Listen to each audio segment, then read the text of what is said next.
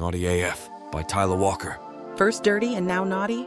Miss Tyla is speaking my language. What, like that's hard to do? You think it's easy, baby? Give it a shot. Fine. Candlelit dinner with a nice glass of wine, a gift box with something lacy inside, my teeth against your bare thigh. Okay, I think you made your point. Oh, I'm not done. 30% discounts on your favorite website. Code YouTube30, TylaWalker.com. Go any further and I may have to get a little naughty myself. You're listening to Tyla Walker's Naughty AF. Chapter 1. Amelia. Knife in one hand, I pause to look up from the carrots I am neatly slicing. This sort of task is the grunt work I'd normally give to one of the lower chefs, hardly worth the time of the restaurant's head chef. Right now, though, I can't even be bothered to delegate. It is a mindless job, but at least it gives me something calm and repetitive to focus on. I look around the busy kitchen, taking in the scene. Everyone is moving, working, active as always, but they don't have the usual bounce in their step. And the room is almost deathly silent, except for the occasional banging of cooking tools. To be honest, I have prepared food for funerals that were livelier than this. We'll be happy to give anyone who wants it a glowing recommendation. Sophia breaks the quiet to speak, and her voice sounds loud for such a small, frail woman. It's obvious she's trying to keep her tone light, but I can hear the slight crack to know she is fighting back tears. It makes my heart ache for more reasons than I can count. I know it couldn't have been easy for Sophia and Gerald to tell us they had decided to sell Enchante, the restaurant they had spent their lives building. The restaurant most of us had spent years of our professional careers helping them build. "This sucks," Beth whispers in my ear. I just nod, focusing on the carrots again. I need to keep moving before I start screaming about the injustice of it all. Enchante has always been an almost magical place to work. Enchanted, one might even say. We are like a family here. Turnover is shockingly low compared to most other places in the stressful food service industry. Though I learned to cook growing up back in Italy, Sophia and Gerald had taken me in like a daughter to teach me everything I needed to know about being a chef. Until about 15 minutes ago, I never really imagined working anywhere else. Sophia and Gerald are getting up in age, however, long past the point where many people would have retired to live off the restaurant's success. I suppose it is silly of me to not have seen this coming. I guess a part of me felt like they were invincible. Even 100 years from now, it seems hard to imagine them not here, still running Enchante. The final straw came for the couple when they learned Sophia needed a heart operation. I can't fault her for that, of course. They had spent a lot of money renovating the restaurant a few months ago, so now they don't have a ton of savings left to pay for the coming medical bills. Not only that, but there is no telling when Sophia will be able to return to work, if ever. Selling it and taking the money, along with reducing their stress, is a perfectly logical choice. But God, does it sting. I don't dare say so, though. There is no reason to add to their guilt. Watching Sophia's eyes water earlier, as she made the announcement, made it obvious she already felt bad enough. Sophia excuses herself to the office, where Gerald is already digging through a life's worth of their belongings. Soon, the management team of La Premiere will take over and wipe away any trace of Sophia and Gerald anyway. It's hard to think about. As soon as she leaves, the murmuring begins. Well, I bet La Premiere's happy. They've been trying to buy this building for nearly a year. John mutters bitterly. I don't bother to correct him, even though I know it has actually been closer to 2. Sophia and Gerald have had no shortage of offers, but they typically refrain from saying too much in front of the staff. We have a steady customer base and are set in a prime location in Vegas. Everyone wants to buy us. Until a couple weeks ago, Sophia and Gerald laughed at the offers. They were never going to sell. They were supposed to live forever. We had all decided. I suppose sometimes the fates just feel the need to put us back in our place, resenting our smugness. We might as well get recommendations while we can, Beth chimes in next, her shoulders slumping. The CEO of La Premiere is going to fire us all within a week. Mark my words. He will not. I try to make my voice sound more confident than I feel. Yes, he will, Beth insists. Have you heard about this Jones Langley guy? I mean, he's like a bajillionaire, and it's not by accident either. He's cutthroat. You're all good at your jobs, I counter. It costs money to replace staff, and he wouldn't find anyone better anyway, not to mention the time he's going to lose while hiring a whole new kitchen crew. Beth shakes her head, determined to wallow in her misery and bring everyone else down with her. I'm suddenly half tempted to throw a carrot at her just to quiet her down, but I resist the impulse. Not new staff, she argues. New to here. He's going to bring in people he's worked with in his other restaurants, people who already know exactly what he likes and how to do it. He's going to give them our jobs because he doesn't have to train an entire kitchen to do things his way. Sure, he'll have to hire a new person here and there to fill the gaps left, but it's easier to train one new guy in 30 restaurants than it is to fix our entire staff. I swallow down the lump in my throat, trying to ignore the sensibility of her words. They are honest and pragmatic, and quite possibly true, but they are not helpful. What can we do about it anyway? I'm not going to let that happen, I answer firmly, staring around the kitchen. Everyone is so busy working that almost no one returns my gaze. We still have a restaurant to run. For now, anyway. The gesture feels hollow, less comforting than I hoped. In a movie, everyone would have rallied at my words, buoyed with hope for the future. Instead, I just see a sea of depressed, timid faces, rushing back and forth to get their work done, as they try not to think about what tomorrow will bring. Inwardly, I steel myself. Even if no one believes me, I mean my words. I will do whatever I can to save these people's jobs. God willing, I won't have to. It isn't like we have actually met this Jones Langley yet. In our business, we all know of him, of course. Who doesn't? But reputation is a funny thing. Just because the rumors swirl about what a hard ass he is, it doesn't mean they are true. With any luck, it's all an exaggeration. Someone as rich and powerful as him has to have some enemies, some disgruntled employees eager to speak badly of him. We can still hope he is a perfectly reasonable man. Maybe we have nothing to worry about. The little gnawing pit in my stomach wants to disagree. I pretend not to notice. I wave Beth over to finish my prep work and turn to the stove. Our current, pervasive aura of depression is starting to put us behind schedule. I bark out a few orders to my crew, trying to get back on track. It stings to do it, and I try to temper my tone to hit somewhere between too permissive and too demoralizing. We've all suffered enough for today. It seems the fates disagree once again, as the house manager, Ella, flies frantically through the swinging doors that separate the kitchen from the dining area. Jones Langley is here, she gasps, eyes wild. What? I snap, my heart clenching in my chest as I process the words. I must have misunderstood. In the dining room, she explains. He's here for a meal. Well, damn. He obviously is here to scope out his most recent purchase. And of course, he's just in time to catch us at our absolute lowest. What kind of a man comes in to judge his new employees 15 minutes after they realize they might be getting fired soon? Well, get out there and give him a complimentary glass of wine or something, I practically wail. So much for my cool and confident leader routine. Ella turns to do as instructed. I cast my eyes helplessly around the kitchen, which is entirely not in a state fit to make a good impression. All we can do is serve him excellent food, fast, and hope he gets the hell out of there.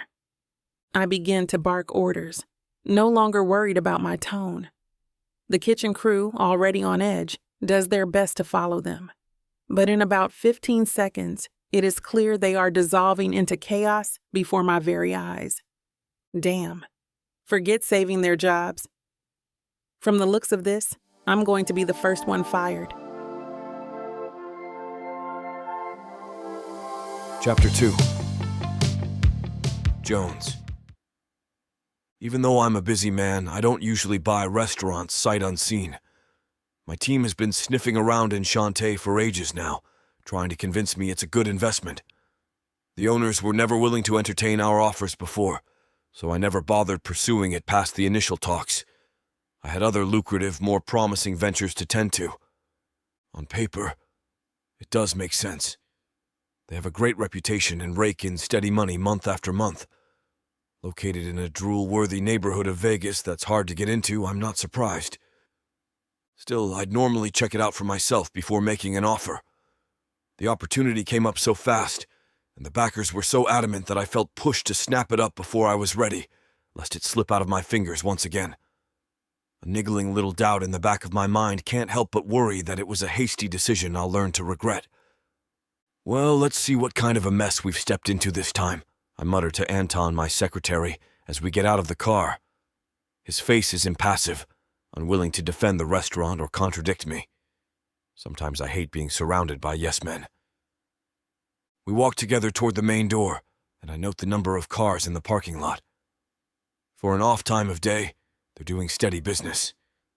I hope it's a good sign. I use it as motivation to ignore my doubts, to think more positively. I didn't get as far as I did in this business with wishful thinking, though. It's hard to turn off that pragmatic side of me. I just hope Enchante lives up to its sparkling reputation. Anton pulls open the door to let me enter first. He's good at his job, but sometimes he's such a beta male that it makes my stomach turn. It occurs to me that maybe at least some of my crankiness is from skipping breakfast and lunch. I take a deep breath, trying to find some patience somewhere deep within. The host seats us quickly, another good sign. I request the corner table so I can look over the dining area in full, even glance into the kitchen doors occasionally. She doesn't argue, giving me the table I point to. I note that, despite a busy parking lot, tables seem to be turning over quickly. I slide into the booth across from Anton. Almost as soon as we are seated, the waiter is already there. I wonder why I feel a twinge of resentment at their lack of failure. What kind of sick person wants their latest business venture to be a disaster? Why am I hoping to find fault? I'd like to order a cocktail. Death in the Gulf Stream, I say, watching our server's face carefully. It's an obscure drink I order just to trip up the bartender, and I'm a little disappointed when he simply nods as though it's the most ordinary request in the world. Anton sticks with iced tea, which is a smart move considering he's on the clock. I am too, but I'm the boss, so I don't give a damn. The waiter hurries over to the bar. I watch him give the order to the bartender, annoyed for the second time when she doesn't react with wide, confused eyes either. It has sucked the fun out of it, and for a minute I feel more irritable than ever. You'll feel better when you eat, I tell myself. They better hope their kitchen is as quick as their waitstaff. Can you believe that man this morning? I grumble to Anton. In the back of my mind, I know sharing this is crossing a boundary. He's an employee, certainly not my friend. If I'm being honest, though, I know my failed meeting is playing a role in my bad mood. Probably even more than the lack of food, though. I'm not eager to admit it. Needing food is a problem I can fix. A man unwilling to sell to me because he would trust me more if I was a good family man is one I cannot. No business sense at all. He'd be lucky if I came in and took over, walking away from a sizable retirement all because of some sparkly feelings in his heart. I roll my eyes. Anton looks uncomfortable but doesn't answer. Stupid Anton. Get ready to take some notes, I order, changing the subject in frustration. Anton silently flips open a notebook, pen poised. Just then the waiter returns with our drinks. He looks nervous as he puts them down on the table. A little thrill sparks through me at the thought that I'm about to get to yell at someone. But when I pick up the drink and take a sip, I reluctantly realize it's mixed perfectly. Thank you, I reply. Not sure why he looks so damn confused if the bartender knew how to make the drink after all. Then I look around. noticing everyone has the same anxious expression. Like they all just showed up for work today and were told to act like a waiter, but weren't quite sure what that meant. "We'll take your 5 most popular dishes," I say. Now I finally get that wide-eyed look I was hoping for. He doesn't argue, just nods nervously and wrings his hands like an idiot as he heads back toward the kitchen. "Note number 1, I begin in a low voice when the waiter is out of earshot. "We'll need to take a look at the waitstaff. From what I'm seeing, they might be close to useless. Even the house manager looks like she's seen a ghost. We need people who are comfortable with their jobs. The atmosphere here is terrible." I can hear the sound of Antoine's pen scribbling away. When it finally quiets down, I voice my next thought. The interior is nice, though. It doesn't look anything like the pictures they brought back when they first scoped it out, but I'm guessing they've remodeled recently. Everything is clean and fresh, up to date. I study the room again attentively, looking for flaws. Hard as I try, I really can't find any. It's luxurious, but in a low-key, unpretentious way. I kind of like it, I admit reluctantly. We might be able to save a lot of money and keep it. Anton's pen flies over the paper. I look to the kitchen thoughtfully. Now we just have to see what's going on in the kitchen, I muse. What kind of a setup we have there? We'll do that after we try the food, though. As if someone is trying to contradict me, the words are no sooner out of my mouth than a curdling scream tears out of the kitchen. I jump to my feet so fast that I smack my knee against the corner of the table, and a sharp pain shoots down my leg. It takes me a moment to recover, even as I glare at the kitchen door. There had better be a dead body in that kitchen to justify that kind of noise out here where the guests can hear. Then I remember that I am, technically, the owner. The papers are signed even though I gave the old owner's instructions to continue acting as management until my people could get in here. It was all part of the settlement agreement. In other words, me and my insurance are on the hook for any dead bodies. I limp on my sore knee toward the kitchen door, dreading what I'm about to find. I can't believe I let my backers talk me into this. Chapter 3. Amelia. We are flying through, preparing Jones Langley's order. If I wasn't so nervous, I'd be proud of my crew. We were caught completely off guard by his surprise visit. Not to mention, it came on the worst day we've had in this kitchen in what is probably years. "Get that bread out of the oven in 1 minute," I order Beth. "Get fresh sauce ready with the tomatoes from dinner prep. We'll make more later." "Jim, the pesto," I call. Everyone is running around like a chicken with the head cut off. I have to yell over the noise, more so than usual. I can feel the underlying panic in the room. "Dan, pull the fagioli off the heat and scoop out a bowl. Erica, cheese for the polenta. Not too heavy." We were a little too distracted by worrying that we could get fired any minute to hold ourselves to our normal high standards. I'm the head chef, so I shouldn't have let them slip so much. We're behind on everything, and we should have already completed prep for the dinner rush that's coming. Nothing we can do about it now, though. My team has really jumped into action at my direction, admirably so. They've turned it around as best they can. I wish Joneses could see this.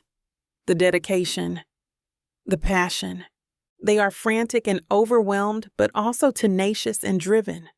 Does Joneses know how to appreciate that? Does he understand what potential he could have here? Probably not. What kind of a man comes by before the restaurant changeover is even complete, in a surprise attack? With no warning, to boot. And then he has the nerve to order not just a meal, but 5. 5 separate dishes that we now have to pull together at NASCAR speeds just to impress the man who holds our future in the palm of his hand. It's sick. That's what it is. This Jones Langley is a sick sadist. Orders are still coming in from the house, but I direct everyone to ignore them for now. The most important task right now is getting Langley fed, hopefully happy, and even more preferably, gone. Our other customers are unlikely to even notice an extra 5-minute wait, but Langley is probably out there timing us as we speak. I happen to glance over as Dan sets the bowl of fagioli on a high counter to rest while he puts the lid back on the soup. Not looking closely in his rush, he has placed it crookedly, the edge of the bowl resting unevenly on a small plate of cheese. Erica has turned the polenta and is reaching behind her for the cheese with one hand. I can already see where this is going. Years of experience giving me an almost eerie foresight that might seem supernatural, but is really just common sense. Watch it, I warn, but I'm already too late. The bowl goes toppling over when Erica accidentally jerks the plate out from underneath it. Dan screams when the hot liquid burns his arm, backing away reflexively even though it won't make a difference now. The bowl clatters to the ground as Dan bumps into Tad, who spills an entire container of salt into the risotto instead of the teaspoon, or so he intended. Tad's other arm goes flying out to brace himself against the unexpected shove, slapping a baking sheet out of Jim's hand. Jim stumbles back as the baking sheet flies toward his face, pushed by the force of Tad's arm. He releases it just in time, and it clatters to the floor instead of chipping his tooth. But now he is falling backward into the metal shelf, which holds our most common ingredients. The weight of his body brings the heavy middle shelf down. He falls to the ground as items rain down on top of him. Heavy bags of flour, leaving dust in their wake, and cloves of garlic spilling into his lap. The kitchen is silent for a split second as we stare in amazed horror. The calamity is both impressive and ridiculous. I snap into action quickly, wondering if some god of disaster is playing a prank on us. Though I know this all could, and should, have been easily avoided, I am not going to yell. Still, I can feel the urge building somewhere around my temples and have to consciously hold it in. They are panicking. Shouts and threats will not make them less nervous or convince them to do better work. Yelling can only make things worse. Still, they absolutely, desperately need to tighten up. This is not only a disgrace, but also unsafe. If they can't pull it together, I will have to kick some of them out of my kitchen. At least for today. I will not have chaos. For the love of God, I begin in a calm but firm voice. You need to calm down. I begin racing around the kitchen, frustratedly trying to make up for lost time. Even as I do, my lecture continues. Everyone, take one breath and get yourselves together. Jim, get Dan something for the burn from the kit. Clean up this mess and get the damn food out of the kitchen and out to the table. You know how to do your job, just do it. Just as I hurry breathlessly across the kitchen to fix a new bowl of fagioli, a grating sound hits my ear. Are you kidding me, son of a bitch? Beth has forgotten the bread in the oven. A wafting smell hits my nose, and I can already tell it's burnt. Now we'll have to start a whole new batch and throw those out. Even more time lost, time I don't have. What's going on? A gruff, commanding baritone demands from somewhere behind me. I whirl around to see a stranger in my kitchen, but he is looking at me as though I am the one who does not belong here. He is lean, but in a toned, muscular way, rather than thin and weak. He wouldn't cast a big shadow, but he is tall and forceful and has an intimidating aura around him that almost makes him feel bigger than he really is. And he's gorgeous. His brown hair is slicked back, cool and professional. Even without the way his brown eyes narrow judgmentally at me, I know instantly he has to be Jones. My stomach turns, hard and roiling, as he looks me over with an expression that is both furious and flabbergasted. The smell of the burning bread in the oven catches my attention once again. A little muscle in his jaw ticks as his eyes finally leave mine. I slump with relief for a moment, but quickly regret it. He's not watching me anymore, but now he's taking in the rest of the room. It's a sight to behold, and I watch as his face turns such a mottled red, I think he might burst a blood vessel. What is going on here? He demands for a second time. This time, there is no surprise in his tone, and the seething current of his voice makes his rage palpable. I swallow hard. No idea what answer I could possibly give to make up for this. Beth was right. In fact, she gave us a week, which seems generous now. We're all going to be fired in the next 10 minutes. Chapter 4. Jones. The kitchen looks like a damn bomb went off. I stand at the entryway while far too many employees stare in my direction, eyes as empty as a deer in headlights. There's no reason this many people should be this clueless or disorganized. The kitchen has plenty of staffing, but they seem useless. Someone is holding a soaking piece of paper towel on their arm, while another person has left multiple pots and pans on boil. The stove rings out like an alarm, steam seeping from the opening. Whatever is inside is surely ruined by now. I look around the kitchen, both furious and dumbfounded. My mouth hangs agape, then I slowly snap it shut. Without saying a word, I close the kitchen door behind me, then make my way back to Anton. With great effort to maintain a sense of calm, I slide back into the booth at our table. Closing my eyes before I speak, I try to breathe in and out of my nose. It's supposed to be calming, but I think whoever said that was a liar because it is not working. Jones, is everything all right? Anton interrupts my attempts to find zen. This restaurant, I say, as serenely as humanly possible. I don't think things are going to work out with the current employees. We may need to start with a completely clean slate. Anton stutters, fumbling with his pen to take notes again. The gesture irritates me, even though I had asked him to do it, like I need a reminder to fire a whole staff of people. Is something wrong in the kitchen? He questions.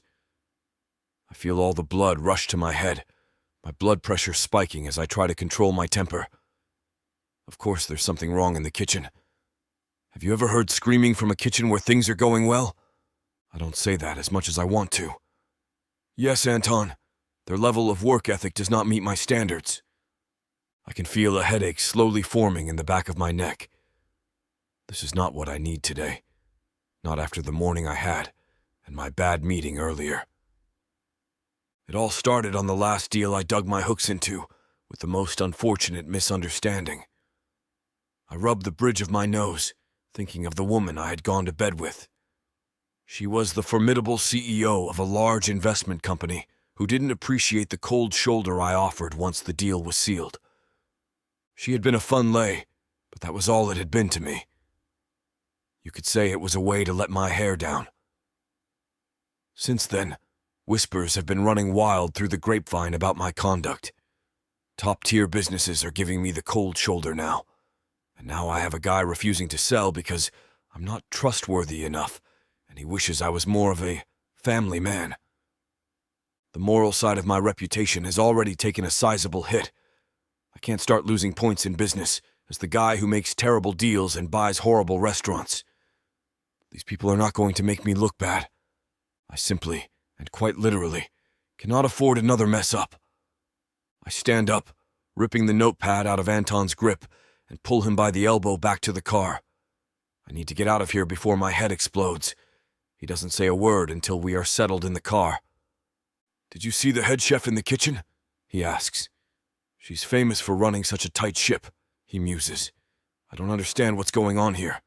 I've eaten here before myself, and the food is amazing. I promise.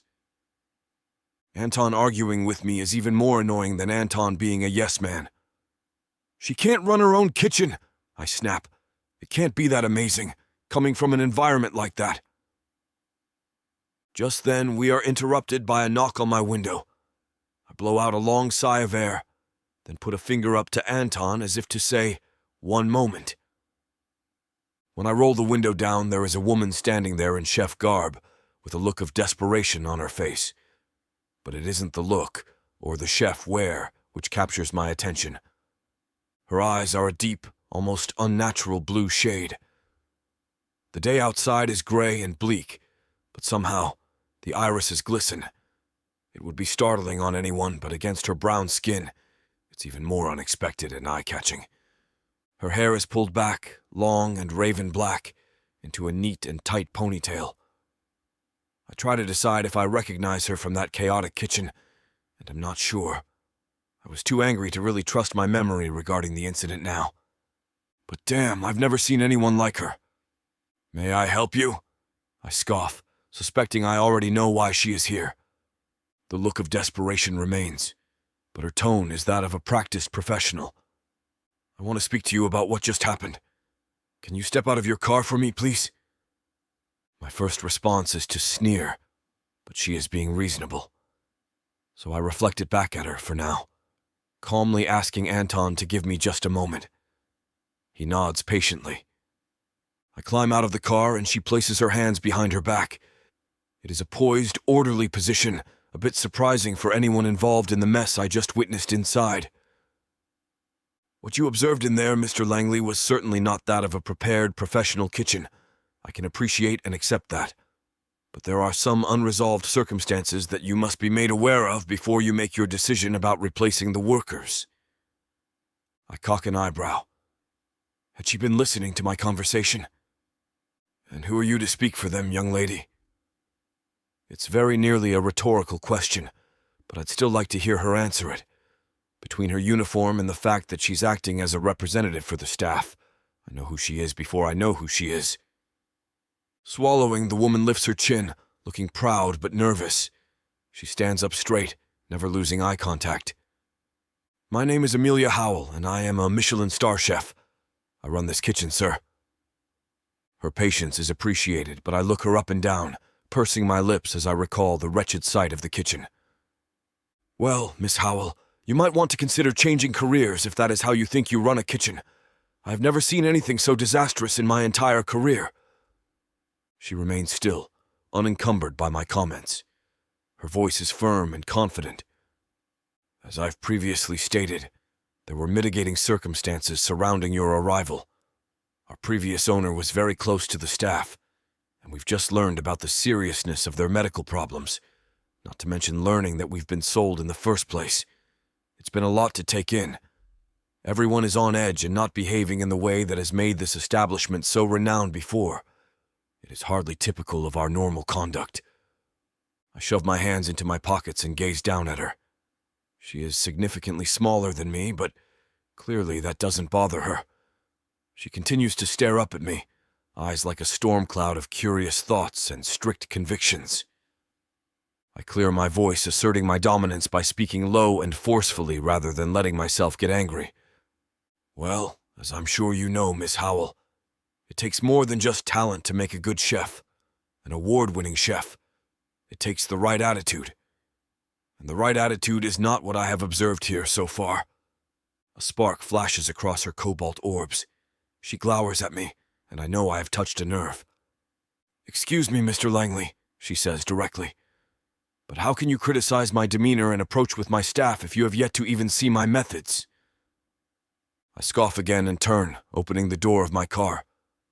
When I try to open it wide enough to slide in, Amelia comes to my side and places a hand on it, stopping me.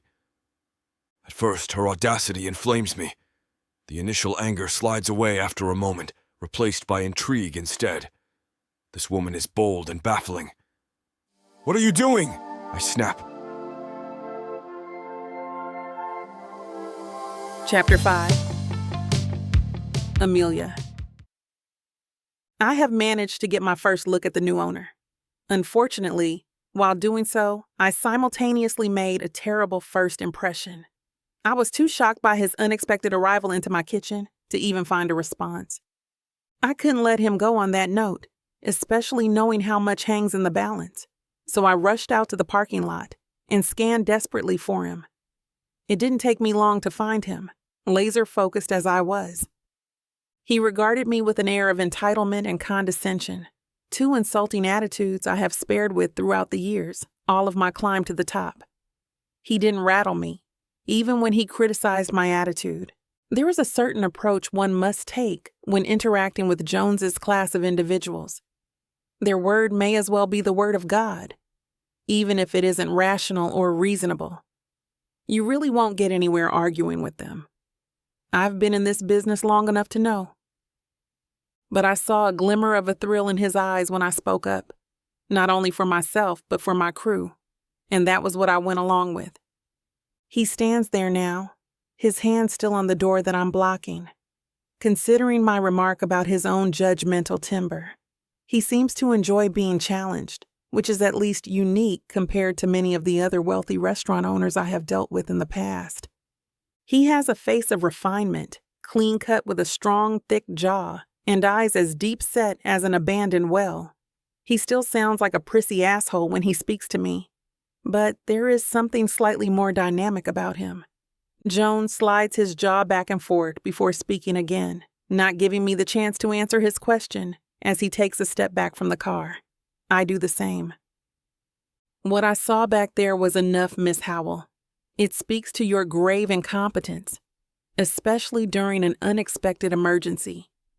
I intuit that coldness is his preferred method of severing ties. I make a note of it in my mind for later. Can you not sympathize for a moment with us? With me? His eyes narrow, and I think I catch a flicker of a smirk growing on his lips when his phone begins to vibrate. He holds up a single finger like I am a waitress at one of his luxurious restaurants. Charles, yes, he answers, already turning away from me. Jones then opens up the car door again and climbs in, effectively dismissing me. I feel my heart pick up the pace, worried for my coworkers. But I do not have the fortitude to interrupt him again. It is also my own job that could be on the line. I watch as he rudely closes the door, not even giving me a cursory glance. He starts the engine of his electric car and drives off smoothly and coolly, as indifferent as his arrival. Damn. There isn't much else left to do but clean up the kitchen and prepare for the evening service. I am a very practical person. It is what I lean on when emotions run high. I am like a captain of a ship in my kitchen, and I lead my mates by example with that attitude. Nevertheless, things feel grim. I head back inside to encourage everyone. We clean and prep and continue the day like the events of the past hour did not happen, but even I can feel a cloud hanging over my head. A cloud of a soulless millionaire. We work late into the evening. Around 10:30, I send everyone home. I stay, of course, polishing everything up like a good captain does. I receive a phone call while I am still there, the last one to leave. It is now 11:15. Ella, the restaurant manager, sounds defeated. What's wrong, hun? I plead with her. Even though I already have an inkling, I know why she is calling. It's the owner, Jones, she says, voice distant. He's calling for an early meeting tomorrow morning. I feel like we're all going to get canned. My heart begins to ache, not so much for myself, but for everyone else. It is far easier for me to land another job than it will be for the rest of my kitchen staff and the servers. I have worked my way to the top as head chef, and my services are in high demand. I'm not being smug when I say that there are fewer opportunities for servers. There are so many more of them, stuck competing for the limited, lucrative positions. Too many restaurants pay them poverty wages, something they may be forced to take simply because of the options. How can he take their security, just like that? I squeeze the countertop, my brain a flurry of anger. I barely hear Ella, who has been speaking the entire time I am ransacking my mind for a solution. Ella, I say, cutting her off. Where can we find this guy? She stops speaking, clearly puzzled. What do you mean? I'm going to give him a good talking to, I say, gazing at myself in the mirror behind the bar. He can't just be here for a few minutes and use it to make a decision that could destroy people's lives like that. Ella sighs. I have never heard her so forlorn before. I typed his name into Google when he bought the place. It didn't tell me much about him, but I did learn there's this elite club he apparently frequents. Of course he does. It fits the persona I have barely glimpsed perfectly, the image of a wealthy man sitting on top of his high horse, looking down on the working class. Ella, what is this club called? Inferno, I think. I will talk to you later, Ella. Try not to worry. Amelia, wait. I hold the phone to my ear, listening to Ella's hesitant words. It is unlike her to give up so easily. I simply will not allow it to stick. I will not allow him to beat me and my people. Don't do anything rash. This is some club for the influential, wealthy people. You probably won't even be able to get in. I hadn't thought that far ahead, but I don't care. Someone needs to shake some truth into this man's head. Don't worry about it, Ella. I got this. And I got you. Ella sighs again. I have never hated a sound more. I hang up and finish cleaning the kitchen. It is only 5 more minutes before I lock up. I type the name of the club into my phone for directions, then begin to speed off toward this stupid, snooty inferno. Already I hate even the name. I don't have much of a plan, other than the fact that I know I must fight for my workers. They don't deserve to be thrown out on their asses for one simple mistake. Chapter 6. Jones. After returning to the office with Anton, I set a morning meeting the next day to address the issues at Enchante. Then I pushed my concerns aside, focusing on other important business for the time being. As irritated as I am at being roped into assuming responsibility for a place with such grossly incompetent staff, there's no use stewing over it now. When work is done, I decide to finish off my day at Inferno.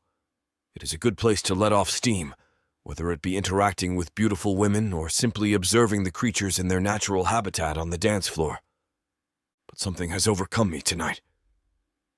I take a whiskey neat and find myself in a secluded booth while music booms around me, the red neon light pouring over me like a waterfall. The vibes seem normal, but something about me is not. I have another drink by myself, one of the few men left among my friends at this elite club who remains uncoupled. Maybe that is what is eating at me. It seems lonelier here now, with so many of the men I used to hang out with always busy with a significant other. It's never bothered me before, however, and I'm not certain that's the problem. It is a bizarre sensation to have a feeling one is not mindful of. I normally am like an exterminator, locate the problem and eradicate it. Right now I feel something, but I can't put my finger on what. Am I lonely? Bored? Jealous? I swirl around my drink, staring as the cubes melt away into oblivion. Lord, one of the few men who is still a frequent flyer here, walks over to me. He's half in the bag, as I would expect for him on a Friday night, so his slurring doesn't irk me. "Hey man," he exclaims, leaning both hands onto the table. "There's someone outside looking for you." I try to blow him off, not looking to deal with his antics tonight. If it's a joke, it doesn't seem particularly funny, but I don't feel like walking into whatever trap he is laying.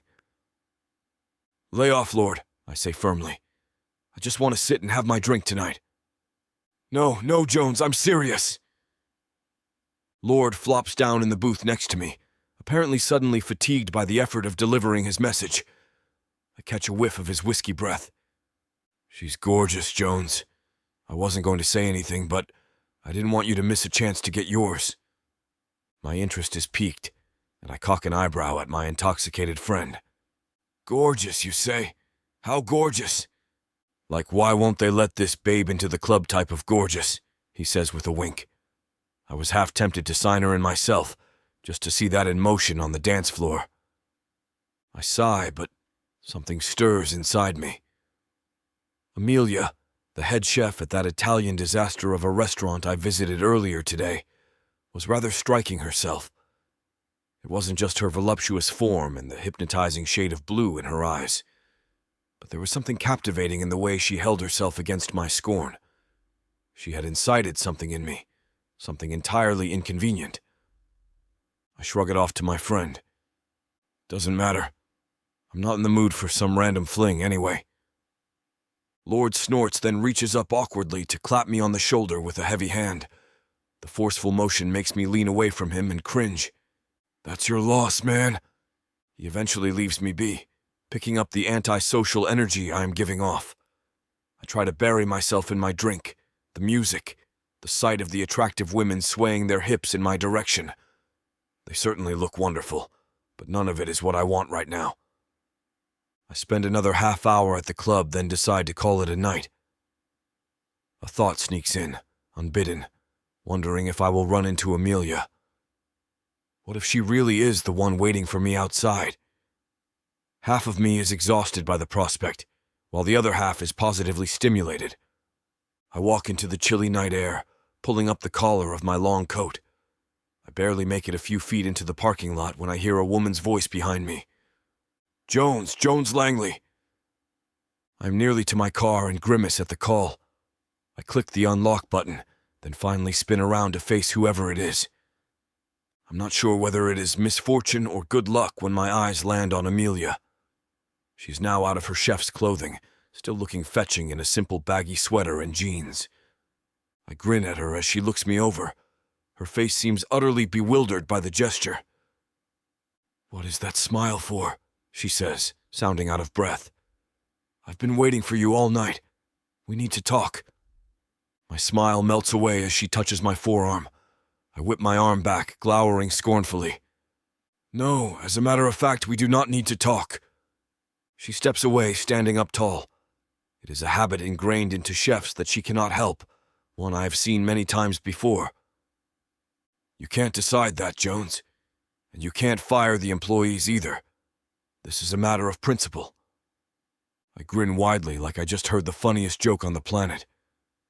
Amelia once again gives me that bewildered look, her eyebrows twitching with annoyance. "A matter of principle, you say?" I speak between snickers of laughter. "A matter of principle to let people keep jobs that aren't precious to them? Tell me, why do your workers deserve to keep their jobs if they are so quick to lose their heads to panic?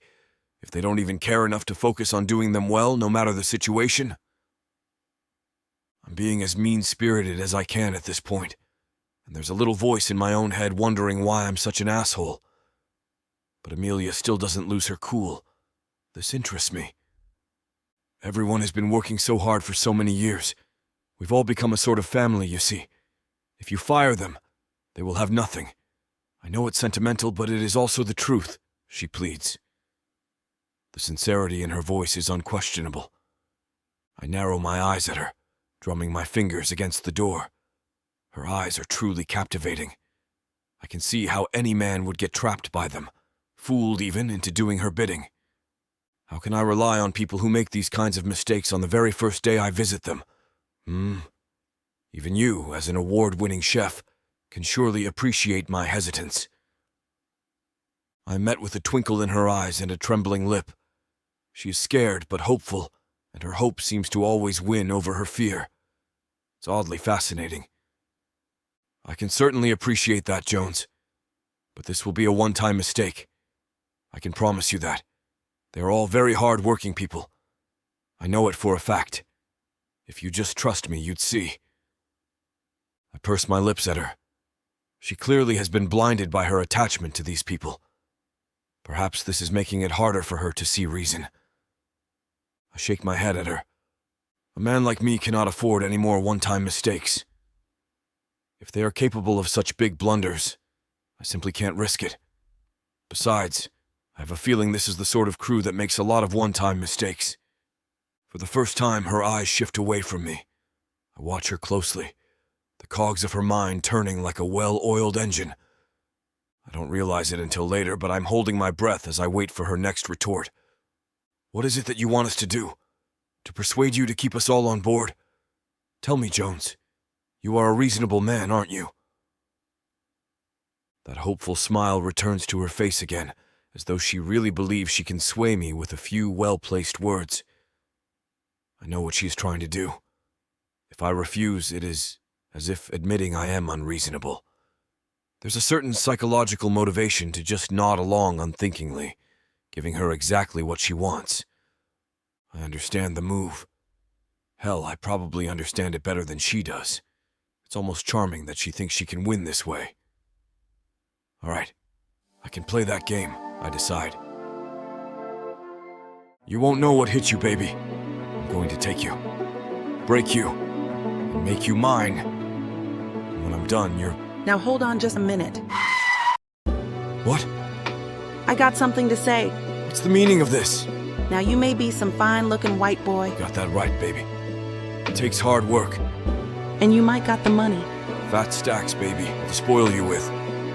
But that doesn't mean I'm going to give it up to you without a fight. A fight? You want some limp wilting flowers? Go to historical romance, baby.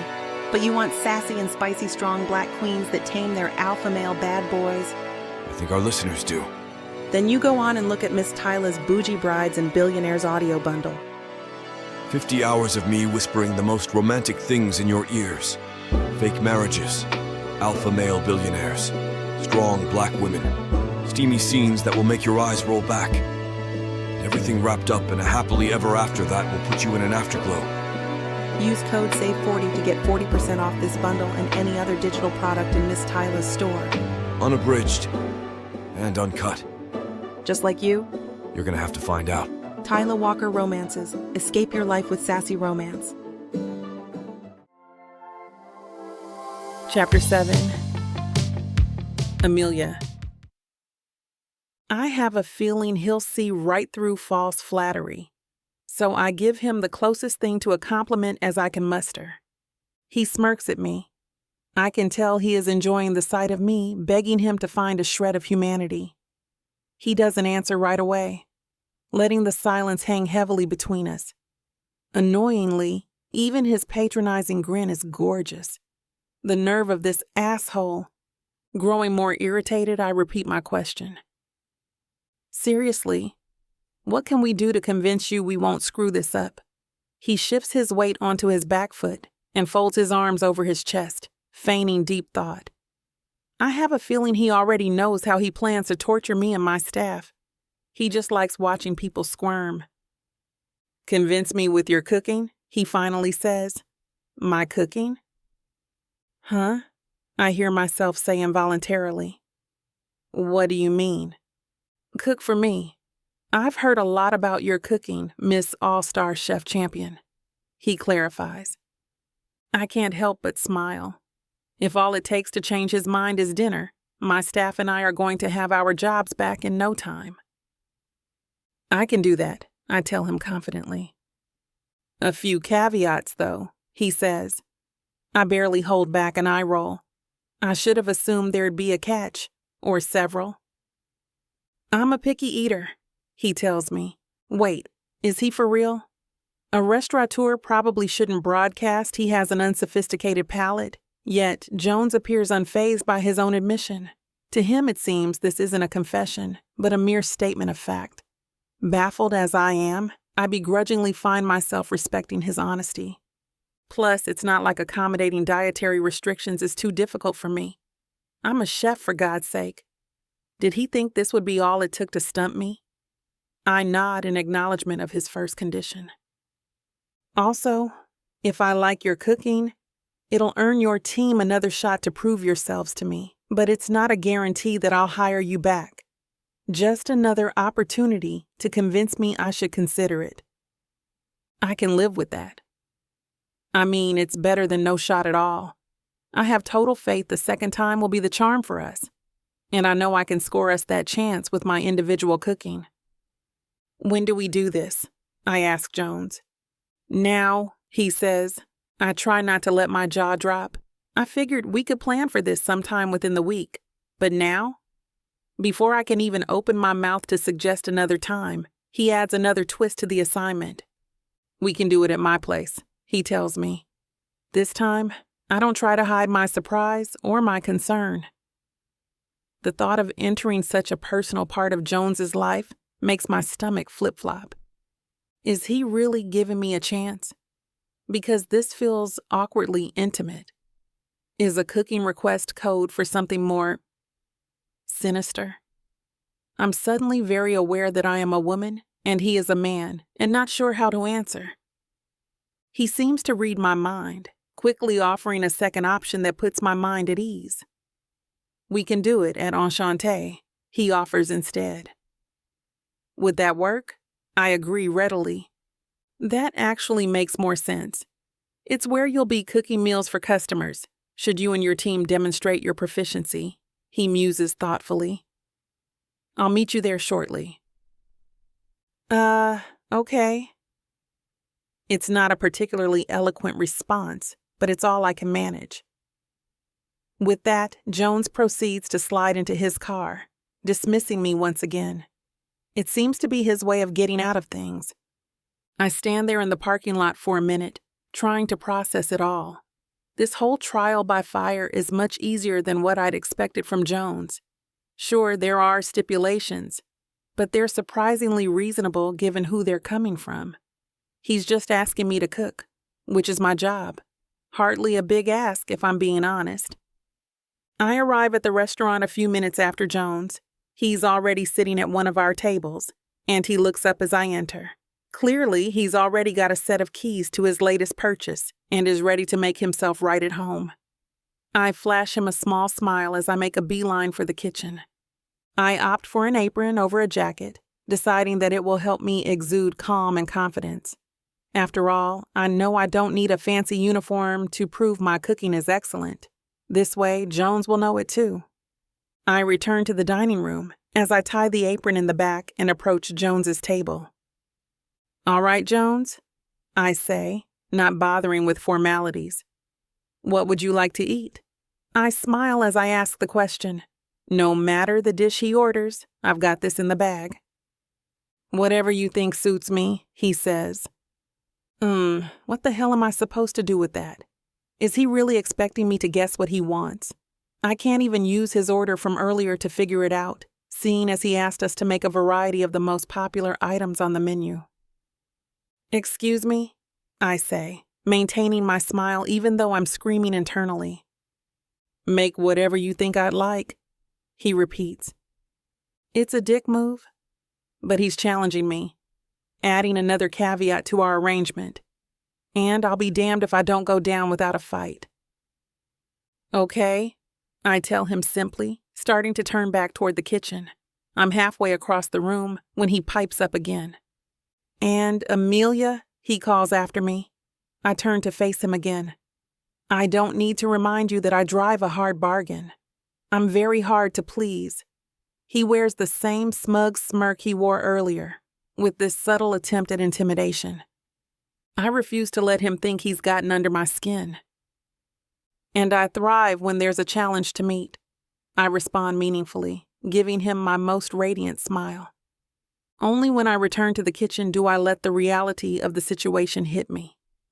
I have to guess what a self-proclaimed perfectionist and picky eater wants for dinner. This isn't a cooking challenge, it's a mind-reading one. What the hell am I supposed to make? Damn him. Chapter 8. Jones. I have to hand it to her. Amelia is no shrinking violet. I'm trying my damnedest with this bargain we've arranged to get some sort of reaction out of her. It's not working. Her tenacity might be unnerving if it weren't so captivating. I'm throwing wrenches into her plans left and right, trying to knock her off her game, but my antagonism is like water off a duck's back. At one point I thought maybe she'd falter, though it was unintentional on my part. When it came time to choose a location for her audition, I told her she could cook at my place. The determination in her eyes wavered then, morphing into some iteration of fear. It wasn't a fear that she would fail. Her confidence in her skill is apparent, so I knew automatically that her anxiety didn't stem from the kitchen she had to work in. That wouldn't really affect her work. It was me. She feared me. The thought of working in my home disgusted her, made her assume the worst. I hated it. I hated that the suggestion of cooking in my home is the thing that weakened her resolve. I'm not opposed to creating obstacles for my employees. I'm a pragmatist, so I'll test the people who work for me and make them demonstrate their readiness for a challenge. But I hate the fact that during our few interactions, I've ever given Amelia reason to mistrust me or believe that I might ever cross a personal boundary. I get it. She's a woman. I'm a man. We live in a tough world and all that. I'll be the first to admit it. I just like to think of myself as a good guy. It stung to think she clearly didn't agree, even if I wasn't quite sure why it bothered me so. I'm used to giving my employees a hard time, and I certainly never felt the need to be anyone's friend before. Even if that could have been the thing that tripped her up, I couldn't let her fail like that. It felt like a test I had failed, not her. I didn't want to find out if she really distrusted me so much. She would have refused to come to my house. I quickly changed course, suggesting Enchante before she said anything I didn't want to hear. So here I sit, at a table in Enchante's dining room, scrolling mindlessly through the emails on my phone.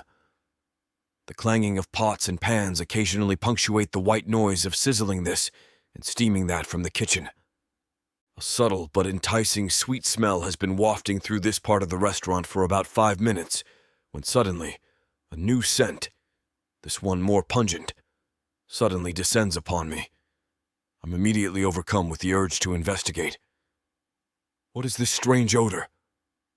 I make my way to the kitchen, fully intending to ask Amelia what that smell is. But when I reach the doorway, I find her so engrossed in the task at hand, she doesn't even notice me standing there, and I can't bring myself to disturb her. Instead, I hang a few paces back from the door and watch her as she works. She's standing at the massive island at the center of the kitchen, tirelessly kneading some dough. She has flour past her wrists and smeared on her apron. Her hair is tied back in a low ponytail, but a few stray curls protrude defiantly at her temples. As she works, they migrate forward. She pauses occasionally to push the untamed pieces back out of her face with her arm, not wanting dough in her hair or vice versa. Her concentration is evident in the way she furrows her brow slightly, giving the dough her full attention. I'm struck by just how beautiful she is.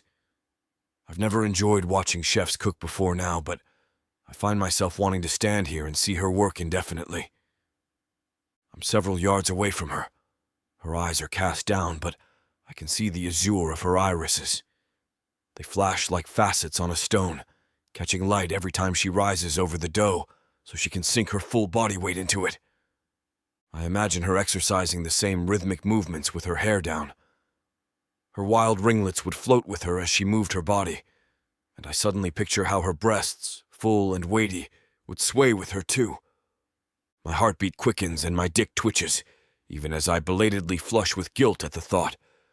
I instinctively turn around and stalk back to the dining room. When I'm finally seated again, I pause to catch my breath. What the hell was that? I ask myself. There's nothing attractive about food prep. I mentally scold. Sure, Amelia's beautiful, stunning even, but she's just cooking. No reason to get hot and bothered about that. I pull out my phone again. This time I intend to look over Enchante's reviews, hoping to occupy myself. I have a feeling that if I'm alone with my thoughts right now, they'd get graphic. I don't want to let myself get distracted. I have every intention of holding Amelia and her cooking to the same high standards I hold everyone to. Turns out Amelia's the best there is. At least, according to the internet and reviews. Patrons gush about the restaurant and the dishes, sure, but several reviews mention her by name. Her attention to detail and her friendly nature obviously make her memorable to guests. Just like that, I'm cursing myself again. I shouldn't have picked apart her character earlier. After what feels like an eternity, Amelia finally appears from the kitchen holding a plate. The same aroma that piqued my curiosity before captures my attention again. It gets stronger as she approaches the table, and I eagerly await its source. As she places the plate in front of me, I'm surprised to see 2 golden-brown semicircles which look like turnovers, scattered with flecks of fresh green herbs. They look so ordinary. Before I can ask, Amelia tells me what they are. These are panzerotti fritti, she starts. They're not on the menu, but they're one of my favorite foods. This version is my personal take, mostly traditional with a little twist. You can eat them with a fork, but they are generally finger food, she notes as she notices me looking around for utensils. She smiles. I look down at the turnovers again, nodding and processing. Why this? I ask when I raise my gaze again to meet hers. Well, I haven't met anybody yet who doesn't like them, and they have personal significance, she explains. They're crispy on the outside, soft on the inside. You're crispy on the outside, and I'm hoping you're soft on the inside, she adds. I turn back to the dish in front of me, grinning. She hopes I'm soft on the inside. What an odd thing to say. Even more odd is the satisfaction I'm feeling from hearing it. Why is that? Do you want to take a bite of me? I ask, unable to pass up the opportunity to tease her. Her smile fades as she looks down at the floor, suddenly embarrassed. I can't hear very well as she mumbles something about hoping I'll be nice to her staff. It amuses me to think my dumb joke gets the biggest reaction out of her I've had all day. Still grinning, I pick up one of the turnovers and bite into it. I don't know why I'm surprised, but it's delicious. Amelia's right about the texture. Crispy outside, soft inside. But the flavor is fantastic too. I still can't tell what it is, but the pungent scent from earlier is embedded in the gooey filling in the middle. It's distinct, yes, but it's also savory and satisfying. Having mostly recovered from her embarrassment, Amelia stands next to me, watching my face expectantly. I keep my expression as neutral as possible as I chew. After several seconds that are clearly agonizing for her, she blurts out the question that she can't keep in. What do you think? I set the turnover back onto the plate, weighing my options. Brushing crumbs off my fingers, I look up at her again, smiling. I'll tell you tomorrow, I say. What? She demands incredulously. Chapter 9. Amelia. I'm lying in bed, staring at a water stain on my ceiling. I'm exhausted, but I can't sleep. Not after Jones's little stunt back at the restaurant. When I asked whether he liked the panzerotti fritti, instead of doing the normal, sane thing and giving me an answer, he said he'd tell me tomorrow. What? Was all I could manage before turning and running back to the kitchen. He was being deliberately vague, drawing out the stress for me and my team. I needed a moment to cool down before I said something that would ruin our chances again. When I returned to the dining room, Jones was wiping his hands on a napkin. The panzerotti fritti were gone. He rose from his seat, nodding at me. In disbelief, I could only watch as he opened the door to leave. "See you tomorrow," he called out lightly, as if it were the most normal thing in the world, and this was a simple social call. Unbelievable. I shake my head for the millionth time tonight and rub my temples. I desperately want sour mango. It's my weird comfort food, but I know eating fruit at this hour will almost certainly give me heartburn. Instead, I stay in bed, tossing and turning. When I see streaks of dawn's light creep upward from the horizon, I decide to pull the plug on sleep and open Enchante early. When I arrive back at the restaurant, I'm surprised to find my team already setting up. Even on nights when insomnia doesn't plague me and I sleep until my alarm, I'm always the first one here. Still, I'm pleased to know everyone's taking this seriously. "What are you all doing here at this ungodly hour?" I ask. "Couldn't sleep with the meeting hanging over our heads." "Same as you by the looks of it," says Ella. I catch a glimpse of my reflection in a window and almost shudder. Ella's right. Zombie doesn't even begin to describe it. "Well," I say, "just make sure our work today is better than my appearance." This earns some weak laughter. I start to make my way to the lockers to put my things away. "Do we need to worry about layoffs?" Mia, one of our youngest and shyest kitchen hands, blurts out. I stop in my tracks. Everyone looks at her, then at me. I take a deep breath. To be honest, I don't know. Yesterday was rough, I acknowledge, and our new owner has a reputation. But you are all skilled, competent workers. Do your best and stay positive. That's all I or anyone can ask for, I say. Everyone nods, processing what I've said, then resumes their work. It's 9 o'clock and I'm in the dining room discussing today's specials with Ella when Jones rolls in, looking effortlessly suave and well-rested. I hate this guy. As if he can hear my resentment, he meets my eyes and flashes me one of his gorgeous smiles. I drop my gaze, pretending to be fixated on a hangnail. Why does he have to be so good-looking? "All right, everyone," Jones calls out, seemingly undeterred by my non-acknowledgement. The whole team appears in the dining room at once. He places his hands on his hips. In case the rumor mill hasn't spun out a fully formed narrative yet, my name is Jones Langley, and I'm Enchante's new owner. I was here yesterday to see how this place runs. I'll cut to the chase, he says. I suppress the urge to make a loud and sarcastic comment about his promptness in providing feedback.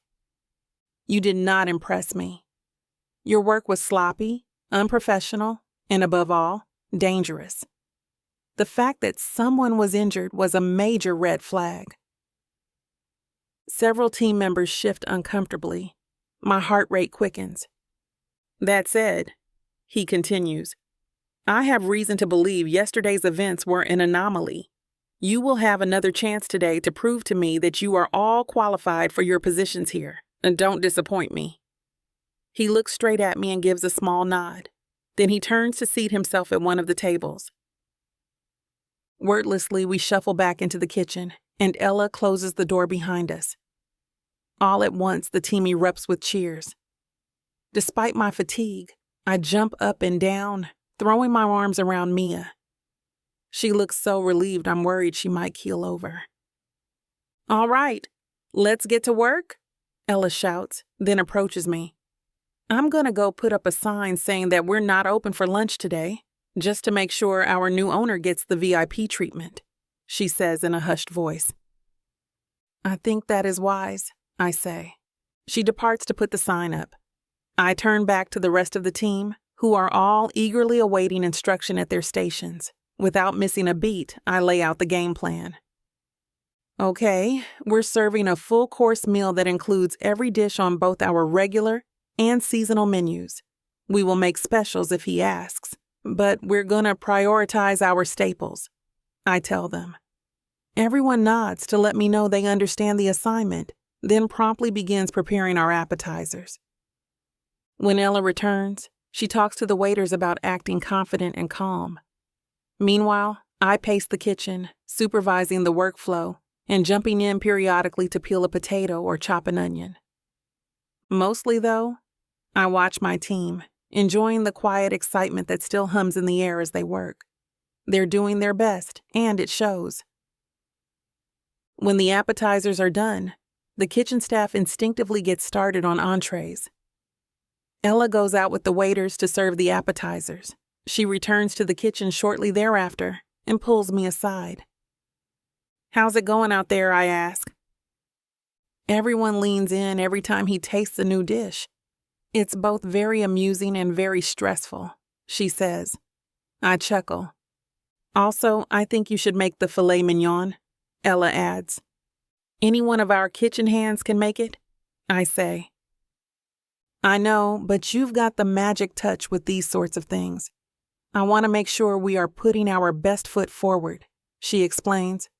All right, I agree. Jones is picky after all, and at the very least, he doesn't hate my cooking. Plus, I really do know how to cook a tenderloin just right. I turn to start on the dish, and Ella hustles off. As we're sending the entrees out, Ella links her arm in mine and walks me out into the dining room. One of the waiters is introducing all the dishes as we approach Jones's table. When the waiter finishes, Ella pipes up.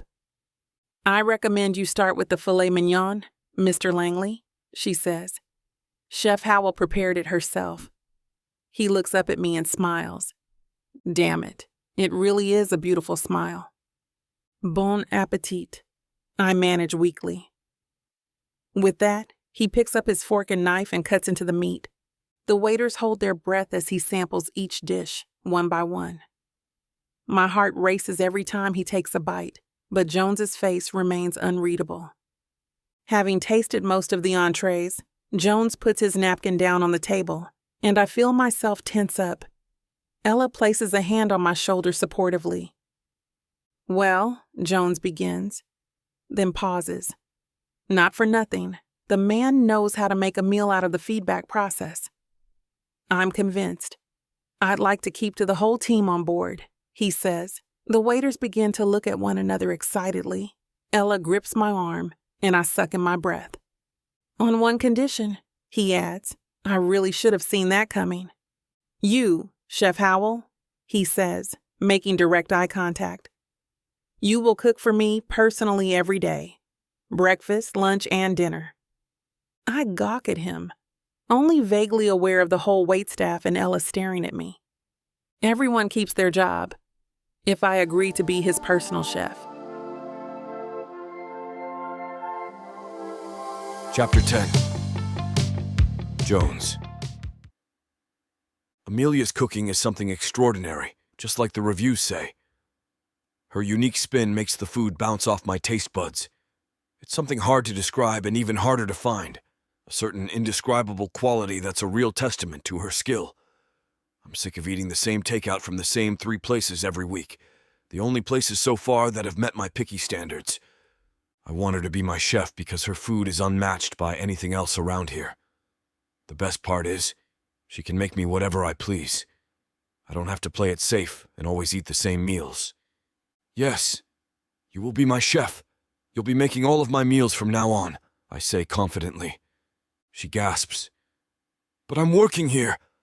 How can I work here and be your personal chef at the same time? I can't leave the restaurant and won't abandon my work family. Don't worry. You won't be leaving your work. You can cook all of the meals here.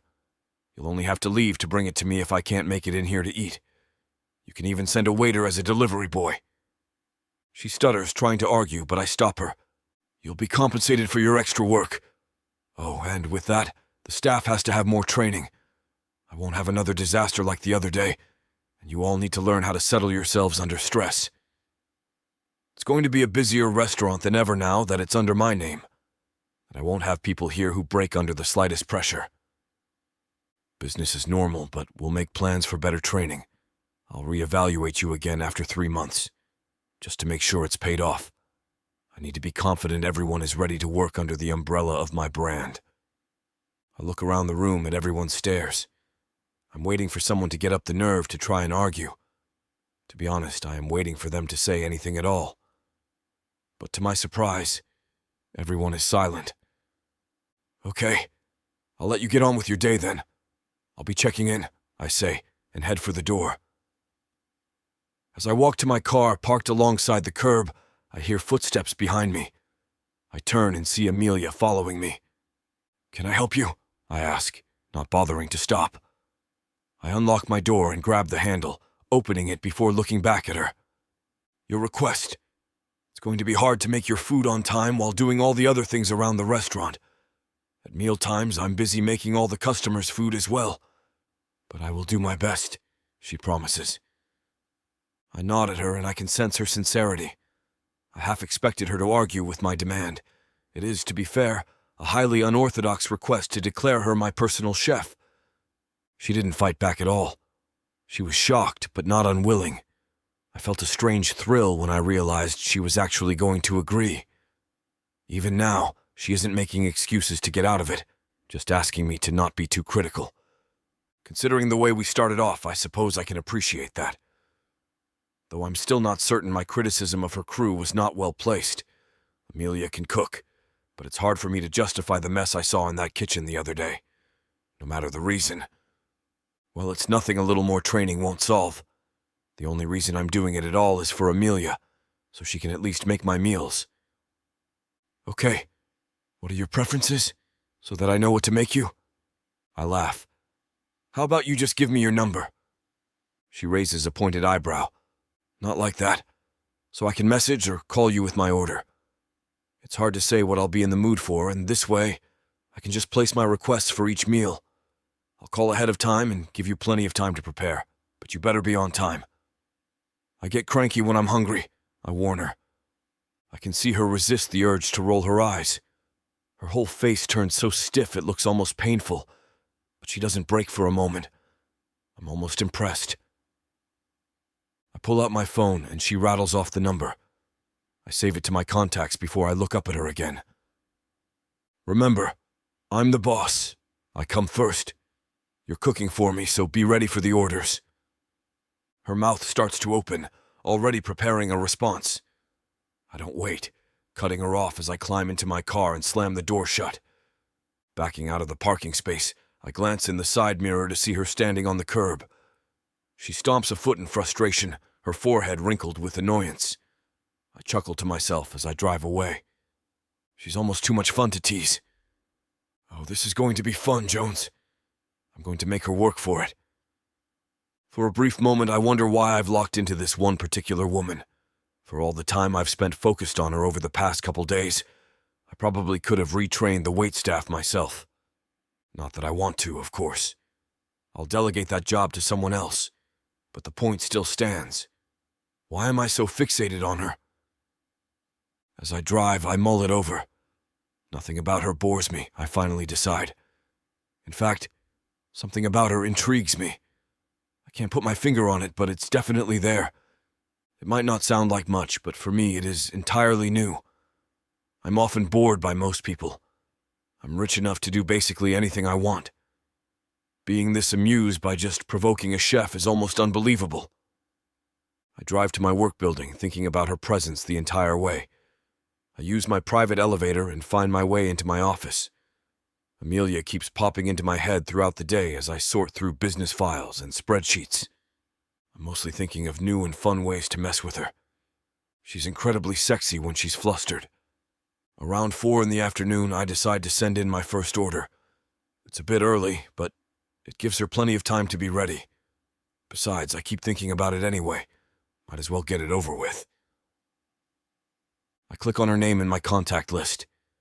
To my surprise, it only rings twice.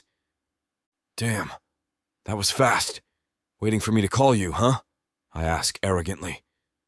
She scoffs. I was only waiting because it's getting close to dinner time. I didn't want to miss your first order and get fired again. Sure, I murmur sarcastically. I can hear her huff under her breath, and it makes me grin. A part of me wants to point out that I never actually fired her in the first place, and I can't help but wonder why it matters to me. Anyway, I'd like you to make your favorite dish for my dinner, I continue. Aside from your panzerotto, a new favorite. My favorite? She echoes, sounding confused. My grin grows wider still. It should be immoral to have this much fun messing with her. I just can't help it. Okay, she continues uncertainly. I'll get it ready as soon as possible. Will you call me when you're almost here? Or do I just wait to see you come in? Oh, one more thing.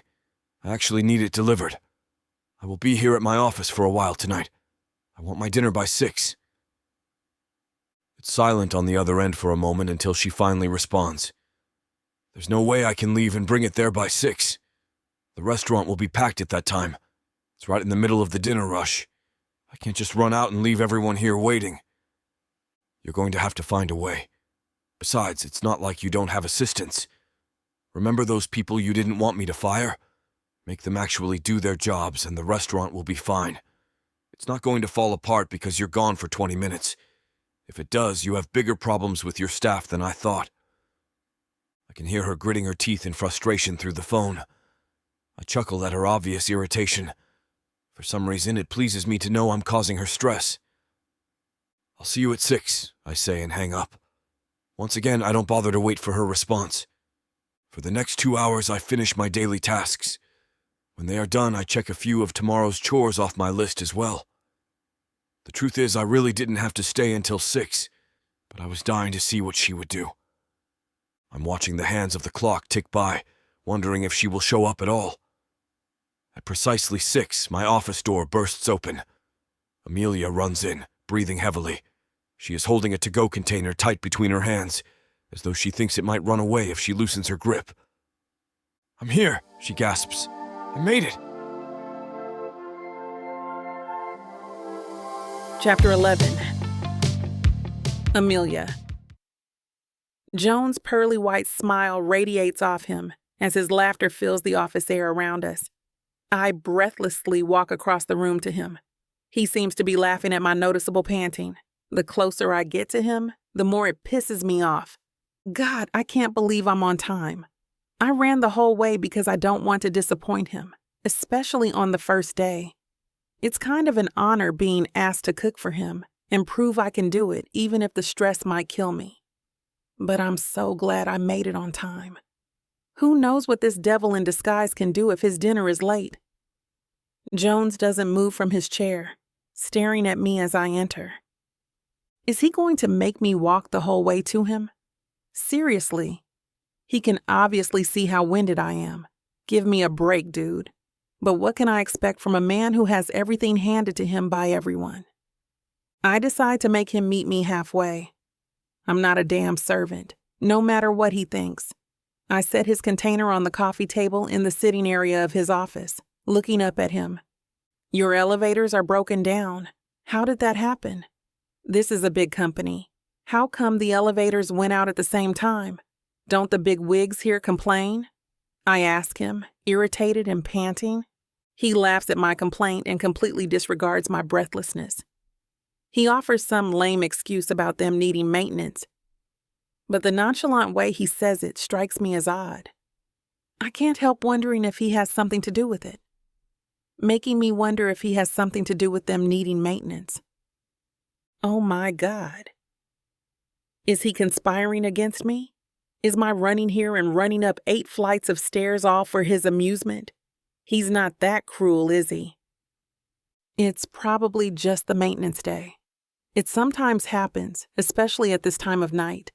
They usually arrange it for when most of the employees are gone, which is usually around 5. If there's employees here after that, it's usually not many, and they can take the stairs. I nod, wondering why someone as picky as him isn't letting this inconvenience irritate him. He seems like the type that would throw a fit. Demand the maintenance guys work at midnight just so he doesn't have to walk a few extra steps. Besides, it doesn't bother me because I have my own private elevator. My eyes dart to him. No, he doesn't. I can't contain my anger at him anymore. He knowingly made me take the stairs after running my ass off to make him his dinner and have it here on time. You have your own elevator and didn't tell me? I shout. You should have let me use it. I ran all the way here from the restaurant to avoid traffic making me late, and your office is on the 8th floor. So after running all the way here and then up 8 flights of stairs, I'm panting like a dog now. How dare you? He laughs harder at me, and it only fuels my anger. You're a jerk, I announce, rolling my eyes. I point at the container on the table. Your food is ready. I turn to walk out, but he stops me. Hey, where do you think you're going? He asks.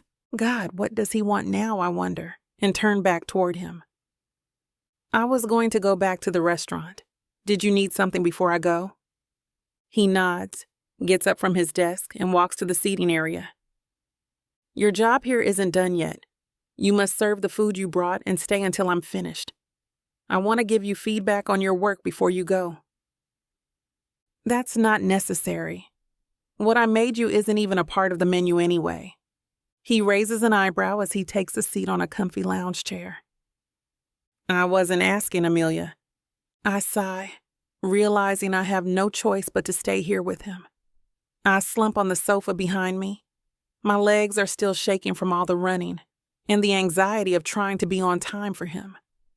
I grab the paper plate and plastic cutlery off the top of the container. Maybe next time, I'll make his food extra spicy for him. How else can I get back at him for being such a pain in my ass? I'm angry at him, but also confused about his actions. How can he laugh the way he does? It's nearly contagious. Isn't he some serious big shot? Why does he look like he's having fun making my life harder instead of focusing on something more substantial? Serving the food from the container and then onto the plate, I carefully slide it across the table toward him. He snatches it from me quickly, immediately taking a bite, and I can't help watching him chew my food. I'm a chef, first and foremost. As much as I'd love to see him choke on it, a part of me still wants him to appreciate and enjoy it. There's something about the way his mouth moves that's pulling me in. I can't look away from his chin or the way the corner of his mouth curls up in a grin, even when he's chewing. How does he look so damn dashing while chewing on food? What is wrong with me? Amelia, you have to stop thinking about him like this. Make yourself look away. I'm about to go crazy thinking about him and watching his lips. I'm starting to notice how kissable they look. I shake my head, forcing myself to look away from his mouth and look at his eyes. How am I just now noticing his deep pools of honey, and how the colors of the iris melt and swirl around each other like the colors are dancing? There's something about brown eyes that gets me. How is it? I ask, trying to make conversation and pull myself out of my troubling thoughts. Amelia, he's your boss and an asshole of one so far. What are you doing? Chapter 12. Jones. It's the best chicken Alfredo I've ever had. Why isn't this on the menu? I ask, swirling the fantastic pasta onto my fork. She laughs. It's chicken Alfredo. What about that says it should be served at a real Italian restaurant? Maybe my regular Alfredo because my sauce is authentic, not the stuff you find in other restaurants claiming to be Italian, but the chicken would be shunned if I weren't in America. Oh, right. The thing about not having chicken in their pasta. I forgot. Why is that? I'm asking a genuine question, aware of her obvious Italian background. I've done enough research to know she isn't just some girl who happens to work at an Italian restaurant. She grew up in Italy. If anyone knows the answer, she will. There's a lot of old wives' tales about it. Nothing set in stone, though. I nod. Well, it's certainly one of my new favorite things you make, so please keep that in mind for later on. She rolls her eyes. You're just saying that because, deep down, you feel bad for making me run up 8 flights of stairs. There's a hint of playful teasing in her voice, but she squirms a little as she says it. Her body language is telling me she doesn't take compliments well, and I've embarrassed her. Why does she look so damn cute when she's flustered? I wonder, taking another bite. I forget my manners of not talking with a mouthful as I quickly snap back with my response. I'm not just saying that. You have a real knack for cooking. It's impressive. Few people know what they're doing in the kitchen, and it's truly impressive the things you can accomplish in one. Her face scrunches, looking more embarrassed the longer I talk and praise her. She must not get a lot of compliments. Or maybe she just isn't used to feedback. But I know how to give praise when someone truthfully earns it, I think, as she stands up and starts to clean up my mess. I'm not always critical. I hold a hand out to her, grabbing her attention. Hey, stop that! You're my chef, not my maid. She laughs. Oh, do you already have one of those?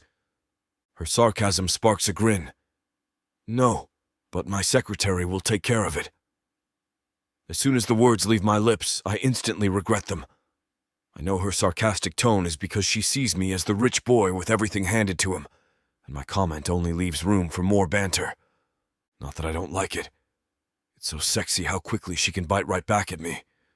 I just don't like the idea of her seeing me in that kind of light. A snarky smile appears, and I brace myself for whatever smart-ass comment is about to come out of that gorgeous mouth. I bet your secretary cleans up all of your messes, she says, sitting back down. I laugh it off, trying to avoid her obvious irritation with me. Not all the time, but most of it. Her beautiful head bobs, a knowing smile on her face. We get it.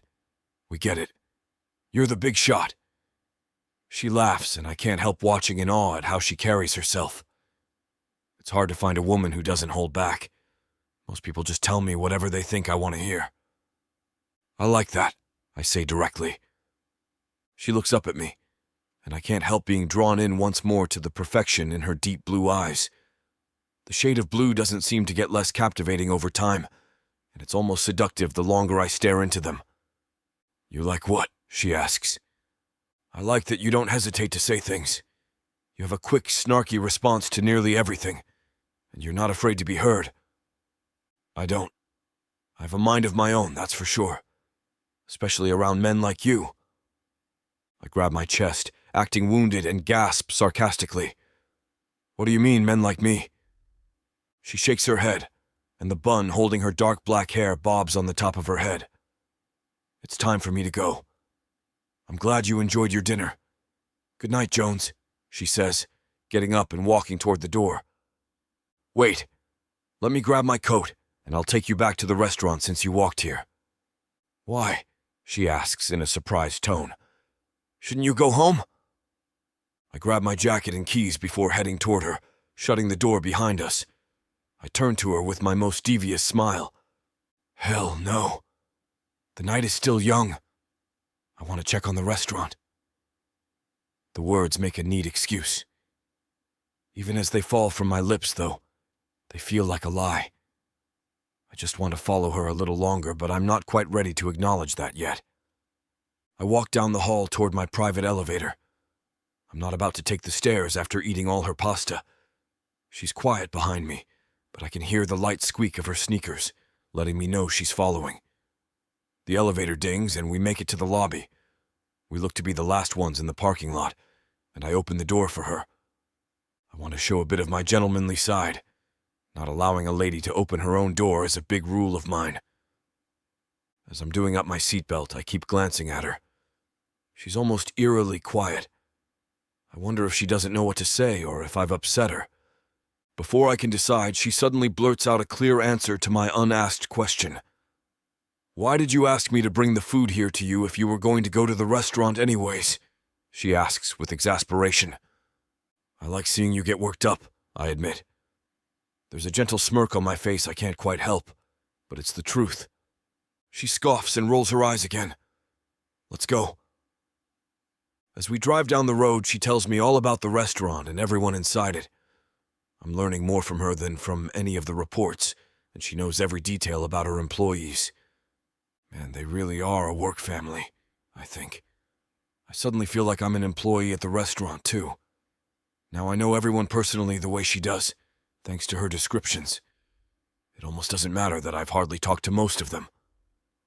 I park at the restaurant and instantly notice how full it is. We walk in and she points me to a table with 2 chairs in the corner. "I have to get back to work. If you need anything, just let me know," she says. She pauses to fix her hair, nodding quickly as I look around the room. I realize she was serious earlier about this time of night being packed. "I will. I'm just going to observe for a while." She walks back to the kitchen and I find my eyes focusing on her butt until she disappears. Damn. Even in baggy chef pants, she looks good. It's an almost impressive feat, though I know she has no say in the matter. Good genes, I guess. Once she's out of view, I sit down at the table she pointed me toward. Looking around, I just casually observe the restaurant's atmosphere.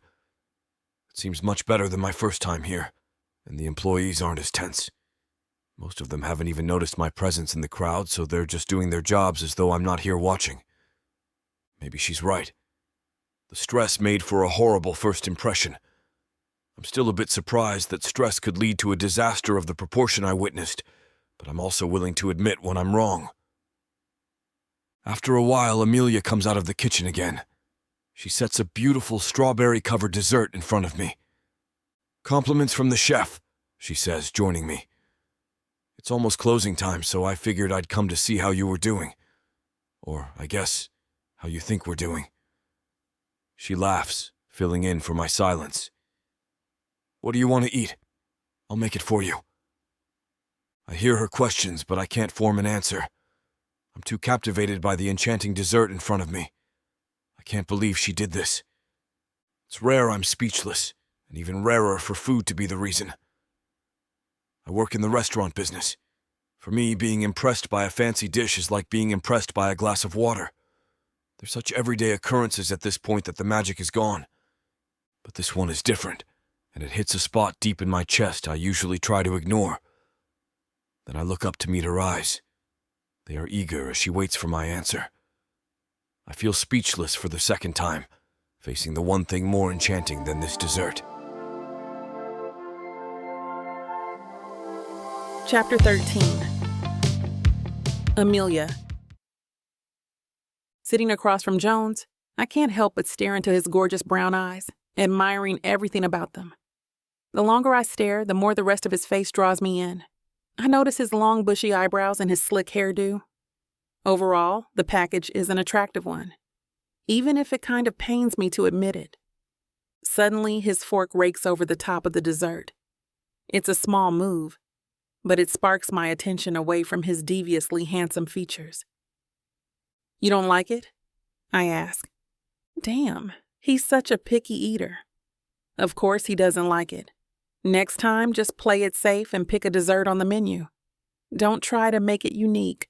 He doesn't answer for a moment, still playing with his cake. I watch the fork swirl in the whipped cream for several moments before he answers. It's the first time someone's ever made me a dessert. His tone is dry and dark, telling me his mind is elsewhere. His answer shocks me anyway. There's no way. He's being sarcastic, right? No way. That's impossible. You have chefs. Surely they've made you desserts before, I exclaim, hoping for a break from his sarcasm. Sometimes, I just can't understand his sense of humor, but this has to be one of his weird jokes. Of course, he replies. They made me one because I ordered them to. I'm silent, not knowing what to say. After a pause, he continues even without my response. No one really took the initiative to feed me. No one did anything that wasn't required. No one cared enough. They do what I tell them to do because they have to. It isn't the same. I raise my eyebrow. Okay, maybe his employees don't exactly show signs of love. They're employees after all, but there's something still strange about his tone. He has parents, doesn't he? How about your parents then? Your mother probably made you desserts, I ask, sadness creeping into my own voice. By the way he speaks, dark and serious, I feel like I already know the answer. I just couldn't resist asking. He chuckles at my question and leans back in his chair. Not all mothers are like yours, Amelia. It's a simple response, but it says a lot.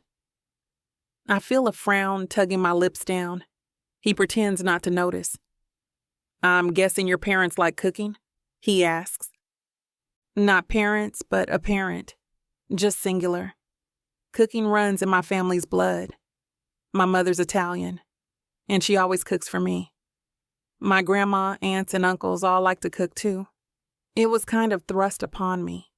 I didn't have much choice but to be excellent at it, or I wouldn't fit in with my family. I laugh, trying to lighten the mood. His expression stays serious, ignoring my levity.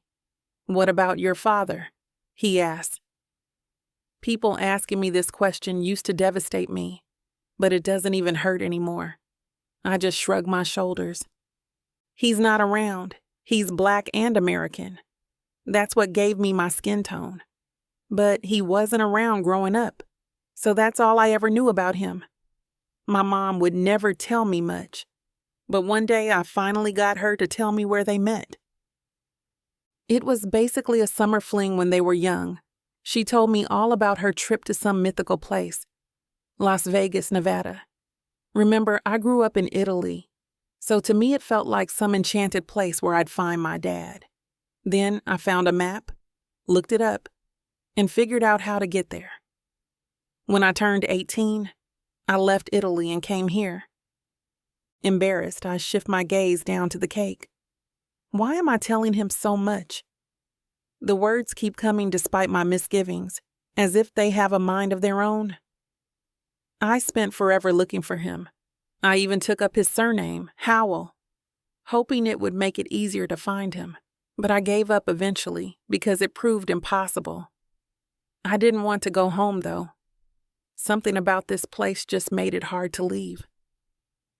Cooking was what I knew most, so I busted my butt to get a job here in this restaurant.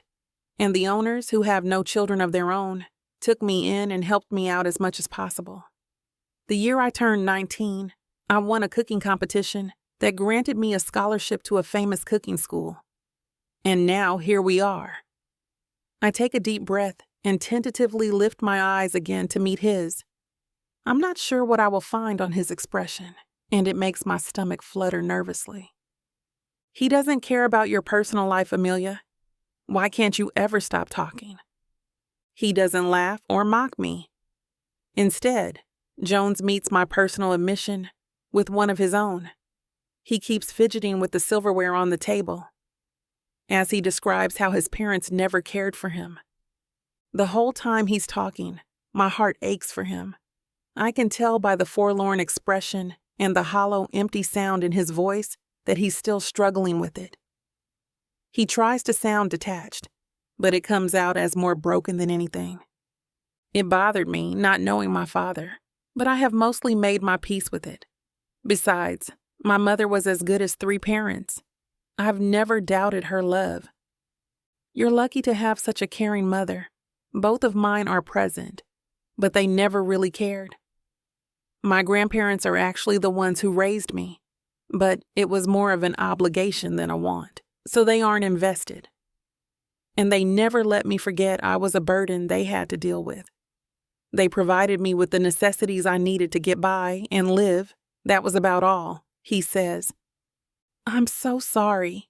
That must have been awful.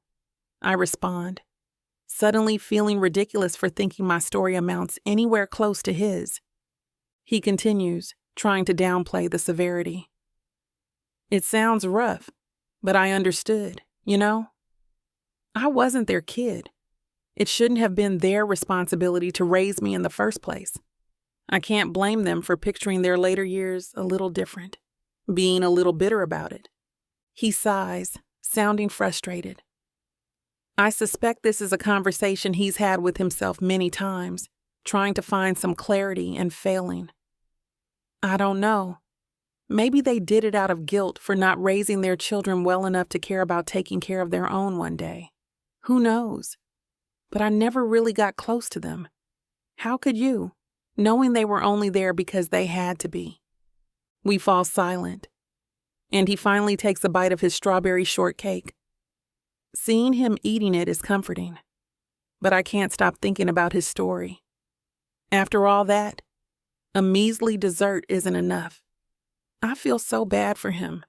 I don't understand how some parents can leave their children and act like everything's fine. I wanted to know my father so badly growing up, but he doesn't have a father or a mother. He knows who they are, at least. But is it worse knowing them and realizing they don't want anything to do with you than not just never meeting them at all? As he eats, I stare at him. I want to get up and wrap my arms around him. I want so badly to tell him I'm sorry for their actions, to tell him he can find that validation elsewhere, maybe with a family of his own someday. Someone will come around and show him the love and nurturing he longs for. But I know it'll cross a boundary if I say anything. It's not my place, and we aren't close enough for me to be the one consoling him, so I try to think of a way to raise his spirits in a way he'll appreciate. Suddenly, a woman practically runs up to our table. I look over, trying to figure out who she is and what she wants. She bursts into our conversation to immediately start talking over us, and it's quickly obvious she knows Jones in some way. Who the hell is this, I think, wondering what type of woman so rudely interrupts like this. Chapter 14. Jones. My head flies up at the sound of the voice cutting in between Amelia and I's conversation. Oh damn, it's Samantha. Is she following me? I wonder incredulously. Or do I just have the world's worst luck? Samantha was my bed buddy several months ago, and she's been causing chaos for me ever since. She's easy on the eyes, but not much more personality than a power pole. She agreed to keep things between us casual. At the time, it was perfect. I certainly didn't want anything more than that from her. I'm not the type of man who needs a significant other. I don't mind a little fun, but I'm looking for just anyone to be beside me when I wake up the following day. A space filler, in other words. I thought she felt the same way. After a while, I had to break it off when she started hinting that she wanted a relationship. She turned into a clingy mess, and I lost all interest. I would rather be alone than with the wrong person, and Samantha was definitely the wrong person. Well, now she acts like she has a claim to me. She won't back off, as though she's convinced there is still something there. I don't know how to make her understand there was never anything there. She changed her mind and decided she wanted something more serious. Now, she won't let go, convinced she can sway me if she's just persistent enough. Chaos follows her wherever she goes. Now she's here, interrupting mine and Amelia's evening. I look across at Amelia as Samantha's talking. and there's curiosity written all over her face. She glances back and forth between us, not saying a word, taking in the whole encounter. I'm not responding to Samantha and trying to ignore her presence altogether. I'd rather focus on Amelia, and maybe Samantha will understand she's not my priority, and never will be. Instead, I notice as Samantha shoots a look at Amelia, one that even I can read, loud and clear. She's silently telling Amelia to leave. Oh, God. Amelia, please don't leave me with her, I plead in my head. Amelia takes Samantha's hint and stands up out of her chair to leave.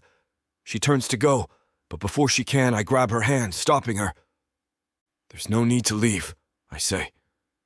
I widen my eyes pointedly, hoping she can see they are begging her to stay so my mouth doesn't have to. Samantha scoffs. Jones, she's the chef. We don't allow the help to sit at the table. She has no business here. As soon as the words leave her lips, I feel my hackles go up.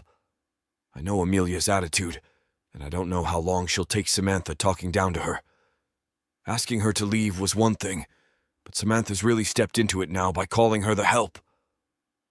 Is this going to end in an all-out female brawl? I mean, I'd happily watch it, but how can I avoid it if possible? The thought of Amelia laying out Samantha is highly entertaining on one hand. Still, this is my busy restaurant full of paying customers they're fighting in. Amelia's brow raises as I give Samantha a forced, gentlemanly smile. Amelia has every right to sit here with me, I say. I've asked for her company, I add pointedly. Samantha glares at her as Amelia looks at me questioningly, sitting back down. I flash her a look back, hoping to get my point across. Just play along, I try to say with my eyes. I'll explain later when Samantha is gone. Once Samantha realizes she can't get rid of Amelia, she shrugs, choosing to ignore her. Instead, she continues her attempt to converse with me. I miss you, Jones. Why did you cut me off so fast like that? How can you even do this to me after everything we shared together? She says. I sigh. I don't know what you're talking about. We agreed to keep it casual. I kept my end of the bargain. It's not my fault that you didn't. You expected more from me, and I have nothing more for you. Please, just go. She ignores me completely. Can't we just date like we were before? I won't pressure you for anything more than that. I mean, you didn't even talk to me after sending me a diamond bracelet. Don't you think I'm owed something? With the tone of her voice and her never-ending whining, I feel a migraine coming. I thought the bracelet was the something I owed her. You know, thanks for a good time, here's a parting gift, see you never. Clearly, that was a big mistake. Great. Why can't she leave me the hell alone? I glance at Amelia again, wondering what she's thinking about all this. She doesn't look angry at all. In fact, I see a glimmer of amusement on her face. She's trying to hide it, but it's definitely there. So, she's finding this funny, huh? Are my pain and awkwardness funny to you? Instead of trying to help, she's just going to sit and watch, giggling to herself. Fine. I'm going to make you help me, like it or not. I sit back, thinking for a moment about how I can force Amelia's hand with a little gentle payback and get Samantha away from me for good. Nothing too wild, of course, just a little comeuppance for laughing at my suffering. Finally, it hits me. A brilliant idea pops into my head, and I can't help but smile. I have the perfect revenge on both of them for prolonging my suffering here. No, Samantha, we can't go back to the way things were. I lean forward and grab Amelia's hand tightly across the table. I'm actually dating the chef. I announce it in a serious tone, but let just enough inflection come through to make it clear to Amelia. I'm having a little fun. Amelia looks at me, the amusement vanishing just like that. Now there's a hint of anger in her pursed lips. They relax just long enough for her mouth to open and close, like she's trying to find words to stop me and can't. I'm hoping she'll just leave it be. Despite the fact that I'm messing with her, I really do need her right now. Surprise flashes across Samantha's face, followed by hurt and finally anger. This woman? She hisses. Suddenly Amelia's head snaps away from me, glaring at Samantha instead. What do you mean by that statement? She asks, clearly insulted by her comment. Oh, good. Here comes the brawl. Samantha fires a ready retort back instantly. You're the help. That's what I mean. How does he expect me to believe he'd leave someone like me? She outlines her curves with her hand. For someone like you? She shakes her head incredulously. Amelia stands up out of her chair and gets within inches of Samantha's face. She is furious in a way I have never seen. As mad as she gets at me, this is a whole new level. It's impressively terrifying. You need to leave. Right now. Before the cops are called on you. We're closed. Oh, is the little chef scared? Samantha mocks, with her mocking tone bringing out even more anger in Amelia's eyes. I decide to intervene. My little joke doesn't feel funny anymore, and I've never had more regret. I forced Amelia into this position because I didn't want to deal with Samantha, but I wasn't thinking it through. I stand up, making a time-out gesture with my hands. Ladies, please. Samantha, go. Amelia's temper interrupts me. I meant we'd be calling for help because the police will need to get me off you. You can take those silicone boobs that you're so proud of and that are nearly hitting me in the face and shove them up your ass on the way out the door. Oh, and then I'd call for a refund from the surgeon that did that hideous number on you. They're clearly disproportionate, and he should be embarrassed by his work. God damn, Amelia. You can really hit people where it hurts. Good for you. Samantha's face turns 12 shades of red with embarrassment as she runs for the door, hightailing it out of the restaurant. God damn, girl. You've got some good comebacks lined up. I underestimated you, I say, turning to Amelia as Samantha leaves. She shoves my shoulder in annoyance. Why did you do that? She asks. Isn't it obvious? Chapter 15. Amelia. My face feels hot with anger, and my breathing is rapid as Jones's words are repeatedly replaying in my mind. He won't leave my eyes, nor will he give me a response. Why did you do that, Jones? I ask again. Why did you lie to her? He laughs uncomfortably, and I can't help thinking that I'm not making my anger obvious enough for him to see. I'm not laughing about this. How does he think this is funny? I'm not laughing. Is the glare from my eyes into his soul not enough for him to realize he needs to take back his ridiculous question? He stares at me, and when I don't laugh in return, he finally responds. Oh, come on. Look, that's the only way to ward off women like her. She won't let go, and she's been obviously stalking me. She's going to keep coming back until something convinces her we're over, like another woman. I shrug. That sounds like your own problem, not mine. I start walking away, but he grabs my arm again, turning me back to face him. As soon as our eyes meet, I give him the ugliest glare I can muster. Look, I'm sorry, he admits. You're right. I shouldn't have blindsided you like that, but I have a new proposition for you, okay? He says. You'll be part of the deal this time and know everything. I'll even give you something out of it. But can you hear me out?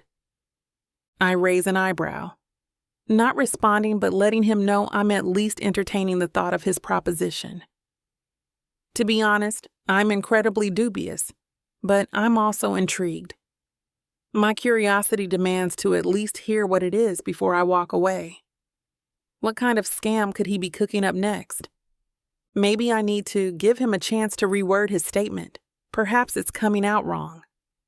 Maybe he needs a moment to rethink his question, I think. Or maybe he's just a complete psycho. But I want to find out. Be my fake fiancé. Nope, he isn't being serious. No way. I'm not hearing him correctly. I'm not going to respond. I'll give him a chance to correct himself before I lose it for even thinking I would agree to something too stupid. After a few seconds of eye contact, and no attempt to change his wording, my frustration rises. Are you crazy? I snap. He just flashes his pearly white smile at me. I'm not. In fact, this is the most rational decision I've made in light of the current situation. Oh, come on, Amelia. I'll ask again. Will you pretend to be my fake fiancé? My head is spinning and my heart is nearly pounding out of my chest. What the hell is he talking about? And why don't I see a hint of sarcasm on his face?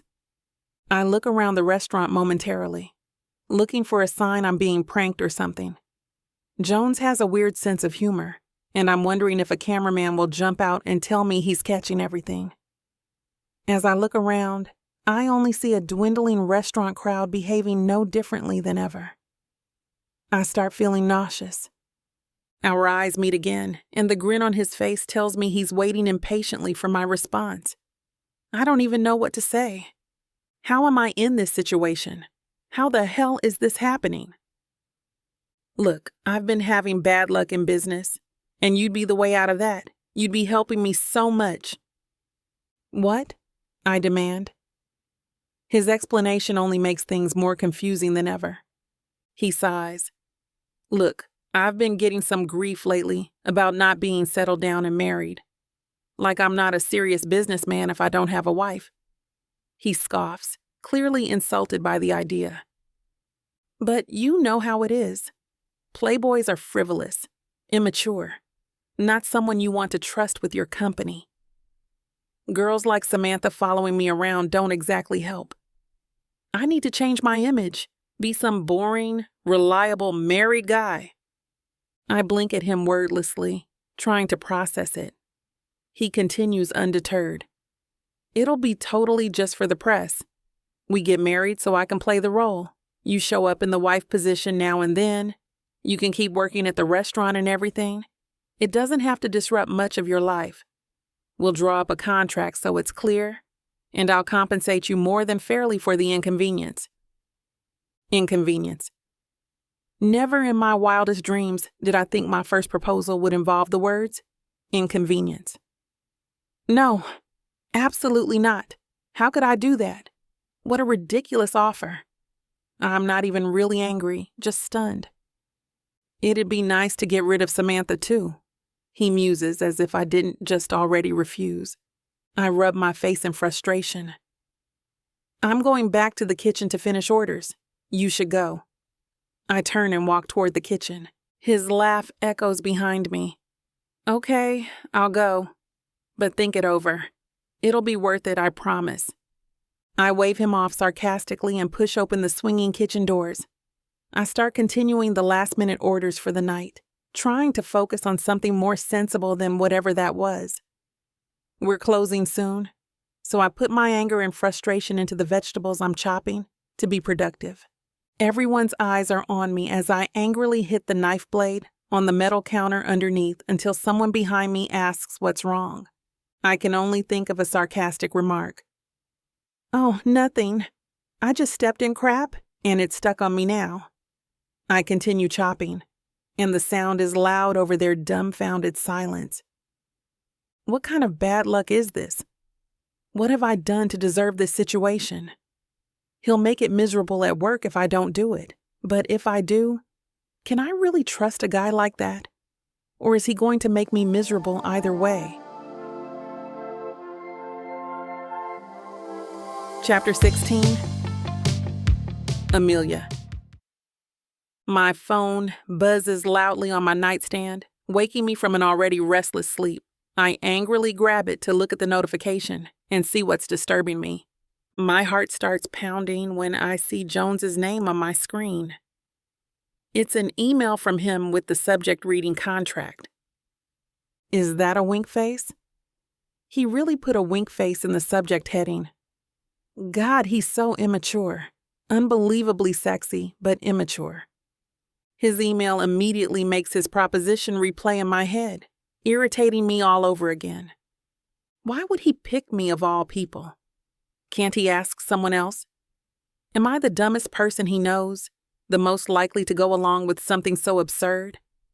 Well, I'm not going to do it. I roll out of bed and decide to jump in the shower for work since I can't sleep anyways. I want to wash his touch off of me too. I can still feel his warm hand on my skin, making me recall the way he turned me back toward him when I tried to leave yesterday. His skin is so soft and alluring. I need to find a way to forget about it. So maybe a hot shower will wash him away. I turn the water on and start to strip in front of the mirror. I stare at my hazy reflection as the mirror fogs over and wonder how I have gotten here. The shower doesn't help. In fact, standing under the warm water, I can't stop thinking about his bizarre proposal. What does he mean? He'll compensate me well. It has to be a lot if he says it'll make it worth my while, right? I mean, I have so many debts drowning me from over the years, trying to climb the ladder and taking out loans to pay my bills.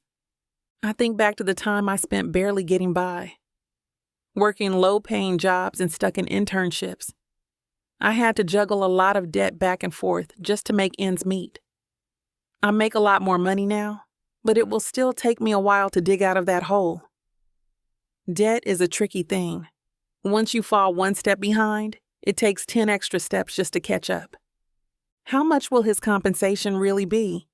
He can't be willing to spend an extravagant amount on just his reputation, can he? I almost talk myself into it, but then toss the thought back out. I can't do it. Jones's is already so demanding.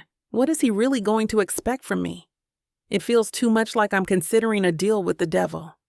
I talk myself into saying no, but then curiosity hits me again. My indecisiveness is practically giving me whiplash. What if it's enough to get me financially stable? I can put all my debt behind me and move forward. Maybe finally focus on a dream, like opening my own place. Or perhaps I'll buy this restaurant from him one day. It starts to sound worth accepting, but my brain keeps tugging the idea back and forth. He's not around to talk about it in person. Last night, he sent a message to let me know he had left on a business trip and would be back in a few days. I don't want to call him. I think it would seem too eager or desperate, and I don't want to give him false hope that I'm seriously considering this. But aren't you? I push the thought aside, unwilling to admit it yet. He's the kind of man that will take my curiosity over the subject as an answer, and I don't want that. I finish getting ready for my shift and head for the restaurant. When I arrive, the proposal still won't leave my mind, and I'm not sure why. It keeps popping up.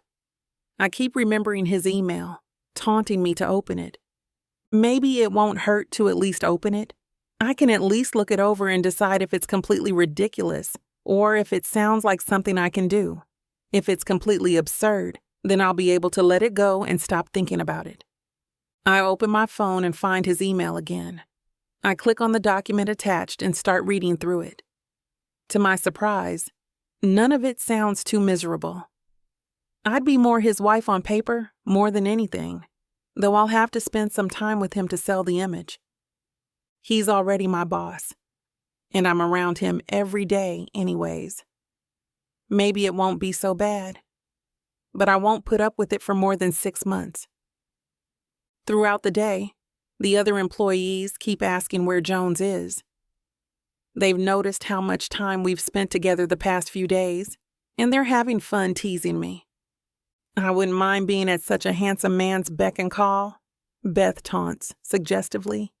I ignore her the best I can, even if deep inside I can't help thinking she's right. He is a very handsome man.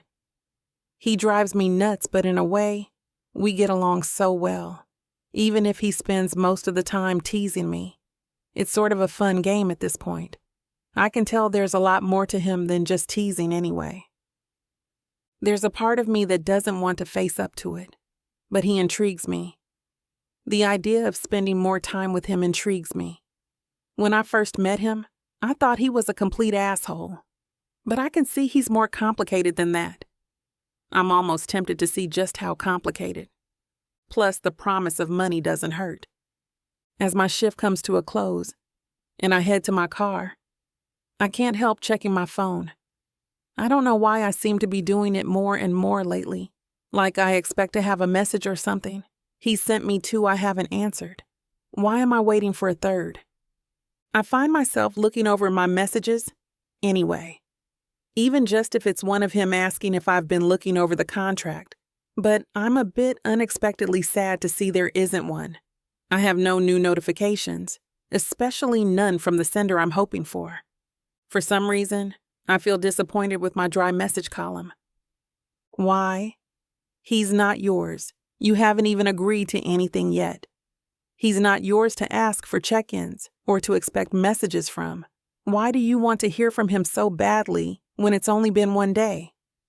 I slide my phone disappointedly into my pocket and continue to my car. Suddenly, it dings with a notification. My heart races, and I quickly pull it back out to find that it's only a past due notification. A credit card, reminding me how behind I am financially, proving I do need this money, whether I want to admit it or not. It feels almost like the sign I've been waiting for. Perfect. Just what I need right now. Another reminder of how behind I am and how my past won't leave me alone. The contract is looking better and better the more I wrap my brain around the idea. It took me some time to adjust to such an unconventional request, but I'm starting to really think I could do it. I reach my hand out to grab my car door handle when someone shouts my name behind me. Chapter 17. Jones. I'm back in my town of Las Vegas and I can't stop thinking about Amelia. I can see that she's opened the link to the contract I emailed her, so I know she has it. But she won't respond or give me an answer, and it's driving me crazy. Not knowing if she has an answer or not is all I can think about. I'm hoping it's not a no, but I have a way of getting what I want. Even if it is a no, I can work on fixing the contract until it's enough of what she wants that she'll agree. I don't even entertain the idea that I can't convince her. I could find someone else, but I don't want to. For now, I choose to just refuse to acknowledge the possibility. I want this, and I need her to agree after not sealing the deal on this trip. My reputation is preparing to crush me, and I don't know any other way around it. She needs to agree, and I need to make sure it's sooner rather than later before the deal falls through completely. I haven't been able to eat properly the entire trip because my nerves won't settle. She's giving me radio silence, and it's not enough to satisfy my craving for her contact. I tell myself I just want an answer, but there's part of me that kind of misses her. I need to see her, and I need to get an answer. I don't want to seem too desperate, though, so I put off calling or texting yet again. I decide the best option is to go to the restaurant, where I have every excuse to be. I can pretend I just sort of ran into her there while I was checking on my latest investment. I can't help wondering why I feel such a strong need to rush to the restaurant as fast as I can. I keep telling myself it's not anything meaningful. I can't let myself admit that I think about her a little more than I want to acknowledge. I can't accept that she was the first thought in my head that morning. You don't miss her. You're just having weird feelings because you're worrying about the deal. You need to get her to agree to the contract in order to save it before it's too late. The deal can still fall through, and I worry I won't be able to pull it together without her. It's an enormous deal. If they decide to pull out of it, my career will take a huge hit. If they don't accept it, it's going to start really hurting my job from now on, because my advisors are already worrying that no one will want to work with me. Speak of the devil, I think as my phone rings through my car's Bluetooth. I answer my advisor's call even as I continue toward the restaurant. I don't hear much of the conversation.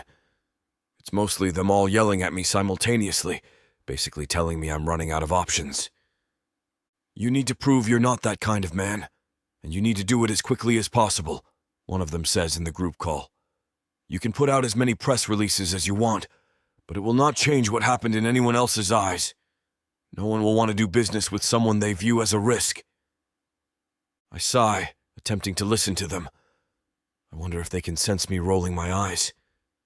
I don't want to deal with them right now. I have somewhere else I want to be, and I already know how pressing the matter is. Their yelling isn't doing anything but annoying me. I have a plan that will fix everything, I say, trying to shut them up. There's silence on the other end for a few moments. What's your plan? Two of them ask simultaneously. I'm still working out the deal, but I'll call and fill you in with the details as soon as it's done. I have to go. I click and hang up the call just as the restaurant comes into view. I park and take a deep breath. Oh my God, Jones. Are you getting nervous?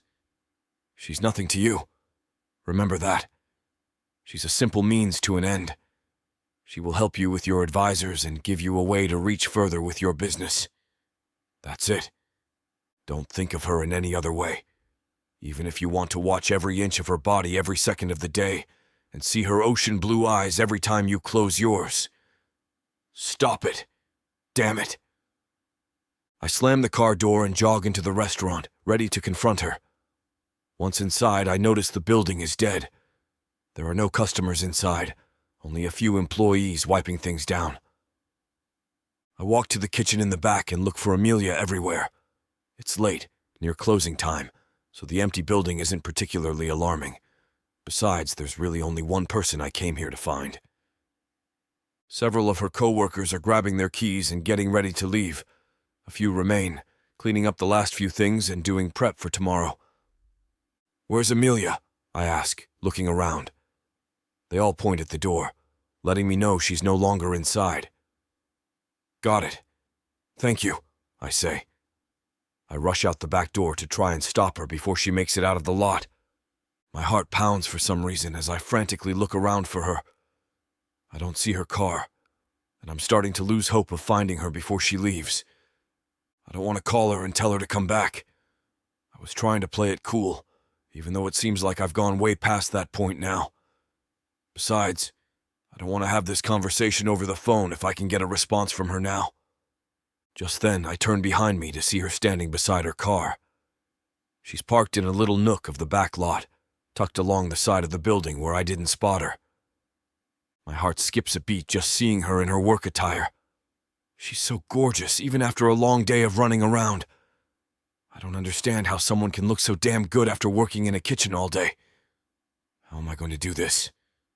I need to talk to her, but I notice my palms are sweating for some reason. What the hell is going on with you? She's just a girl. Snap out of it. Damn, no one else does this to you. What kind of hold does this girl have already? She reaches for her door handle. I panic, not wanting her to get in and drive away. I push through my nervousness and call out to her. "Amelia!" I call, trying to swallow a lump in my throat. This is it, baby. This is what you can get me that'll make me happy. You know I'll get you whatever you want. All you need to do is ask me and I'll give it to you. This ain't just it. This is everything I could ever want. Now I'm curious. What does a strong, sassy woman like yourself want so badly? Baby, you know what I want? I can't wait to hear. The Big Baddie Bundle from Tyla Walker. It has everything I need. 20 ebooks with over 1 million words of sassy romance and spice that'll keep you on your toes. 10 audiobooks containing over 60 hours of that seductive voice telling me naughty things all night long. You don't need an audiobook for that, baby. Right here. You may be fine and all, but no one tells it like the way Miss Tyla does. And I need her in my life. The Big Baddie Bundle is everything you need. You can get it for 80% off. Go to TylaWalker.com to browse the bundles that earn you the best deals. It's time you treat yourself. Because you deserve it. Escape your life with Miss Tyla. Chapter 18. Amelia? Amelia! I hear a man's voice shout from behind me. It sounds familiar, but I haven't quite managed to place it before I turn around.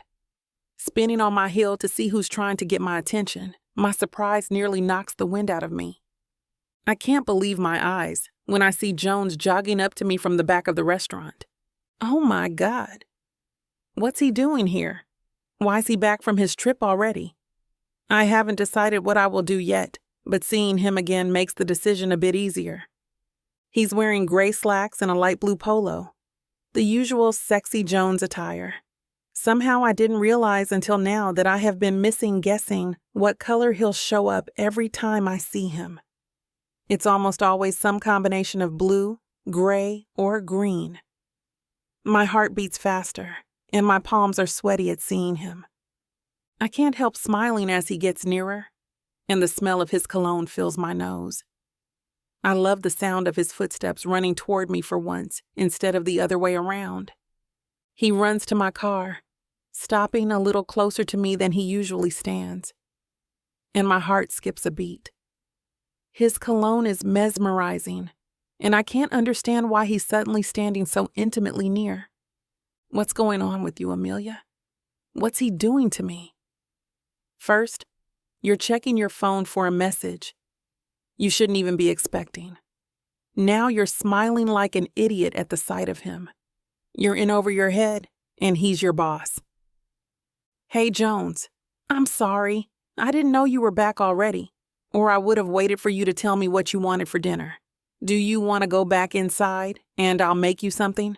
You're probably starving after your trip. What sounds good? I ask, feeling more nervous than usual. I think about how I'll have to restart the grills and get out all the ingredients. But it's my job. I'm his chef and have to make him every meal he wants. Plus, if I go home, I'll only be thinking of him anyways, so I might as well be here with him in person. We can always talk about the contract over his late dinner. I don't have much of a life outside of work, so it isn't taking up any of my free time to cook for him after hours anyways. I'm losing myself in my thoughts until I realize I haven't been paying attention and may have missed his answer. I jolt myself out of my brain and back to focus on him. Jones looks at me without saying a word, making me squirm. His mouth is pursed, and I realize he's thinking over his response. Perfect. He doesn't have an answer, so I don't have to ask him to repeat it awkwardly. Still, I can't help but fixate on his lips. Something about the way they pucker slightly as he considers my question makes it hard to look away. My skin crawls with passion as his pools of honey look into my oceans of blue. There's an intensity in his gaze that makes me squirm in the most pleasant, yet terrifying way. Then he just grins. That same easygoing grin he flashes tirelessly. It feels more intimate, more personal this time. My nerves jump, ratcheting even higher as his eyes look me up and down. He steps closer to me until our faces are inches apart, sending shockwaves like wildfire across every inch of my skin. Have you eaten yet? He asks. His voice is lower and raspier than usual. My heart races as I can feel his breath on my face. Damn it. His face is even sexier this close to mine. The closeness magnifies every detail of his handsome features. He's too close to me. Be strong, Amelia. Don't let him get to you. I can't stand it, and I have to look away before I do something I'll regret. I pull my eyes away from his magnifying gaze, looking forward and focusing on keeping my feelings in check. My heart and mind are fighting the longer I try to keep myself away from his eyes. My heart keeps trying to pull me back to his handsome face, but my mind tells me not to give in to temptation. He's your boss, Amelia. Don't think of him in any other way. Don't give in. Damn, your eyes are beautiful. I don't think I've ever seen that color blue, he says, trying to capture my gaze. My heart throbs at his compliments, and my cheeks heat. I'm desperately trying to keep my hands from shaking. Thank you, I say in a shaky voice, not allowing my eyes to meet his. Suddenly I see his pearly white smile out of the corner of my eye, and my self-control disappears. My heart wins the argument with my mind, and I can no longer stop myself. Screw it. His smile now is blinding, noticeably different from how he smiles at other people. Time stands still as we stare at each other, and sparks crackle in the air the longer it lingers. My breathing is strenuous, and it hitches in my chest when he moves. Is he going in for a kiss? He can't be. Can he? Suddenly, a teasing voice speaks up from behind us. Whatever he was about to do, the moment is gone. I will never know. Well, well, well, look who's back. Though I didn't expect the alley behind your restaurant would be your first stop, says the voice. Jones whips around to glare at the man. The electricity lingering in the air between us vanishes, replaced by his annoyance. I can practically feel it roll off him in waves. I thought it would be the club, the man continues playfully. It's the time of night where the light plays tricks with your eyes, as the sun's setting but not fully set. Between the light and the distance, I can't see who he is or make out more than just the suggestion of his form. His voice doesn't sound familiar, and the way Jones tenses as soon as he sees him tells me he's not a welcome guest. I wonder who this man is. I can't believe he'd barge in and interrupt a moment like this between us. I don't know what Jones is thinking, but now I know I'll never find out. Chapter 19. Jones. Great, another asshole, I think. I glare as Dr. Samuel Johnson, another Inferno member, steps out into the lights of the parking lot, making himself known. What is he doing here? And why now? I ask myself, almost mournfully. Things were going so well, for about 15 seconds. I take a few steps back from Amelia, putting distance between us as he comes closer. Mind your own damn business, Samuel, I say, highly irritated that he's interrupting the moment. What are you doing back here anyways? Samuel laughs and ignores my question, proceeding to tease me instead. I can hear the wedding bells now. Amelia steps forward. We're not like that, she refutes. The shakiness of her voice tells me he's flustering her, but her unwillingness to let him roll over her impresses me. Her response musters a smile from Samuel, and he looks her up and down. I don't know why, but I don't like the way his eyes are undressing her right in front of me, especially as it's his first time meeting her. Besides, doesn't he realize he's interrupting something between us? The man is either blind or an idiot. I'm sure I could guess which. Sorry, Amelia, this is Dr. Samuel Johnson, I say, remembering I need to introduce them. Hi, I'm Amelia, the head chef here, she offers, as though she needs to prove her connection to me is only work. I try to pretend it doesn't sting a little, how quick she is to distance herself from me. Nice to meet you. She holds out her hand and he shakes it. Hello, Amelia, he replies warmly. I can already hear the flirty undertones beneath the words. If you're not into him like that, maybe you'd like to go to dinner with me. I know how to appreciate a good woman, even if Jones's doesn't. Luckily, she doesn't say a word for a moment because I'm not sure I could take it if she did. A silent pause passes while I'm in shock at his arrogance, wondering what he thinks he's doing. Who the hell does he think he is? Interrupting something between us and then trying to take her right in front of me. What an asshole. What? Seriously, Samuel, she doesn't even know you. Come on, I say, suddenly feeling more protective than I want to be over her. He looks confused. What's wrong with it, huh? If you're not into each other, why can't she have dinner with me tomorrow? Well, that answers my question. He's an idiot. I'm trying to figure out what to say when suddenly Amelia answers, taking the matter into her own hands. Sorry, I'm actually busy tomorrow, she says. Is she blowing him off? Or is she really just busy tomorrow? Samuel laughs. Okay, that's fair.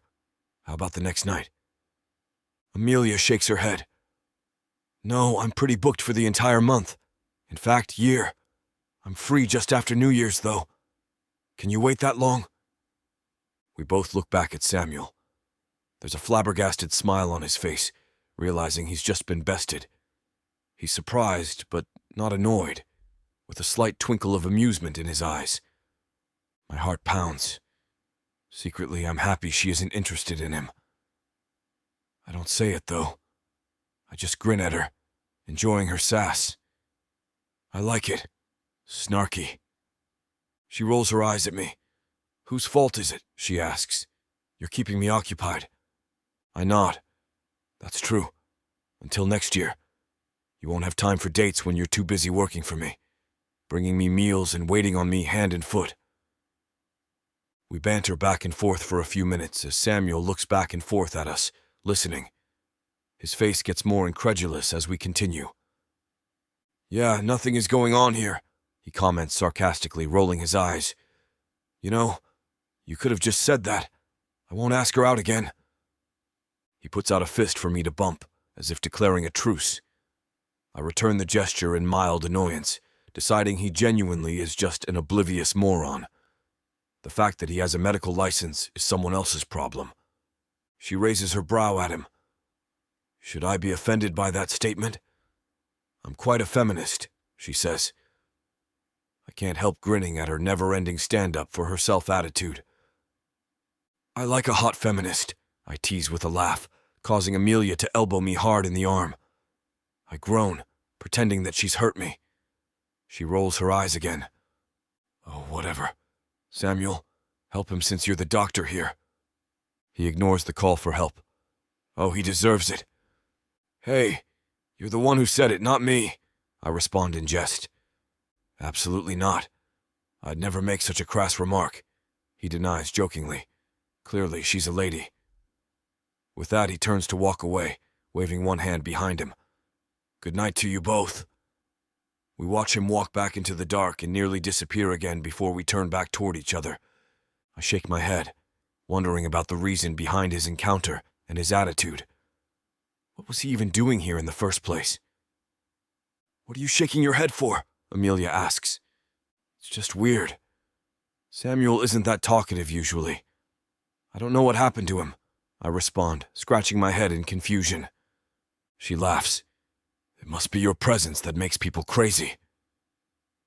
Her comment catches my interest, and I raise my eyebrows. What are you saying? Do I make you crazy? I ask, flirting with her. My heart skips a beat as soon as the words leave my lips. I usually don't think about the words that come out of my mouth around females. Either they'll like it or they won't. It's never really mattered to me which one it is. If they like it, I have an in. If they don't, they'll walk away, and I'm not missing anything. For the first time, Amelia makes me feel nervous at the prospect of rejection. It's an oddly unsettling feeling. She stops her giggling, clearing her throat. Her eyes stare into mine for a moment before she speaks, more subdued this time. I have to go. Evenings are my only break of the day, and I'm going to lose it if you don't let me go. I can't tell if she's serious or just avoiding my attempts to flirt with her. She turns to walk away, and a weird feeling of panic sets in. I grab her hand, stopping her. Did you think about my proposal? I blurt out. Her silence is deafening, and my nerves begin spiraling out of control the longer she's silent. Is she taking a minute, trying to work out how to let me down gently? Or does she not know yet? What's her answer going to be? Chapter 20. Amelia? Joan's question stops me in my tracks. Damn it. He wants to know about my decision on his contract. I thought maybe the distraction of Samuel would make him forget my lack of response, but I guess I'm not that lucky. I look at him and nervously start to answer. I have been thinking about it, I confess. But I'm not sure if it's what I want. I can feel myself starting to shake, and I don't know what I will say next. If I had an answer, I'd give it to him. I wait anxiously for his response as the silence grows between us. It stretches out longer than I want it to, and I squirm uncomfortably. Finally, he steps toward me. I'll draw up a new contract, putting the whole thing down on paper, and we won't have to fake a wedding. I just need you to be my fiancé in public for a little while to help me seal a business deal. You can add your own conditions to the contract so it will benefit you too, he says. For a guy who can be such a smug asshole, it's awfully close to sounding like he's begging. I pause, caught off guard by just how serious he is. A lot of my reluctance has been feeling as though I'm walking into a trap or a joke. The idea is so strange, it's hard to process. But he's very earnest. He really needs me to do this, I realize and wonder. He's not taking advantage of a stupid girl. It isn't a trick. He just needs a favor. Is this really so bad, especially if I can make it benefit us both? There must be something that you want or need. Anything at all? I think for a moment as the conversation with myself earlier plays in my head again. I know it's not ideal, but it's a way for you to get precisely what you want. It'll put you in such a better place, and it will only take a short time. Remember, only 6 months. Turning to face him again, I sigh. Fine. I've gotten myself in a bit of financial trouble. But if I agree to this, I won't be doing it for more than 6 months. A huge grin appears on his deviously handsome face. That's long enough for me? He whips out his phone and pauses for a moment as it rings. I'm listening to him closely and realize it's his lawyer. I can't help staring at him in shock when I hear him ask the other line to draw up the official contract for him. Jones's doesn't waste any time, I think. It feels like a whirlwind, and I get lost in my thoughts as I tune out the rest of the conversation. I can't believe I'm doing this. I can't believe I agree to something like this. Amelia, what is the matter with you? Suddenly, he's off the phone, pulling me out of my spiraling thoughts. I have the perfect opportunity for us to start spreading the news, he says. I scoff. What's your idea of the perfect opportunity? I'm going to attend a cousin's wedding, so my family will be there all in one place. And Samantha will be there, so it's perfect. He laughs. Wait, what if it causes a scene? Aren't you scared of ruining your cousin's wedding by giving this kind of news at a wedding with someone like Samantha there? He laughs again. It's like hitting 2 birds with 1 stone then. I don't like my cousin any better than Samantha. He jokes. I shake my head, overwhelmed. I can never tell just how serious he is. A little part of me prays there isn't a fight at whatever this thing is. When is it? I ask. It's in 5 days, and it's no big deal, just a 3-day trip. The sentence rolls off his tongue like it's the easiest thing he's done all week, but it makes my head spin. What? 3 days? Is he kidding? My first time at a family event, as his fake fiancé, and I have to be there for 3 days. Everything in me starts feeling incredibly flustered about the whole thing. I want to back out of it altogether. Of course, being even a fake fiancé means meeting his family, but I hadn't really thought of it before. It's too much. Never mind, I can't do this. I changed my mind. I'm no longer agreeing to it, I exclaim, shaking my head. He shakes his head back at me. No, sweetheart. There's no going back now. You already agreed. I stare at him in disbelief. Can he really make me do this? He can't. Can he? Then I catch the way his eyes twinkle, letting me see he's at least not completely serious. I remain stone-faced, not enjoying the prospect. He sighs. Amelia, it's going to be fine. Don't think about that part. Just come along and have fun. I cross my arms across my chest. What about work? How can I just get up and leave for 3 days? I demand. Seriously? He waits until I agree before he informs me of all this? Plus, 5 days is way too short of time to get restaurant coverage for me to be gone this long. Look, it'll be in the contract and you'll get compensated for it. Don't worry. It won't even be that bad. Look at it this way, and you won't have to cook for me the whole time. He laughs. Wouldn't you like to take some time off? Then his tone gets a bit more serious. He puts one hand on my arm, and I try to ignore how my skin tingles at his touch. Amelia, seriously, it'll be fine. I have restaurants full of staff. I can get one competent chef to run things for a few days while you take a break. I need you there. His brown eyes implore me, and I very nearly forget why I'm refusing at all. Fine, I'll go, I concede with a sigh. I mean, how bad can it really be relaxing and eating someone else's delicious food for 3 days? Great. I'm so happy you're agreeing, he says with a pleased smile that just about kills me. No, I mean, I'll go home, I return, playing his own game of being annoyingly confusing and contradictory. He stares at me for a second, confused. I finally cave with a little wink to show I'm kidding as I climb in behind my wheel. I'll be in touch, he promises as I shut my door. I watch him walk back to his car with a happy spring in his step and start replaying the whole conversation in my head. Amelia, what have you gotten yourself into now? Chapter 21. Amelia. I finally have some time off, sleeping in till noon for the first time in weeks. And I wake up and stretch my arms up into the light. It feels good to not have to go into the restaurant. I still feel a pull to it, one that is almost gravitational, like the earth and the sun rotating around one another. I like the time off, but I miss it. The restaurant is my life. That is when you know you have found your true passion, your muse. When you are drawn to it, even without the promise of pay. I can't afford to cook for free, as I have bills to pay, but I would be willing to. It proves that cooking is my true love, an art form that I will never waver from. I end up going in anyway, wanting to check up on things when I am not in a leadership capacity.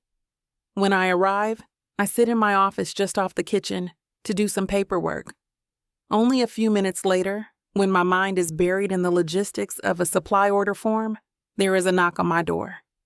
"Come in," I say, not looking up. Jones walks in, and I know that it is him without even looking up. I recognize his gait and the smell of his cologne. When I do finally lift my eyes, my heart skips a beat. He is wearing a thin black turtleneck that outlines his lean frame like a scuba suit.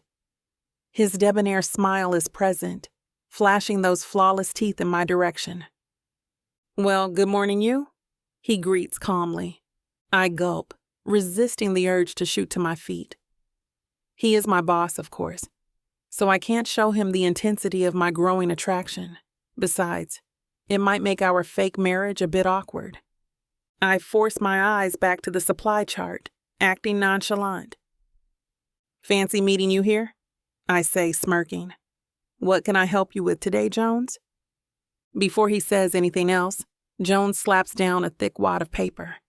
It is at this exact moment I recall our verbal contract and process the fact that it is about to be confirmed by a written one.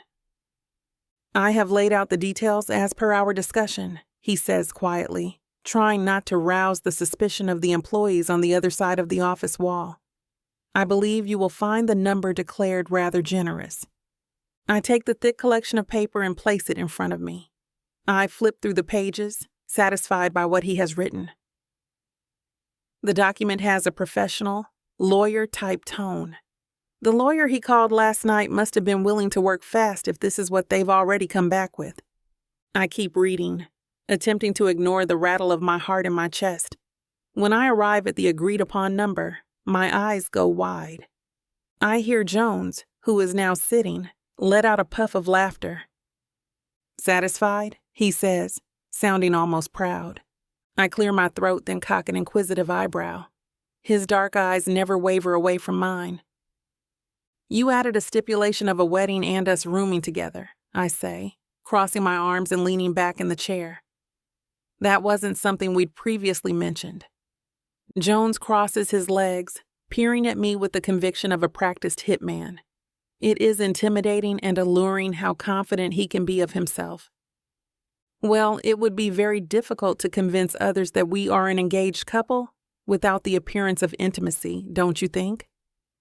I am convinced that Jones lacks the ability to detect his own tone. The condescending sound remains, but it rolls off my back now easier than it had when we first met. "That is a good point," I reply, but I would have preferred we discuss it before having it down on paper. He nods, and for once it isn't patronizing. He bows with respect and holds out one hand, palm open. "Please accept my apologies. Would you like to be taken out for dinner tonight as a penance?" There it is, the ball dropping. I narrow my eyes, giving me a sly grin back. "Is that something you were leading up to?" Jones chuckles, shifting in the chair a little. The man is an enigma, but I am starting to interpret a lot of his micro-expressions and movements. He is used to captivating women with his appearance, his charm, his dominant presence. He is a bit like a Venus flytrap in that way, luring you in, distracting you with the aesthetics of the moment. Not quite, no. But it is something that will make sense with our narrative, do you agree? I sigh, scanning through the contract one last time. There is a beat of silence between us, which only remains as just that, a beat, before he speaks again. Amelia, I know you are afraid of leaving your work for the wedding, so I am thinking of giving everyone that time off, all expenses paid. What do you think? I look up at him, unable to filter my response. He smiles, charming and delicious. You are going to pay everyone here to go on a vacation for the time that I'm gone with you? I say, eyes wide. Are you for real? Jones guffaws, comically loudly, and slaps a hand against his thigh. He is enjoying my surprise at the suggestion. He leans forward again, teeth gleaming under the fluorescent lights. I am quite sure many people will enjoy it. What do you say, dear Amelia? At this point, I don't really have an option. I would surely be concerned about the running of the restaurant while I am gone. I couldn't even take my time off today. The stress would likely corrupt the little time I have to rest and relax. Besides, I know my team wouldn't sneeze at a free vacation. I don't want to be the one to take it away from them. I hold the pen over the area where I signed the contract, confused by the way it shakes. Paid time off? I ask firmly. Jones closes his eyes and nods, not an ounce of irritation in his energy. Write it into the contract, then sign it, he murmurs. So that is what I do. I then, without any more hesitation, sign my name on the dotted line. I stare at it for a moment, regarding the swish and flick of the ink. I am unsure exactly of what I have done. Now I take you out to eat, Jones says proudly.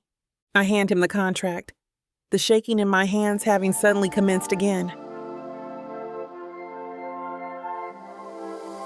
Chapter 22. Jones. I'm thrilled to take Amelia out on the town.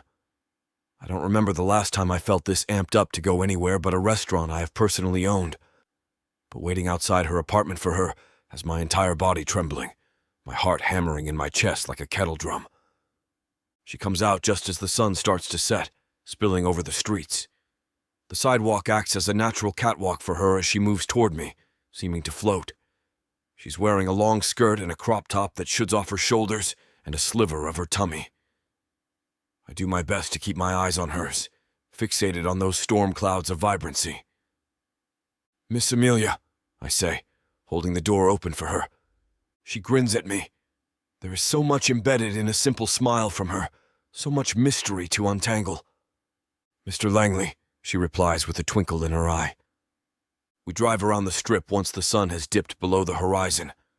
Night is when Vegas truly comes alive, the neon blazes of signs, the playground of dreamers and sinners commingling under the same sky. I park so we can take it all in, lost in the magic.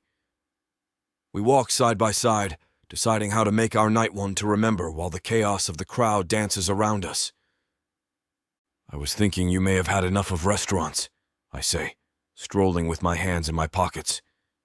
So I considered the only other natural options when you are in Vegas. It led me to one of two choices, bowling or a casino. Amelia is walking with her clutch in front of her, her bare, velvet skin exposed to the limelight of vices. She begins to laugh at my suggestion, the sound the most melodious of harps compared to the ruckus around us. Oh, so those are what you've narrowed it down to? She quips. I nod, laughing along with her. What else could we possibly do in Vegas? I say sarcastically, holding out my hand to gesture at the pandemonium of intoxicated and energized passers-by. She guffaws. Then we stop right outside a bowling alley, an establishment called Pins and Regals. Amelia points up at it, pursing her lips at me. Sounds legit, she jokes. What do you say, Mr. Langley? We go into the ill-lit, crummy-looking alley and spend a few hours there playing a terrible game.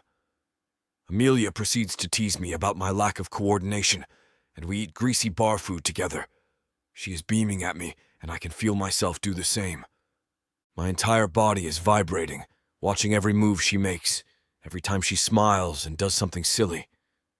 It makes me reflect on the time I have wasted feeling dead inside, all the lifeless interactions I've excused as business. Our next stop, naturally, is a casino. Amelia tells me that she has worked in many of them, but has never actually gambled. "You're kidding?" I say as we walk inside the neon-encrusted temple. She shakes her head, giggling. "I think gambling is, ironically, a rich man's pastime. Take note of the gender, man." She is teasing me, and I love it. We walk towards rows upon rows of slot machines, brightly colored chambers of chance. We approach one, and I lean up against it. "I have met many female gambling addicts," I say, reaching into my pocket for some quarters. "So I am sorry to say this, but I believe you are wrong." Her lip tucks into her teeth, and her chest begins to rise and fall rapidly in excitement. It is clear with Amelia when you have upset her. Her body language may often be guarded, but when she shows glimpses of herself, it is as glaring as fireworks on the 4th of July. She holds out her hand to me, shaking her head. That is one of those rare moments when she is enjoying herself and isn't afraid to show it. I am honored by its magic. "Is that so?" she says. "Let's test that theory." I place a few coins into her palm and she snatches them up quickly. It only takes a few seconds for a server to walk by and ask if we require a drink. I hold up 2 fingers. "2 rum and cokes, please, and thanks." Amelia sits on the stool, half a smirk painted on her face as she slides the first few quarters into the slot. "Do you even know that I like rum and coke?" she mutters. I lean against the slot machine again, tilting my head. The shine from the machine swims in the storm of her eyes, that inhuman dark sea blue, like stars shooting through a naked midnight sky. "You didn't protest, so that means you must enjoy it somewhat," I murmur. I watch her, fascinated. Amelia only shows that she is listening by smirking, but it makes my heart jolt. The clinks and clamors of the machine filled the din of the mostly vacant spot we'd managed to find in the entire casino. I get our drinks and continue to watch her in silence. She watches the different symbols flick by, yanking the lever without a pattern or care, and I find myself admiring her even deeper than before. 3 bright red images of cherries line up, and the siren above the machine begins to blare victory. A stream of quarters pours out the bottom spout, and she cups her hands to catch them with a childlike giggle. "I guess your theory wasn't wrong," she exclaims. I laugh with her, holding her drink so she can use 2 hands to scoop up the coins. Her winnings don't amount to much, but she is exhilarated, bursting with a jovial energy that I find myself savoring. We spend the rest of the night talking and having a few drinks, sauntering around the casino and people watching. By nearly 3 in the morning, Amelia calls it a night.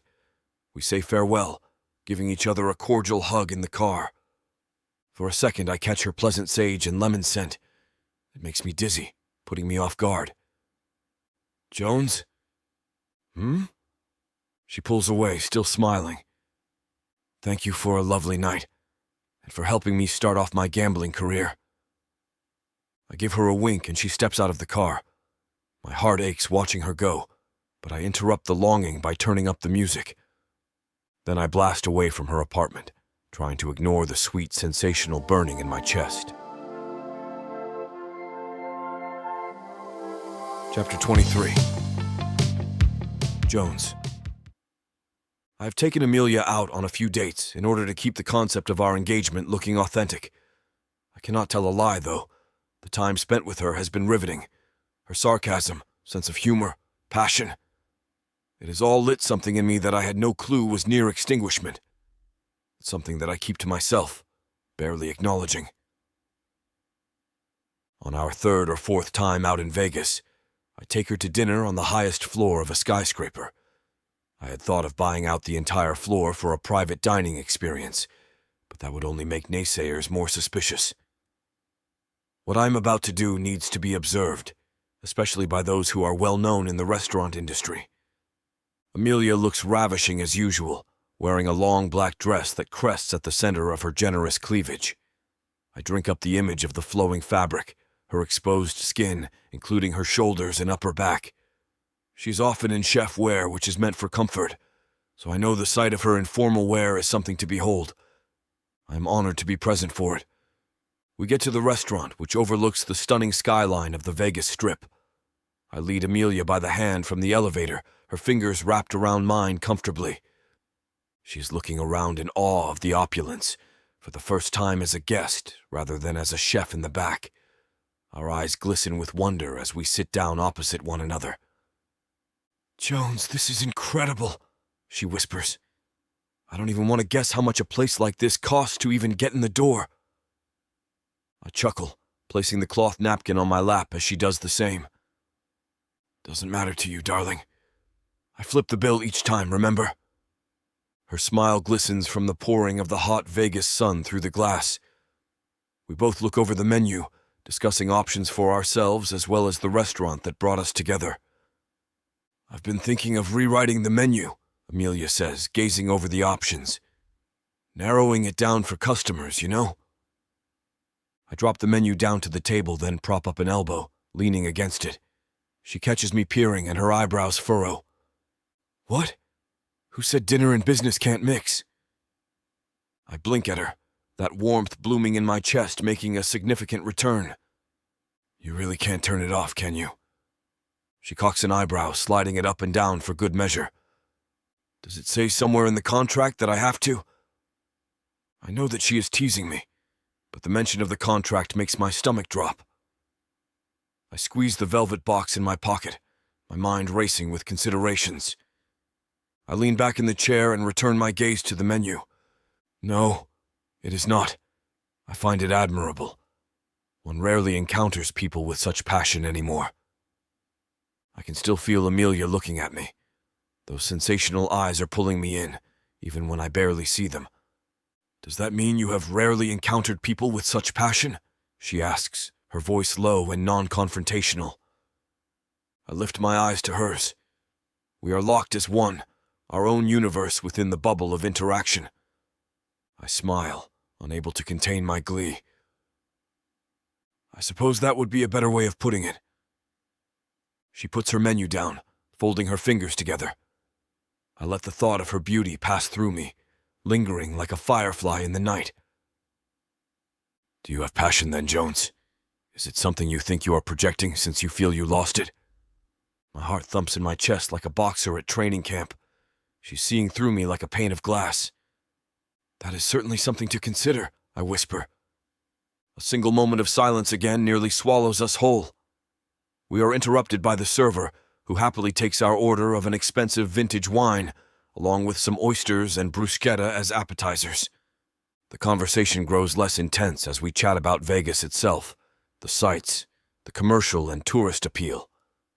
Every now and then I feel for the smooth box in my pocket, trying to pump myself up to get the job done as I see fit. A proposal is a big deal for most people, especially a woman. And although Amelia hasn't been what I would call typical through our makeshift dalliance, she is still someone who places great importance on emotion. I gaze around in between spaces of conversation, making note of the many vital faces I spot. This is the only place this can be done to keep the story up, to keep the sincerity of our love story. I reach for the box one last time after ordering our meals. My heart is going mad in my chest, which irks me, a strange sensation for a man who rarely, if ever, gets nervous. I couldn't consult her about this beforehand.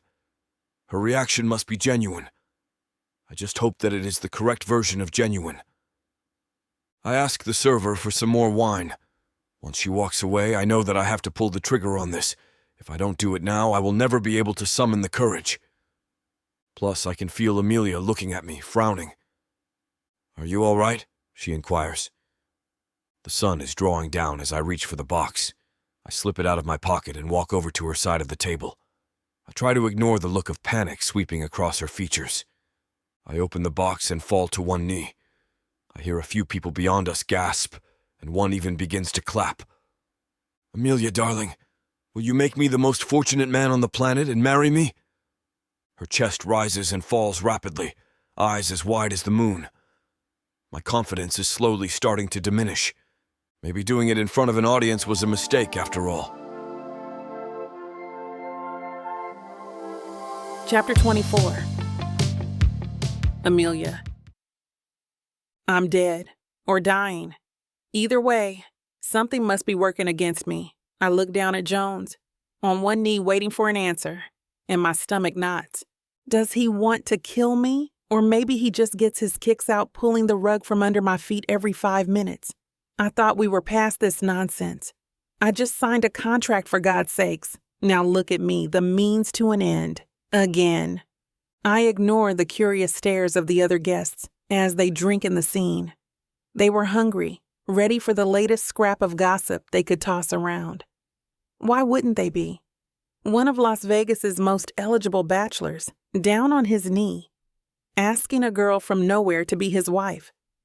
Could he have made a bigger scene? I plaster on a smile, reaching out my hand and guiding him to his feet. I search his face, trying to understand just what the hell he is doing. Amusement and intrigue dance in his earthy eyes. His sharp face is set, intent on this, intent on my answer. My throat dries and I lick my lips. Jones follows the movement before meeting my eyes. The air seems to shift, and I'm a rabbit caught in a viper's grip. My cheeks heat at the desire that flashes in his gaze. I stomp out the torturous spark, reminding myself that this is just another one of his games. Now I just have to keep reminding myself of that. I can't get lost in this charade. I drop my voice so only Jones can hear me. What the hell are you doing? Creating a watertight backstory, sweetheart, he barely whispers. No one is going to believe that we're together without proof. Since we can't go back in time, I figured a public proposal would be the next best thing. Best thing for who? The both of us. This way there are less questions. Jones leans in, his masculine scent swirling around me. It's the perfect solution, Amelia. For how long? Because every time I turn around, the terms change, I hiss back in frustration. A shadow flickers across his eyes, the only indication of his annoyance on his perfect face. We had a deal. Trust that. Besides, we'll break up before we have even announced the wedding date. No harm, no foul. It's only for a little while. His voice is gravel and silk. I bite the inside of my lip, the weight of my options pressing against me. I risk a glance up at him through my lashes. For the briefest moment, I wonder what it would be like to be with a man like him, even if it was only an illusion. The contract enters my mind. 6 months could change everything, and there are worse things than being tied to Jones. In another life, maybe I could indulge the fantasy of running my hands across the hard body he keeps hidden beneath those expensive clothes. My stomach clenches at the thought. Everyone's stares let me know I have to respond. It's dragging out too long. Awkward as the moment is, it's going to be worse if I make a scene. I let out a sigh, committing to my decision. I'm going to regret this. Before I have time to reconsider, I put my arms around his neck, pressing my body into his. Tilting my head, I bring our cheeks together. This is insane, I murmur in his ear. Unpredictable, he counters. A wolfish smile slides in place as he wraps an arm around my waist. I hold my ground, resisting the thick layer of charm, trying to coax me into submission. If he thought he was going to be the only one with a say in this sham, then he has another thing coming. I slip my hands down his chest, placing my palms on either side of his waist. Why didn't you tell me? I thought we were only saving face for events, I said, pinching his side. A pained moan slips past his lips, caught off guard by the attack. He quickly recovers, slapping on one of his dazzling smiles. I wanted it to be a surprise. If I could strangle you, I would. Promise not to let go too soon, he purrs. I scrunch up my nose, ignoring the heat that pools between my thighs. Damn if that doesn't sound like a good idea. He smirks like he can read my thoughts, and I clear my throat, mentally casting away his efforts to read me. Yes, of course, yes, I say, finally speaking loud enough for our audience to hear. I keep my eyes soft and dreamy, the look of a woman in love, a woman who is having her dreams come true at this moment, or at least what I think one would look like. Jones grabs my hand. The cool sensation of the ring sliding down my finger feels almost intimate. He studies my face, hunting for something. What more could he be looking for? I've done my part. The ring settles at the base of my finger. Jones slips his hand underneath mine, cradling it. His thumb brushes over my skin, leaving a blazing trail of heat in the wake of his touch. The rapid beating of my heart engulfs the eruption of applause and congratulations. All I can see is Jones. All I can feel is his large, strong fingers spreading over the base of my neck and through my hair. He tips his head down, commanding the space between us. His breath warms my lips, and lust tugs at the seams of my defenses. I try to calm my own breath, but the combination of his touch and proximity is a fast-acting drug. A drug with a side effect, namely bad decisions. Decisions that are starting to look good the longer he holds me. My lips are involuntary, aching for something more. His voice is a low growl. We should get back to the table. He steps away from me, leaving my hand in his, our singular point of contact. Directing me to my chair, he holds it out for me to sit. He sits across from me, arrogance written all over his handsome face. I scowl at him, reaching for a glass of wine to drown my embarrassment with. A flicker of light catches my eye, and I remember the ring on my finger. My eyes widen as I take in the sheer size of the diamond, claiming my finger. Its weight and clarity tell me this is something I can never afford myself. It also doesn't look like something you just have lying around. Did he really go pick out a ring for tonight? Then again, I decide he probably made his secretary do it or something. I can feel Jones watching me as I inspect it. It's beautiful, I say. When exactly did you buy this? I raise a brow, taking a sip of wine. It's an heirloom, he says flatly, his voice nonchalant, as though people give away heirlooms in a fake proposal every day. I almost choke, coughing on the wine as I try to process what he just said. An heirloom, I repeat, dazed. Chapter 25. Jones. I push the door of her apartment open with one hand as she is draped, slumped, more like, across the side of my body. Her hand wraps around my neck, and I support her weight with my arm. Her sweet smell still lingers in my nose, not even masked by the copious amounts of alcohol. "How did we get here?" she says, mid-hiccup and in a high pitch. "I drove us here," I answer in a tired, raspy voice. "You know," she starts, then stifles back a gag. "This is not how I imagined being carried over the mantel." I chuckle to myself. I don't bother to correct her drunken mistake. A mantel is on a fireplace. She means threshold, but I'm not going to be the one to tell her that.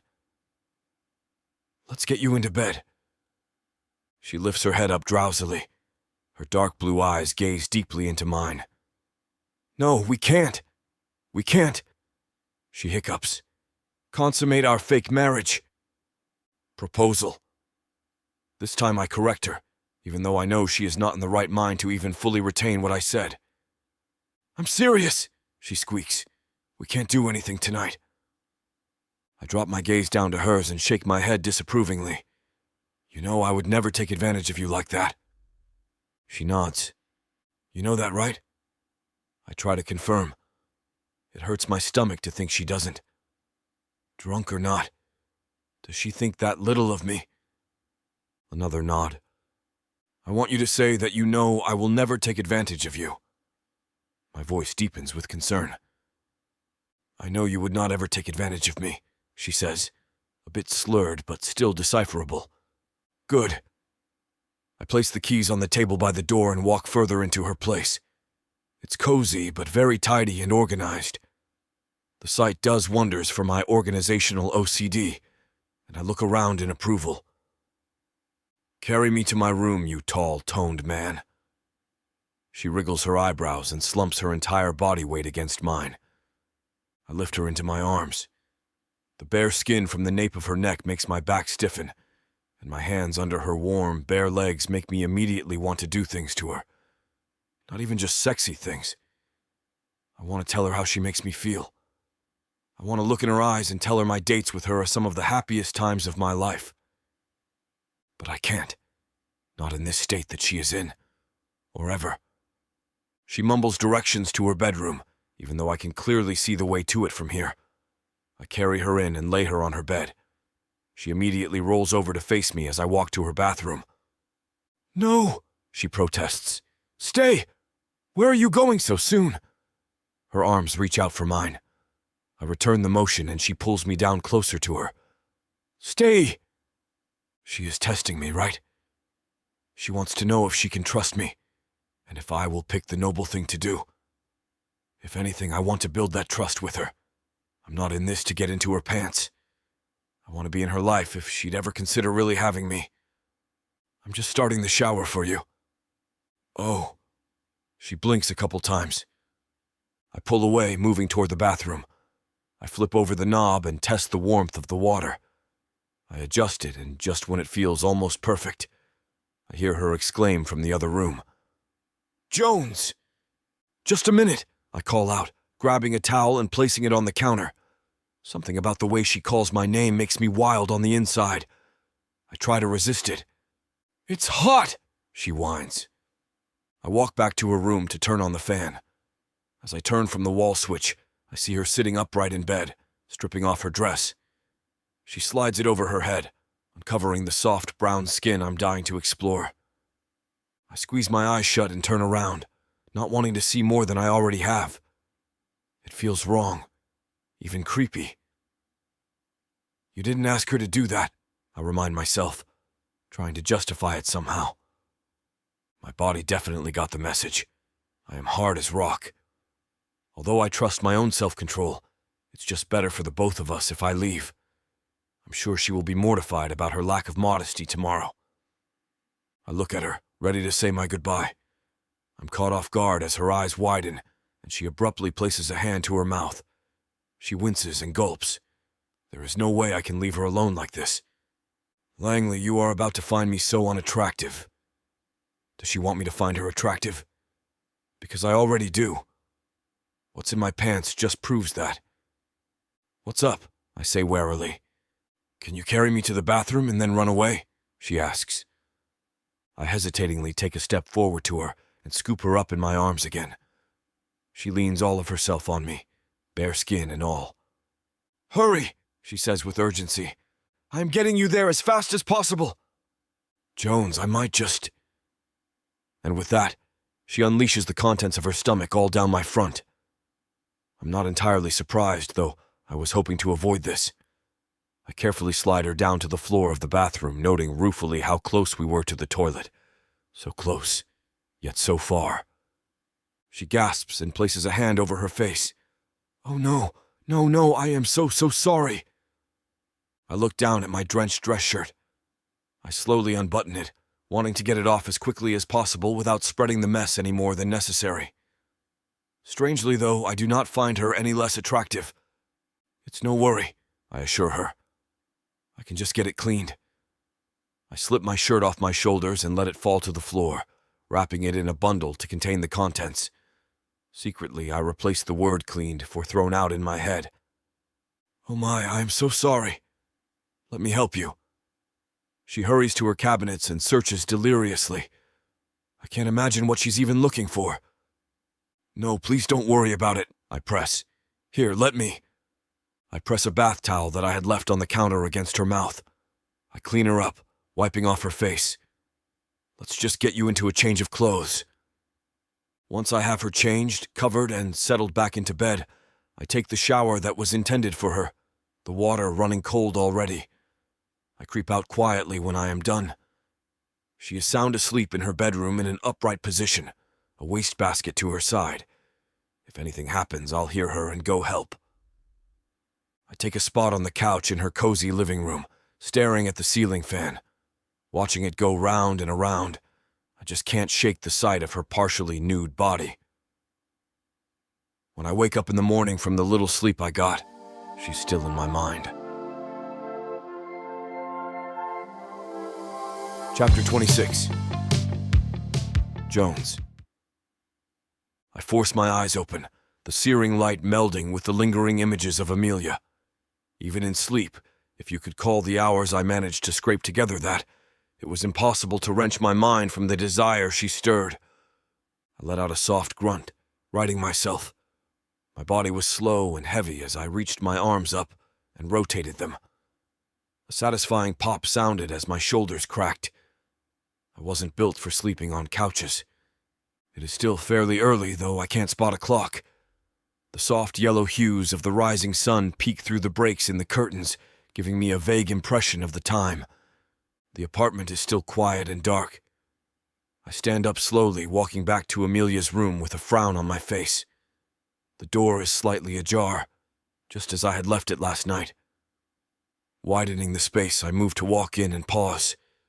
My steady heartbeat pulses a bit faster.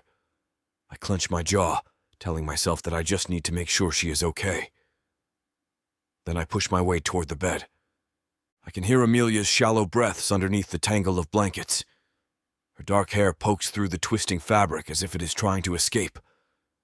I smirk, appreciating the perfection of hair that is just as wild as she is. Backing out of the room, I shut the door behind me.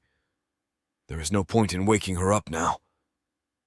If last night is any indication of the hangover she is facing, she could use the sleep. I wonder what she will look like first thing in the morning. Amelia is beautiful, stunning even. It is almost too easy to get lost in a woman like her. And now she is my fiancé. Fake fiancé.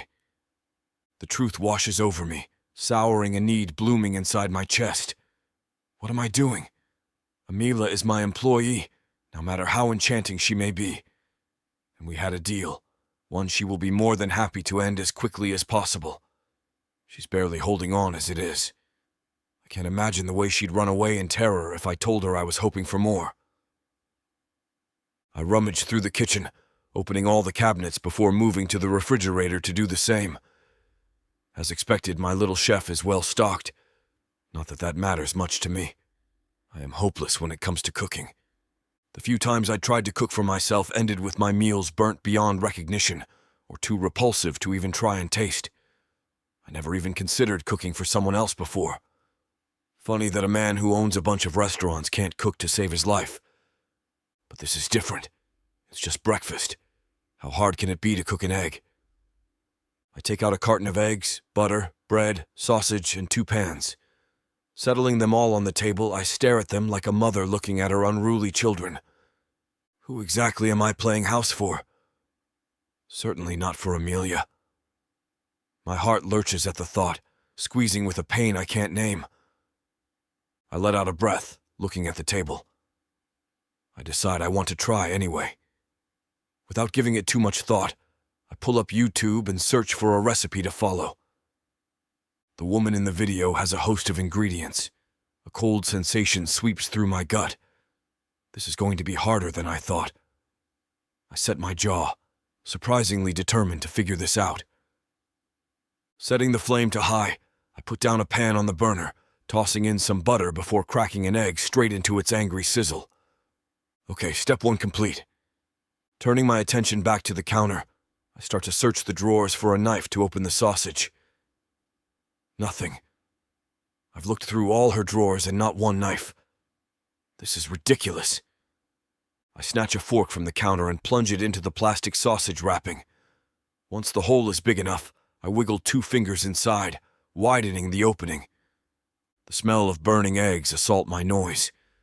I turn sharply to the pan. Damn. I had only taken my attention away for a second, hadn't I? Thick gray smoke lifts from the blacked creature that should have been breakfast. I rush forward, twisting the dial and killing the flame. A small hand shoots out, grabbing the pan and shoving it under the sink faucet. Iron and water collide with a hiss and steam. Amelia turns her panicked, deep blue eyes on me. What the hell is going on out here?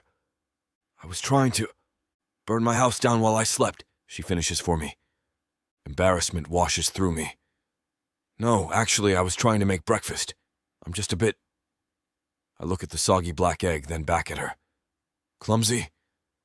Amelia eyes me, frustration lining her brow. Despite this, a smile tugs at the corner of her full lips. I try to look anywhere but in her eyes. I don't know what I will see in them, but the thought of her looking at me like I am incompetent is as frustrating as it is ego-bruising. Thank you for the effort, and also for taking care of me last night. She puts a hand on my chest in sincere appreciation. I follow the line of her arm until we're face to face. Her eyes flood with a current of emotions. Amusement, confusion, annoyance, mischief. My guard slips and I smile, fully and completely. You're not off the hook yet, sweetheart. Her eyes are mocking and light. As penance for trying to burn a hole through my kitchen, you're going to cook with me. She goes into a small closet I hadn't even known was there and pulls out an apron. She motions for me to spin around. When I do, she slips the top loop over my neck, securing it at my waist. Congratulations, you've just been hired as my temporary sous chef. How could I ever deny my fiancé anything? Amelia gestures for me to follow her back to the pantry closet she had taken the apron from. She opens the door, and I spot the elusive knives hanging securely from a magnetic rack. She pulls a few out, explaining the difference between them before guiding me back and assigning me to the island as a workstation. I snort, barely containing my amusement at her bossy tone. I'm an awful student, but she is a patient teacher. Amelia walks me through all of the steps, correcting my mistakes. She pays little mind to my mistakes except to direct me to start again. Before long, my shoulders lose their tension, and my body begins to follow an easy pattern alongside Amelia. We float around each other, smiling and carefree. I drink in this feeling, wanting nothing more than to make it a habit. Once breakfast is complete, I take our plates to the table.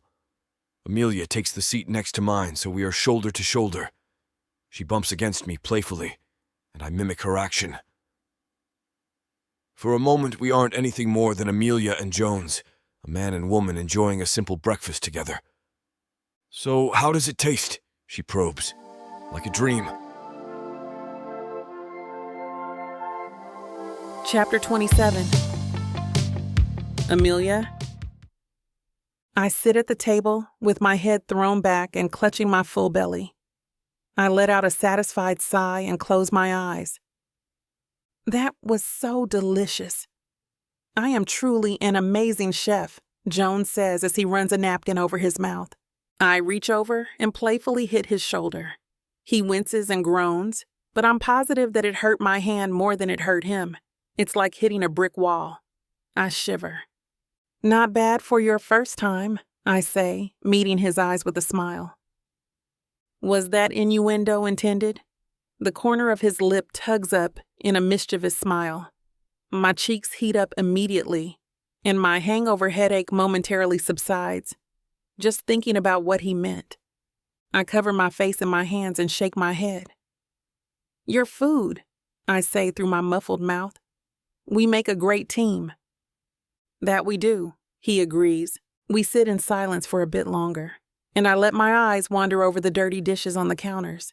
Though ordinarily that would make me insane, I don't quite mind it right now. Domesticity is blissful. I let my eyes continue to glide across the empty plates in the sink, and I peer up to the clock. I sit up immediately, my pulse rising as my headache blares with the sudden movement. I'm running so behind, I exclaim loudly.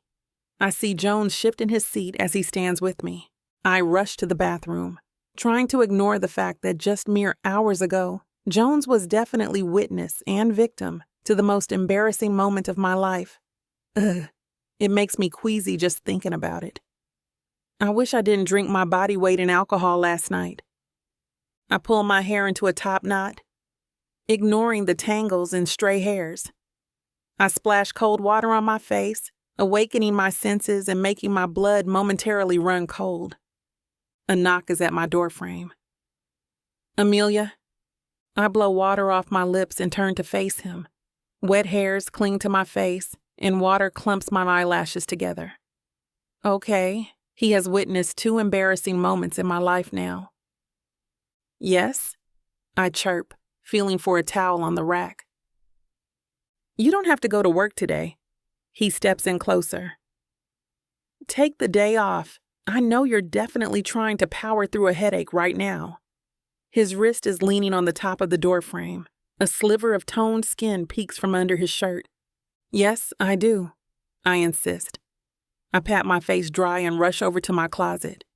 He watches me casually. Amelia, I am quite literally your boss. I am telling you and urging you to stay home. There is some kind of finality in his voice, a command. There is a lot to do today. I need to supervise. I grab a white-collared shirt from the closet and notice a tomato stain on the wrist. I swipe my hand over it and shrug as I toss it onto the bed. I already called the restaurant and let them know that you were not going in, he says matter-of-factly. What? I look up, frozen. My headache pounds much harder. You absolutely cannot go to work in the state you are in. Are you kidding, Amelia? He comes closer to rest his hands on my shoulders supportively. They will be fine on their own. They are not babies, and you need to stop treating them like it. I don't even have a rebuttal for that. He is right. The headache migrates to right behind my eyes, making them sting. I sit down on the edge of the bed and put my head in my hands. Stay there, Jones starts. I will be right back. He leaves the room, and I massage my temples. I hear a clatter in the kitchen, and I shake my head. What is he doing? He appears in my room again within seconds and dims the lights. Here, take this. He hands me pain relievers and a large brimming glass of water. Thanks. I manage to get out. He moves to the head of the bed and props plenty of my throw pillows up. He fluffs and positions them. Here, come lay down. Now, he pauses. Please, he adds, his tone softening. I hand him my glass of water, which he places at the bedside table, and crawl to the pillows he fluffed. How did he know to call in already? And why does he care so much? You're skipping tomorrow as well, he says quickly. I sit up abruptly. Excuse me? My headache blares.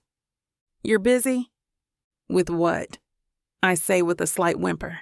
Thinking about doing anything but sleeping is making my headache worse. You're shopping and preparing for the wedding. Everything is under control. I have everything ready. I insist. Well, you'll be the only one at work since I'm sending everyone on vacation starting tomorrow. I lean back on the bed, soaking in the comments that Jones made. I am positive everything is ready and under control. But I'm also positive that I'm in no shape to go to work today. Maybe he's right about tomorrow, too. It's nice to know that Jones pulls his weight and is actively involved in this restaurant business. I'm sure he cares just as much as I do. I just have to learn to trust him, to stop thinking of the restaurant as my baby. He pulls a blanket over me and puts the wastebasket on the floor. He smiles at me just before slipping out of my room. Jones, I call out to him. Why are you doing all this? A faint smile appears on his lips as he shrugs. I have to take care of my fiancé. Butterflies swarm in my stomach. I pretend it's the hangover. You need your armor, he says just before he leaves my room. What armor? I question. Have fun shopping tomorrow. He smiles at me, turns off the lights, and walks out. Chapter 28. Amelia. I haven't had that much to drink since my days in college. The thudding headache was enough to remind me why I don't do much of that anymore. But it was incredibly relaxing having Jones take care of me and encourage me to rest in bed all day. That is something I rarely, if ever, do. It is the day after the painful throbbing, and the agony has lifted. I try to get myself into a certain routine again, even if I am officially off the clock. I'm used to shaping my day around the restaurant schedule, so the time off leaves me feeling at loose ends. It is just after 1 in the afternoon when I hear a knock at the door of my apartment. I grimace, then briefly lighten, thinking it just may be Jones coming over for a surprise lunch. When I open the door, I am disappointed when I don't see Jones, but 3 stunning black women instead, dressed in sleek and expensive-looking suits. My disappointment quickly evolves into intrigue. "You're Amelia, correct?" One of the 3 beautiful women studies me. Her hair is so black, it almost looks blue, something I only ever saw on old pictures of Elizabeth Taylor. I point at myself, feeling bizarrely intimated. "Me? Yes, I am. How can I help you?" She holds out her hand to me, and I take it. She is tall and curvy, with sienna eyes and sweeping lashes. "My name is Leslie, and this is Ebony and Andrea." The other women, who are just as attractive looking, give me a friendly nod. I nod back, shockingly aware of my band t-shirt and sweatpants ensemble. Great to meet you," I say, rubbing my forehead. "But may I ask, who are you?" The ladies burst into harmonious laughter. I don't know why, but it feels contagious to me. "I suppose Jones didn't tell you?" Leslie exclaims. "We are what our husbands like to call the wives. We are married to a few of your man's friends from Inferno." It all starts to click into place, and I begin to feel even more embarrassed by my appearance. Jones said I needed to go shopping today, but I did not realize he was sending reinforcements. Not only does it jar me when they call Jones my man, but I feel so sloppy next to their poised perfection. They seem to notice that. "Get yourself dressed. We'll wait outside. We're going to show you how to update that wardrobe." Leslie gives me a wink, then closes the door. I quickly get myself ready and rush to meet them out front. I am usually so self-conscious, especially around women. They are all so stylish and good-looking, and it's hard not to feel even more anxiety around that. But as the day goes by, they are all kind and thoughtful toward me. They don't make fun of me when I marvel at some of the insane prices of the dresses, suits, belts, hats, and makeup they present to me. They simply make recommendations and tell me not to worry about the price tag so much. "You will get used to it," Ebony says as they show me which lipstick matches my natural skin tone. It can be hard for black women to find good makeup, and I realize how grateful I am for their expertise. "You mean Jones will just buy all this for me?" The women look at each other and nod in unison. The idea of depending on a man irks me. Having that man be Jones somehow changes the thought entirely. Once we have shopped for a good 3 hours, we decide to have dinner together. I feel better about my shopping choices and am no longer plagued with anxiety. These women are fun, intelligent, and so much more than their external aesthetics. Leslie begins to ask me about Jones, which automatically makes me put up my walls. "So do you think you two will tie the knot soon?" I am drinking a margarita and trying not to get too tipsy. I hold it in front of my mouth as if to hide behind it, giving a non-committal shrug.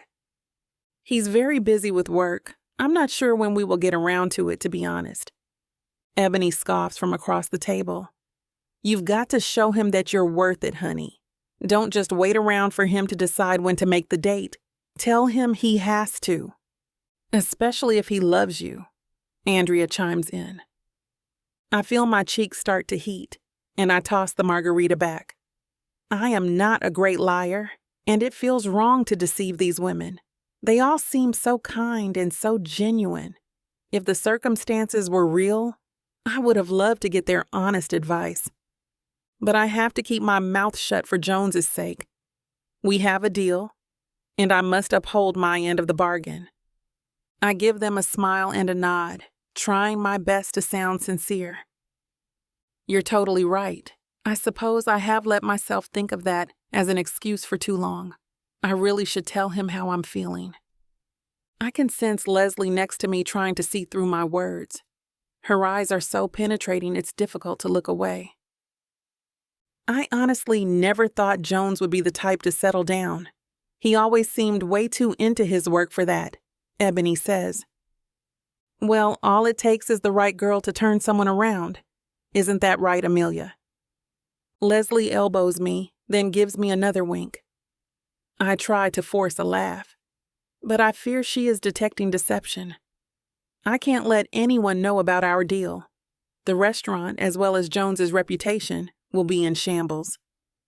I change the subject to their marriages and jobs, hoping it is a smooth transition. I feel Leslie watching me the entire time. At one point, she places a hand on mine while the other women are in the bathroom. Our eyes lock, and my heart gallops in my chest. Jones is lucky to have a bombshell like you, she says firmly. Make sure he remembers that. I know that her words will ring in my head for weeks to come. When the women return, we go on again about lighter subjects, but my mind has traveled elsewhere. Chapter 29. Jones. I'm excited to see what Amelia and the women bought on their outing.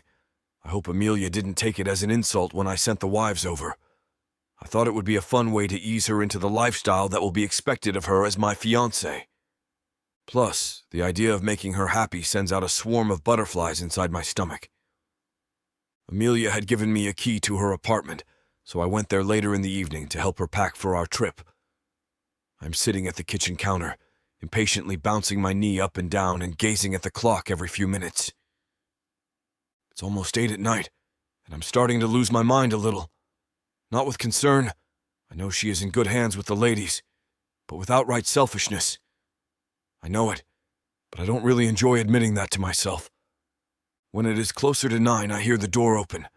The flock of women all walk in, giggling loudly. Amelia sounds like she is in the middle of a conversation when I race out of the kitchen. I reach her and am immediately stunned by the newest inclusion to her ensemble. She is adorned in an emerald green summer dress, one that shows off her arms with a crest at the center for her ample cleavage. Between those lovely breasts is a long golden necklace with a locket at the end of the chain tucked between slash. Her eyes are highlighted with dark green eyeshadow, making those mysterious iris pop even more acutely. Her lip shade matches the tone of her makeup, a dark wine red, succulent and alluring. I stand in the doorway, feeling myself already start to sweat. They are chattering, placing down bags when Amelia turns to me. In the dim of this apartment, lit by a single cheap lamp in the corner, I see her eyes sparkle at me, like a shooting star. "Jones!" she exclaims. "It's so great to see you, honey!" She pulls me in close abruptly, kissing my neck. The show of affection makes my heart pound. I try to greet her with the same level of jovial feeling without crossing any lines not previously discussed. "Oh, you ladies really made a dent in my credit card today, didn't you?" I quip. They all laugh in unison, a sweet harmony of joy. Amelia pulls away from me, jokingly slapping my chest and settling her arm on my lower back. I had such a fun time with these ladies. They are so lovely. Leslie steps forward, taking Amelia by the hand. As long as I have known these ladies, Leslie has been the more assertive one, the leader. "We are so glad you are joining our little club," she says in a light tone, then slides her eyes over to me. "We hope that you will be around for the long haul." Her voice is high but forceful and pointed. She lets go of Amelia's hand, then pulls her in for a tight hug. "Have fun, you two," Leslie says, all teeth, then gives me a quick peck on the cheek. I hope that she doesn't know something, or at least isn't intuiting anything from Amelia's energy. Leslie is a perceptive one, who sometimes thrives on being able to dig up the dirt people have buried deep. I try not to let it get to me and say goodbye to the rest of the ladies. When they are gone, Amelia and I still have our arms wrapped around one another. I let it linger, motioning towards the kitchen. "I have a surprise for you." Amelia lights up even more somehow, like a lantern in the sky. She lets me go, but not until she gives my hand a light squeeze, nearly purring into my ear. I really did miss you. My skin breaks out in goosebumps just in time for her to slip away into the kitchen. I try to shake it off, telling myself that she is likely a bit tipsy. Champagne! She bellows. I had brought over some bubbly from my own collection to celebrate the day, as well as the embarkment of our first adventure away together. It is sitting in an ice bucket I brought as well. Amelia immediately grabs it by the neck, yanking it out so the melted water drips all over the floor. She reads the label, which is an expensive vintage, and widens her mouth and eyes. Jones, you really do too much for me, darling. She laughs, and because it is so astoundingly contagious, I start to laugh too. She gets the corkscrew from the drawer, then places the bottle between her legs. Before I have a chance to say anything, she pops the cork, a succinct snapping sound coordinating with a beautiful giggle. And it's ready to drink. I take the bottle from her, and we are still laughing. I cannot believe this woman truly exists. I am bathing in her presence, wanting to wade in and out of her waters for an eternity. What is going on with me? Her skin touches mine as she reaches for the glasses. She pours them, then looks down at her feet. Damn, I've been wearing these heels all day, she mutters. I motion to the living room, taking her glass with me. Come, I will rub those sore feet. She smiles ear to ear, following me to the couch. I know that I am treading in dangerous waters, but I don't care. I want to feel her, every inch. Amelia sits down, scoops off the heels, then places them on my thighs. I place my hands on her, squeezing lightly, and she lets out a satisfying groan. God, Jones, you're amazing! She melts into my touch. Our champagne is bubbling audibly on the coffee table, the only sound in the room. Amelia suddenly sits up, running her hand up my shoulder. I freeze my hands on her lovely feet when her hand finds my chin. She holds me there with her hands, her eyes locked on mine intently. Something unspoken lingers there, calling me. Amelia! There is no time. Her lips touch mine, and I am lost in the softness. Chapter 30. Amelia. Maybe it was the margaritas I had with the new friends I'd made. Hell, maybe it was just natural chemistry and attraction. All I do know is that Jones was sitting there, touching my feet with his hands, looking gorgeous and strong and capable. My pull to his mouth was magnetic, something I had absolutely no control over. Now our lips are touching. I feel myself hold my breath. His hands on my feet remain still, frozen for a moment, until his passion ignites. He shifts his fingers up to my face and neck, brushing over the skin. I begin to moan. This only stirs him up even more. He parts his mouth, tongue moving against mine. The sensation is electrifying. I moan some more, and he groans back, forcing us both in the direction of a feverish frenzy of lust. I run my hands through his hair as I taste his sweet flavor. His breath is tinged with something minty and fresh, which doesn't surprise me at all. For a flutter of a moment, I worry that I taste like tequila, something far less appetizing. The thought disappears when Jones finds my lower lip between his teeth. He nibbles teasingly, and my body is a sultry mess of desire. God, you are delicious, Amelia. His voice is low and sensual, driving my thoughts wild. His mouth comes to mine again, hands moving to wander down my breasts, then along the hemline of my dress. It is when he begins to plant soft kisses along my jawline, neck, and shoulder that I begin to question what is happening.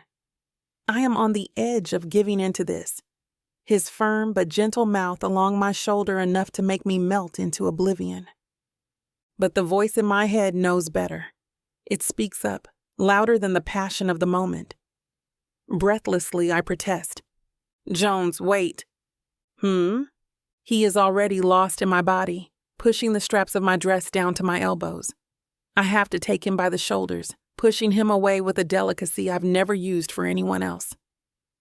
Jones, we can't do this. He peels his mouth away from me. The sight of his disheveled hair, dilated pupils, and parted mouth makes me feel guilty. Guilty that I had started this. Guilty that I had allowed any of this to occur. "Yes, I'm sorry," Jones says, muttering. Jones runs a hand through his hair, attempting to return it to its usual state of neatness. I awkwardly pull the hem of my dress down and shift the straps of the newly purchased dress back up to my shoulders. I move my feet off of his lap and try to get myself together. My mind is a carnival of opposing thoughts, wisdom colliding against instinctual desires. "I'm so sorry, Amelia. You're right. We shouldn't let anything physical come between us." I can feel him getting distant, pulling away from me. It makes me sad, but I know that we can't risk getting into bed together. How would our sham of a relationship work if we threw sex into it? "I'm the one that should be sorry," I confess. "I had a spectacular day with the ladies. I don't know what got into me."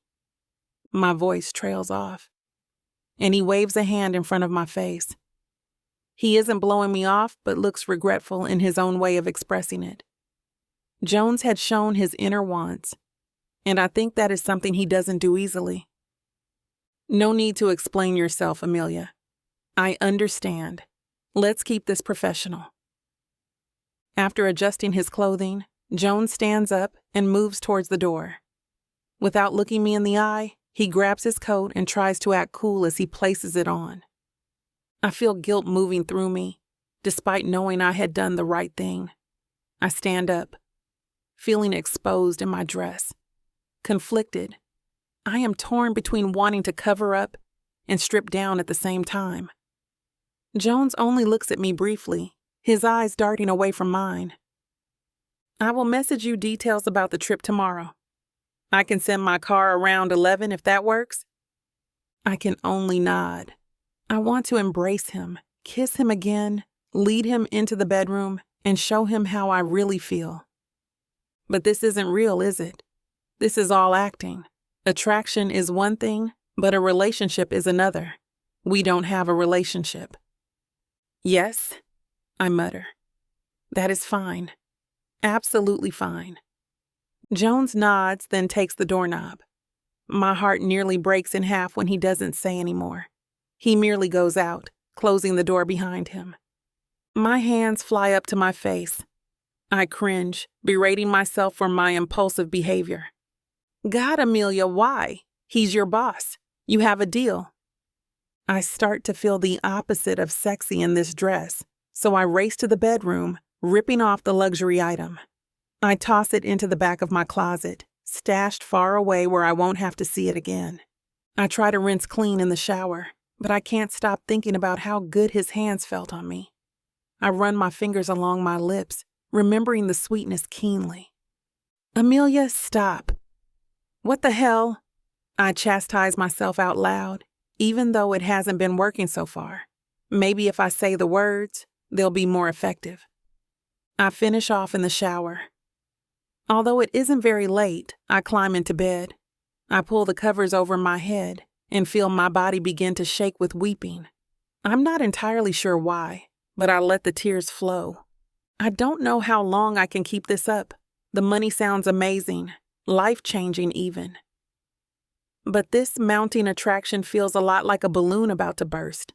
I feel like I let the balloon slowly leak tonight, taking his lovely lips onto mine.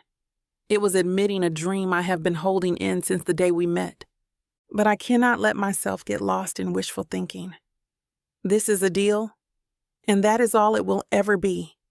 I pull the sheets tighter around my head, trying to wash away my thoughts of what would have happened should Jones have found his hand up my dress. Chapter 31. Jones. The flight back to the estate is long and arduous. We take the private jet, which in other circumstances would have been devastatingly romantic and lovely. But right now, it is awkward and uncomfortable. Amelia leans away from me while I try my best to face out the window and watch the blue sky blur past. I had offered her the window seat, but she declined. Like we had just met, and I was some asshole trying to charm her. I hated the look she gave me, a look of extreme discomfort. I don't like feeling like a stranger sitting next to her, especially since all I can think about is the one thing that made us feel the closest we have been so far. That damn delicious kiss. And now, somehow, with Amelia looking like I'm the last man on the planet she wants to be near, and my heart racing at the very sight of her, we have to pretend we are madly in love. Things stay silent as we move through the airport, no inclination or attempt at masking either of our emotional states. When we come upon the driver, a man I've known since I was a child, I take the opportunity to lean in close to Amelia. Her perfume is divine. I know that you aren't happy with me, but we have to act like we care, just 1 hour at a time. She doesn't look at me, but gives a small nod of agreement. As we move closer to the driver, she slips her hand in mine. It is warm and delightful. We greet the driver, whose name is Ted, and I introduce Amelia as my fiancée. He greets her enthusiastically, pulling her in for a tight hug. "We are all so happy to meet you," he exclaims right in the middle of the airport. Amelia is laughing, and although it seems genuine, deep down, I know she is lost. I can relate to it. We put on our best show as Ted drives us back to the family estate. It is a colossal mansion that has been in the family for centuries, built from gray stone and red ancient brick. I see Amelia's eyes, still stormy and brooding, light up slightly as we pull into the roundabout. "This is the Langley estate, Miss Amelia," Ted says, grinning ear to ear. "It has an incredible history, as I'm sure your husband-to-be has informed you already." Ted takes our bags, and I help him out by taking some of Amelia's. Then we saunter to the front door. She shoots me a look that could easily be interpreted as something secretive shared between a loving couple. My heart skips a beat when she lets herself smirk. "I'm sure the stories are harrowing," she quips. Ted shows us to the guest room, which is actually more like a guest wing. It is eccentric in its aesthetics and generous in its size.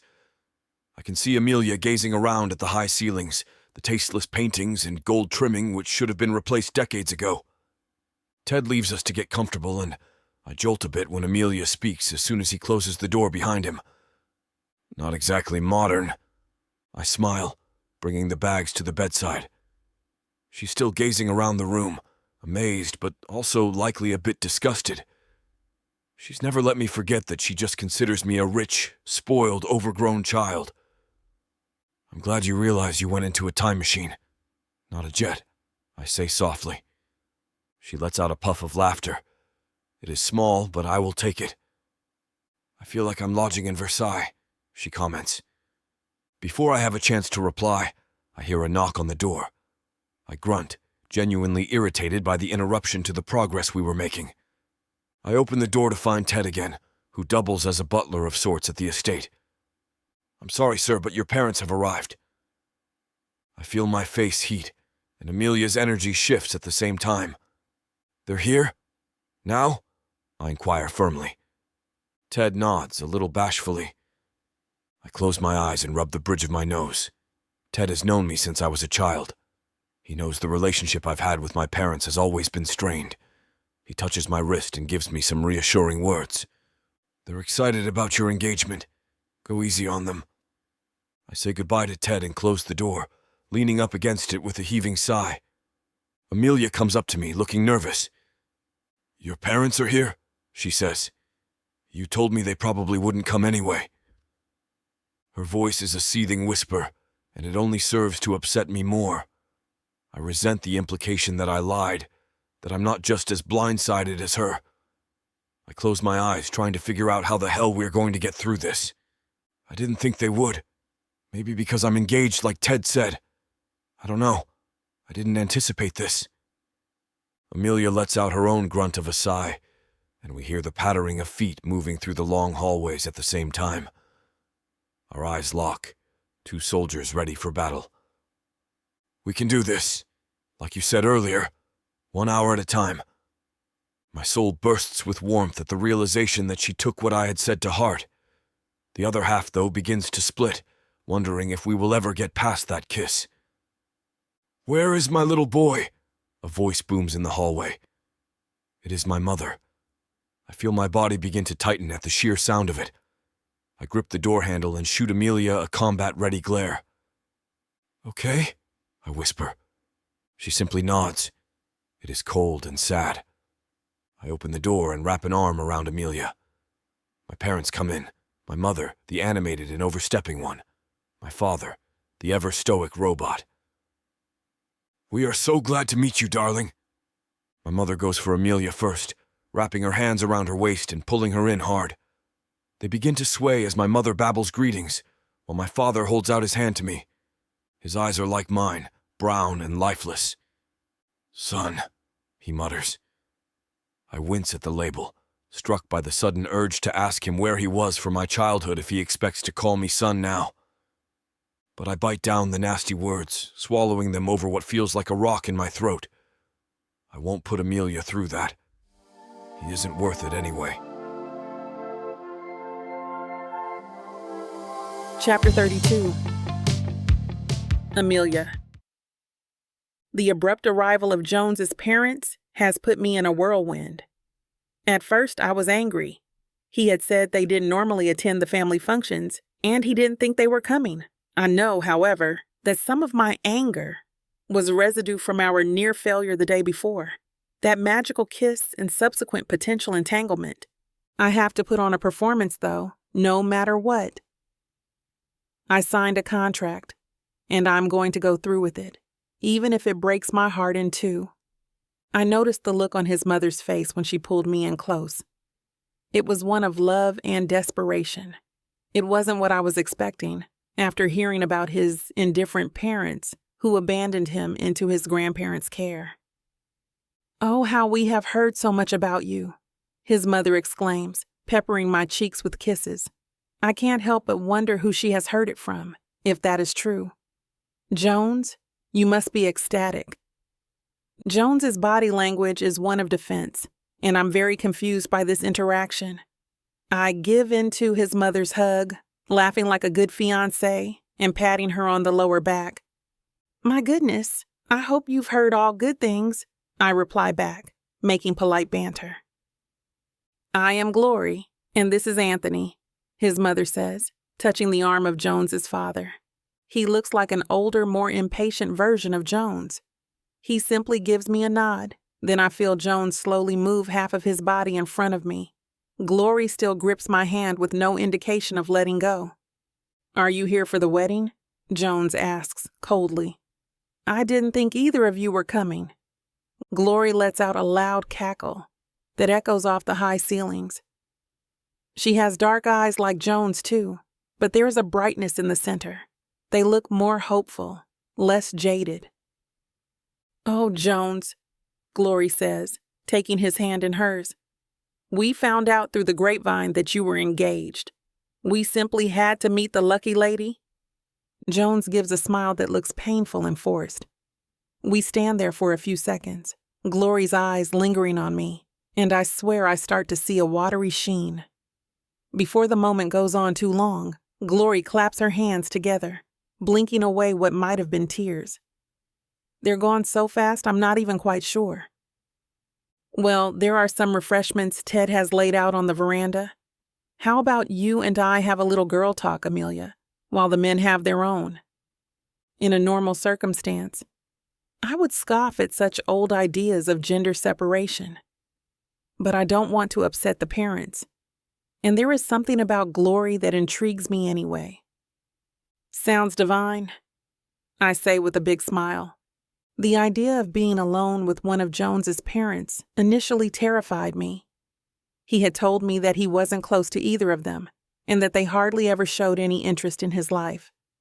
But they seem nice enough at this point anyway. Still, I try to keep an eye on him as Glory pulls me to the veranda.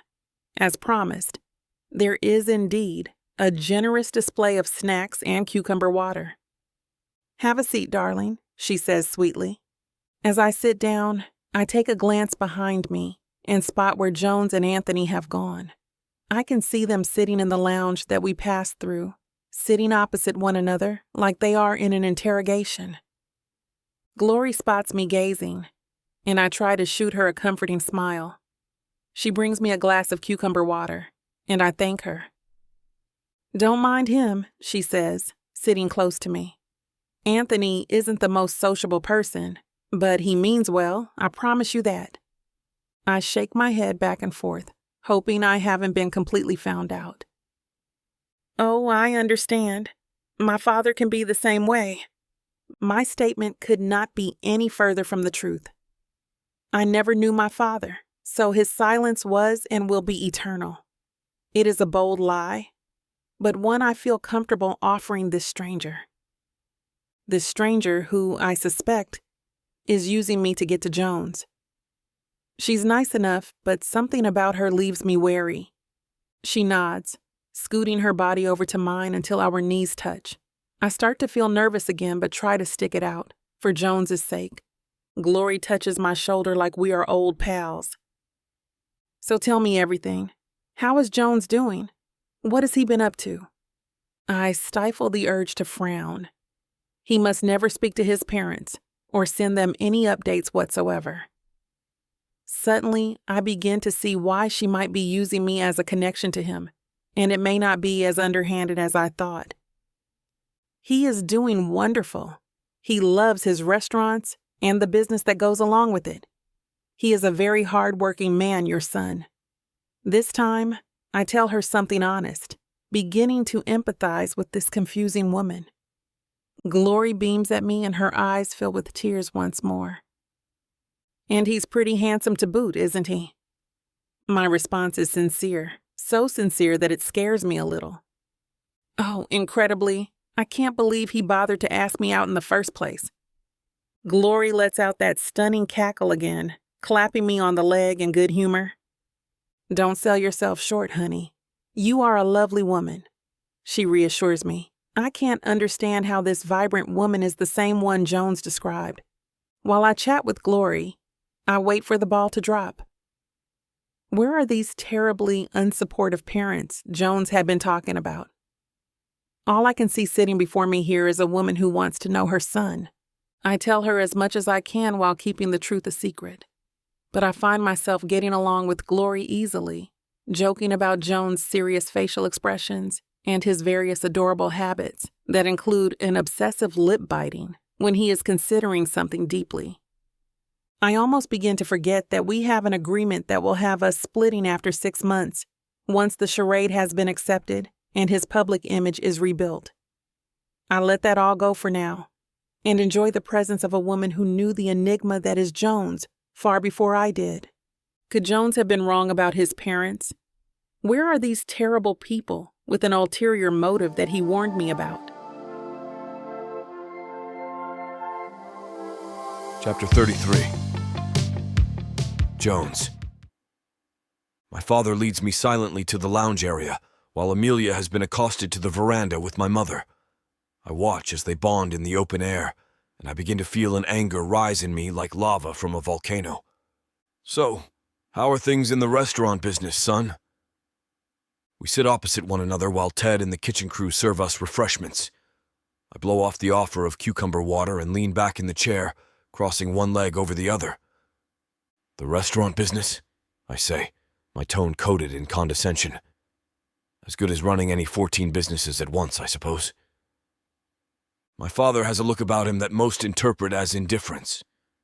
But having known him since I was child, I know the changes in the micro-expressions that scream so much more, like the ticking on a dial of a pilot light. Come on, son, he begins, leaning forward to meet my eye line. We came here to make an effort with you. I know we don't have the best relationship, but Glory and I agreed that we want to change that. Some of my rage fizzles out of me like lightning from a cloud. It expresses itself as nearly maniacal laughter. Wow, Dad. I had no idea you were a comedian now, I say, glancing at the window through the terrace. You and Glory came to an agreement to get to know your son? What a concept. Years of repressed resentment is seeping through my very pores. I can feel the bones under the skin of my hands beginning to shake. I want destruction, but I don't want to lose it in front of him either. Son, my father repeats, which only sends more annoyance up my spine. You have to give us a chance. I burst out laughing. He truly must be joking, or this is some horrible nightmare. I have to, right? I begin to yell, rising to my feet. I hate to break it to you, Anthony, but you have both lost your chance at being my parents. You don't get to decide suddenly in the middle of the night when you feel like caring about your son. I storm away, hearing him faintly call my name, but my ears are ringing. I stomp toward Amelia on the veranda, who looks to have risen up from her seat anyway. Amelia, I snap. I need to speak with you. She looks at me hard, reading my emotions without a single word. She isn't frightened, though. Your mother and I. Now, Amelia, I snarl. Glory tries to summon me too, but it's all a blur. I hear Amelia walking behind me as I speed walk back to our room. I slam the door behind her when she enters. Jesus, Jones, what is your problem? She says firmly, not yet yelling. But her tone gets to me and I unleash the beast. What is my problem? I say through gritted teeth. What the hell is all that out there with Glory? Why the hell are you both so chummy out there? Amelia stands up straight and elevates her eyebrows. It is a warning if I've ever seen one. Lower your voice, first of all, she says assertively. And second of all, cool it on the swearing. I'm not some cheap date you found wandering the street, got that? I begin to pace up and down the room, my frustration a feverish fire ready to implode. You being a good daughter-in-law has nothing to do with our agreement. I begin to scream, feeling my skin go hot like coal. So, stop acting like one toward the people who left me, like I was an inconvenient dog out on the street, all right? I can see Amelia in my peripheral vision, standing still. Her eyes are still narrowed at me, more curious than hurt. They are trash human beings, Amelia. They don't get to decide that they want a relationship with me now that I'm engaged. And I don't need you going along with their bullcharade either. The words shoot off like a machine gun, one that I have no control over. Amelia is a blur moving closer to me, a victim of my neglected past, drifting into the line of fire. They abandoned me, and you're going to do the same. I promise you that, Amelia. You're going to get tired of all this and leave just like everyone else. I'm pacing like a rabid dog, and I feel her hands on my shoulders. I brush them away and she stumbles backwards. Jones, she yells. You have to stop! Get yourself together! Or what, huh? Are you going to find some other lonely rich guy to get fake engaged to? Her hand comes to my face seemingly out of nowhere. The strike is more surprising than painful, stinging my cheek and the tip of my nose. But it brings me back, along with the trickle of rusty blood that drips down my face. Amelia has her hands over her mouth, shocked by her own actions. I touch my face, my mouth, and we finally meet eyes. Her stormy, dark blue wonders are stirring madly. Jones, God, I'm sorry. She comes to me, taking me by the neck. I don't know why I did that, damn. I'm so sorry. I am back now, and I am centered. I stare at Amelia, who is fawning over me, touching the split lip she had struck out of her own hurt and anger. But I feel nothing for her but an evolving sense of adoration and respect. No, Amelia, it's me who is sorry, I say softly, pulling her close by the waist. I'm so damn sorry. You walked into a mess, years of built-up anger. You don't deserve that. Her beautiful eyes fill up with tears. I feel my own begin to do the same, her face a hazy shape in front of me. Our foreheads meet and we crumble into each other.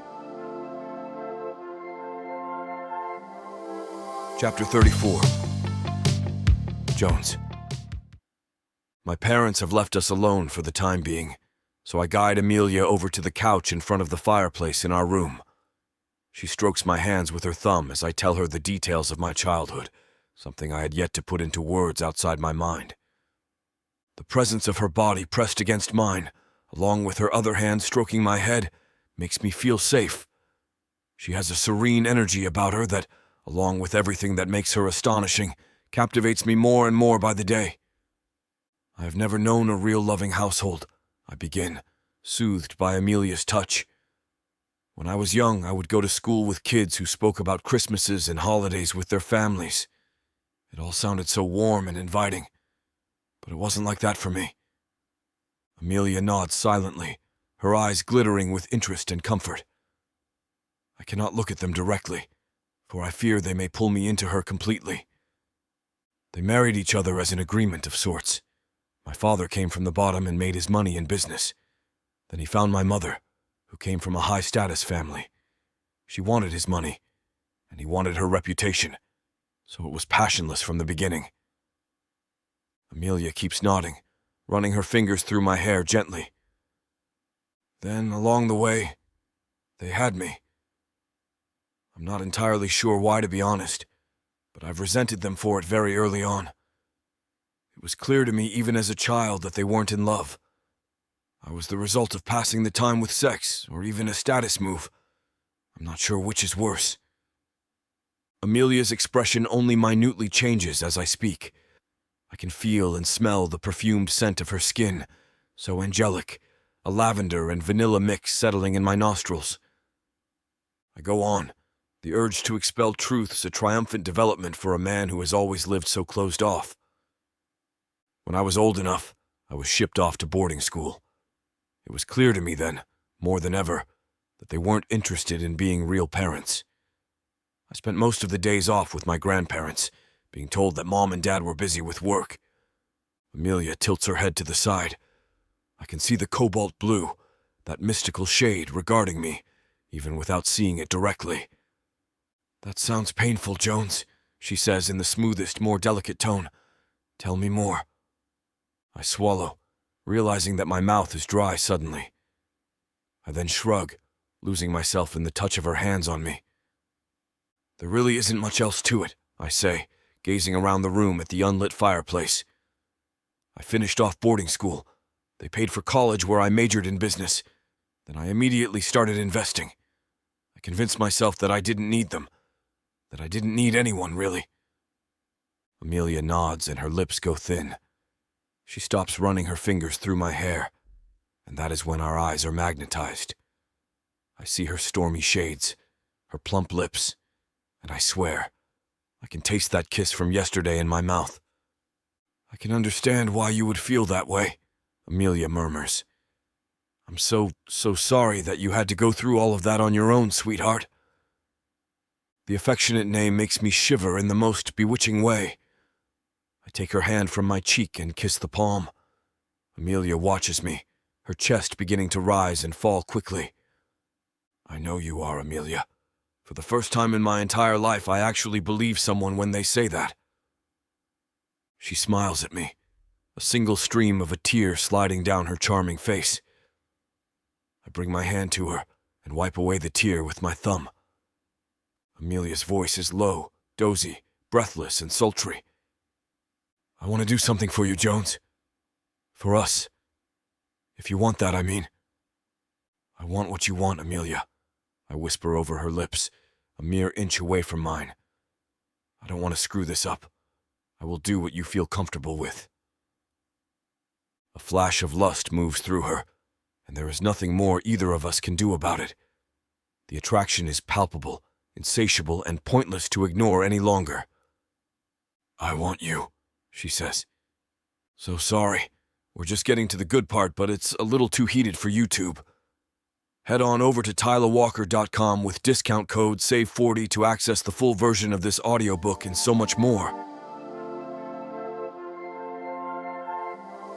Chapter 35. Amelia. I have never felt this way before in my entire life. The look of agony in Jones's eyes when he was screaming, that utter loss of control. I have seen that pain before, reflected in my own eyes. The hurt that a parent inflicts leaves a deep scar, one that often cannot be rooted out. I know, because the complete lack of my own father's presence in my life has shaped the way I approach relationships. I hadn't connected it all until we sat down on this couch, when Jones regaled me with the story of his neglected life. I felt it gathering in me, like stardust forming one massive entity over time. It is now something that I can see, that I can define. And all at once it made me want to heal him with my body. Sorry for the interruption. Things are getting a little too spicy for YouTube. You can access the full, unabridged version of this audiobook on TylaWalker.com with discount code SAVE40. Thank you for listening to Naughty AF. The world outside us doesn't exist. There is only this, for infinity. You think you can catch me? You think you can tame me? Oh, I know I can. And you know it too, baby. I gotta tell you, you're not the first to try. But don't worry, baby. I'll be the last. With sass like that, maybe I'll be the one that needs to tame you. Let's cut to the chase, big boy. What you selling me? Your appetite is big AF. I have just the thing that'll satisfy you. Oh, really? And what's that? Over 120 hours of romance audiobooks. Brought to you by Tyla Walker Romances in the Big AF Audio Bundle. 120 hours? That sounds amazing. Your knees won't work afterwards if I do my job right. Don't make promises you can't keep. Well, I can keep this promise. Because these audiobooks are unabridged with all the spicy scenes that will make you put your earbuds on. You know, Tyla can get freaky because she marked the bundle down by 69% for a limited time. I can't wait to take this bundle for a ride. Visit TylaWalker.com and get this audio bundle. Just don't start listening if you're going to be cooking dinner. Because you might just forget to feed your family. TylaWalker.com. Escape your life with Tyla. Chapter 36. Amelia. I sigh into the pillow, slowly returning from the most wonderful dream. Smiling, I look down at the arm currently wrapped around my waist. Jones holds me close, pinning his body to mine. His heat seeps into my core. The memory of his hand sends a new swarm of lust through my belly, not that I'm complaining. I turn to him, loosening the grip he had while I shift. All night wasn't nearly enough. Jones was insatiable, almost as insatiable as I was. The moment our lips collided, all of me, all the parts I tried to keep safely tucked away inside, came spilling out. I wanted him to take me, use me, ruin me again and again until all there was left was him and me. He devoured my need, giving me a glimpse of the man behind his carefully crafted act, and leaving an ache only he can fill. I look at him. A barely perceptible breath escapes him, his chest rising and falling peacefully, the stiff lines of his face smooth with sleep, turning his hard face boyish and charming. I brush a dark lock of hair from his face, skimming my fingers across his sculpted cheek. He's even more breathtaking up close, a creature of flesh and sin. My eyes flick down to his lips and my own part in response. I catch myself before I lean into him and let out a sigh. This was dumb. He's arrogant, rude and demanding, funny and sarcastic, temperamental and exciting. Everything that makes me ache and crave something more than the arrangement we agreed upon. All in all, a bad idea. But when was falling for your boss a good one? I know this would hurt if he changes his mind, if he wakes up one day and realizes this act has gone way too far. But I can't help myself. I'm not falling. I've fallen. And I'm going to enjoy every minute of it. Giving him a quick kiss on the cheek, I throw the covers off. Walking to the closet, I quickly fish out some clothes, yanking them on and tying my hair up and away from my face. I head toward the kitchen, weaving through the staff as they busily clean, rearrange furniture, and decorate for the wedding. I can feel the mixture of nervousness and excitement permeating the air, and I'm grateful for it. It allows me to slip through the rooms unseen. I open the door to the kitchen, contemplating just what I want to make for Jones. Sweeping my eyes across the large space, I spot the chef giving directions to one of his line cooks. The familiar setting gives me confidence. This is my domain. It may not be my kitchen, but it is still a kitchen. My fingers itch with the thought of getting a knife into my hand. I may technically be on vacation, but cooking is what I love to do. And the only thing I am starting to love more than that is cooking for Jones. I approach the chef with a smile on my face that he returns. Good morning, chef. I don't mean to impose, but I was wondering if I could make my own breakfast this morning. A steady voice sounds behind me, making me jump. What a curious request, Mrs. Howell. Why would you do that? When the hell did he get here? Jones is a picky eater. I'm surprised he lasted as long as he did, to be honest with you. I explained to the butler I met yesterday. I shrug. Plus, I'm a chef myself. If I'm being honest, I lean into Ted, cupping a hand around my mouth like I'm sharing a secret. I think my food is what got me the ring, I conclude in a stage whisper. A smile breaks across his solemn face. Well then, this sounds like an excellent idea. I'll leave you in the capable hands of our own chef. He bows slightly before hurrying away. A minute later, I am being led to a space on the left side of the kitchen by a girl with a bright smile. Along the way, she points out the locations of everything I may need with practiced efficiency. This girl is young, just starting in the kitchen, judging by the softness of her unscarred hands. Her eyes keep sliding to me, and I can see an unspoken question lurking behind them. Ask it, I say bluntly. Huh? Her eyes widen, a mixture of confusion and embarrassment. The question that's on your mind. I'm happy to help if I can. She only hesitates a moment. Are you Amelia Howell? Yes. How do you know who I am? Seriously? You're one of the youngest chefs to earn a Michelin star. You'd be an idiot to not keep track of talent like that, she says matter-of-factly. I give a smile and hope it's not as awkward as I feel. I've never been a person who loves attention, but I have big ambitions just the same. I know who I am in the world of culinary excellence. I just don't really pay it much mind. I tell the girl I'm nothing special and start working on something to blow Jones's mind while she sets up her station for vegetable prep. We fall into easy chatter, others slowly following suit. My hands move without thought. A dance so connected to who I am, it's like breathing. Before long, the kitchen falls into a sea of jokes and light banter. Warmth settles underneath my skin, leaving me content to exist in this moment. I'm placing fruit slices on the side of Jones' plate when I hear a flurry of giggles. I turn and notice a group of women striding in like they own the place. I haven't met them yet, but I obviously assume they must be here for the wedding and pay it little mind. I turn back to my own station, deciding it is time for me to get back to Jones. Before I can pick up the plate, a high-pitched voice calls across the room. Hey, you. Make me a green juice, she says, clapping twice to emphasize the speed in which she expects me to make it. I follow the sound of her annoying, whiny voice and force my features to remain neutral. She has an oval face and big, round brown eyes. Her hair is pulled up in pins, obviously still in the middle of her styling, not to mention the white dress she's wearing. It doesn't take a rocket scientist to put the puzzle together, and since it is her wedding, I don't think it would be fair if I don't play nice. Actually, I don't, I begin politely. Whatever you're about to say, I don't care, she interrupts.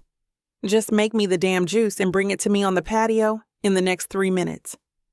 The prep girl steps forward, cutting in front of me. Sure, I'll get right on it, ma'am. Her tone is light and easy, trying to avoid confrontation. I didn't ask you.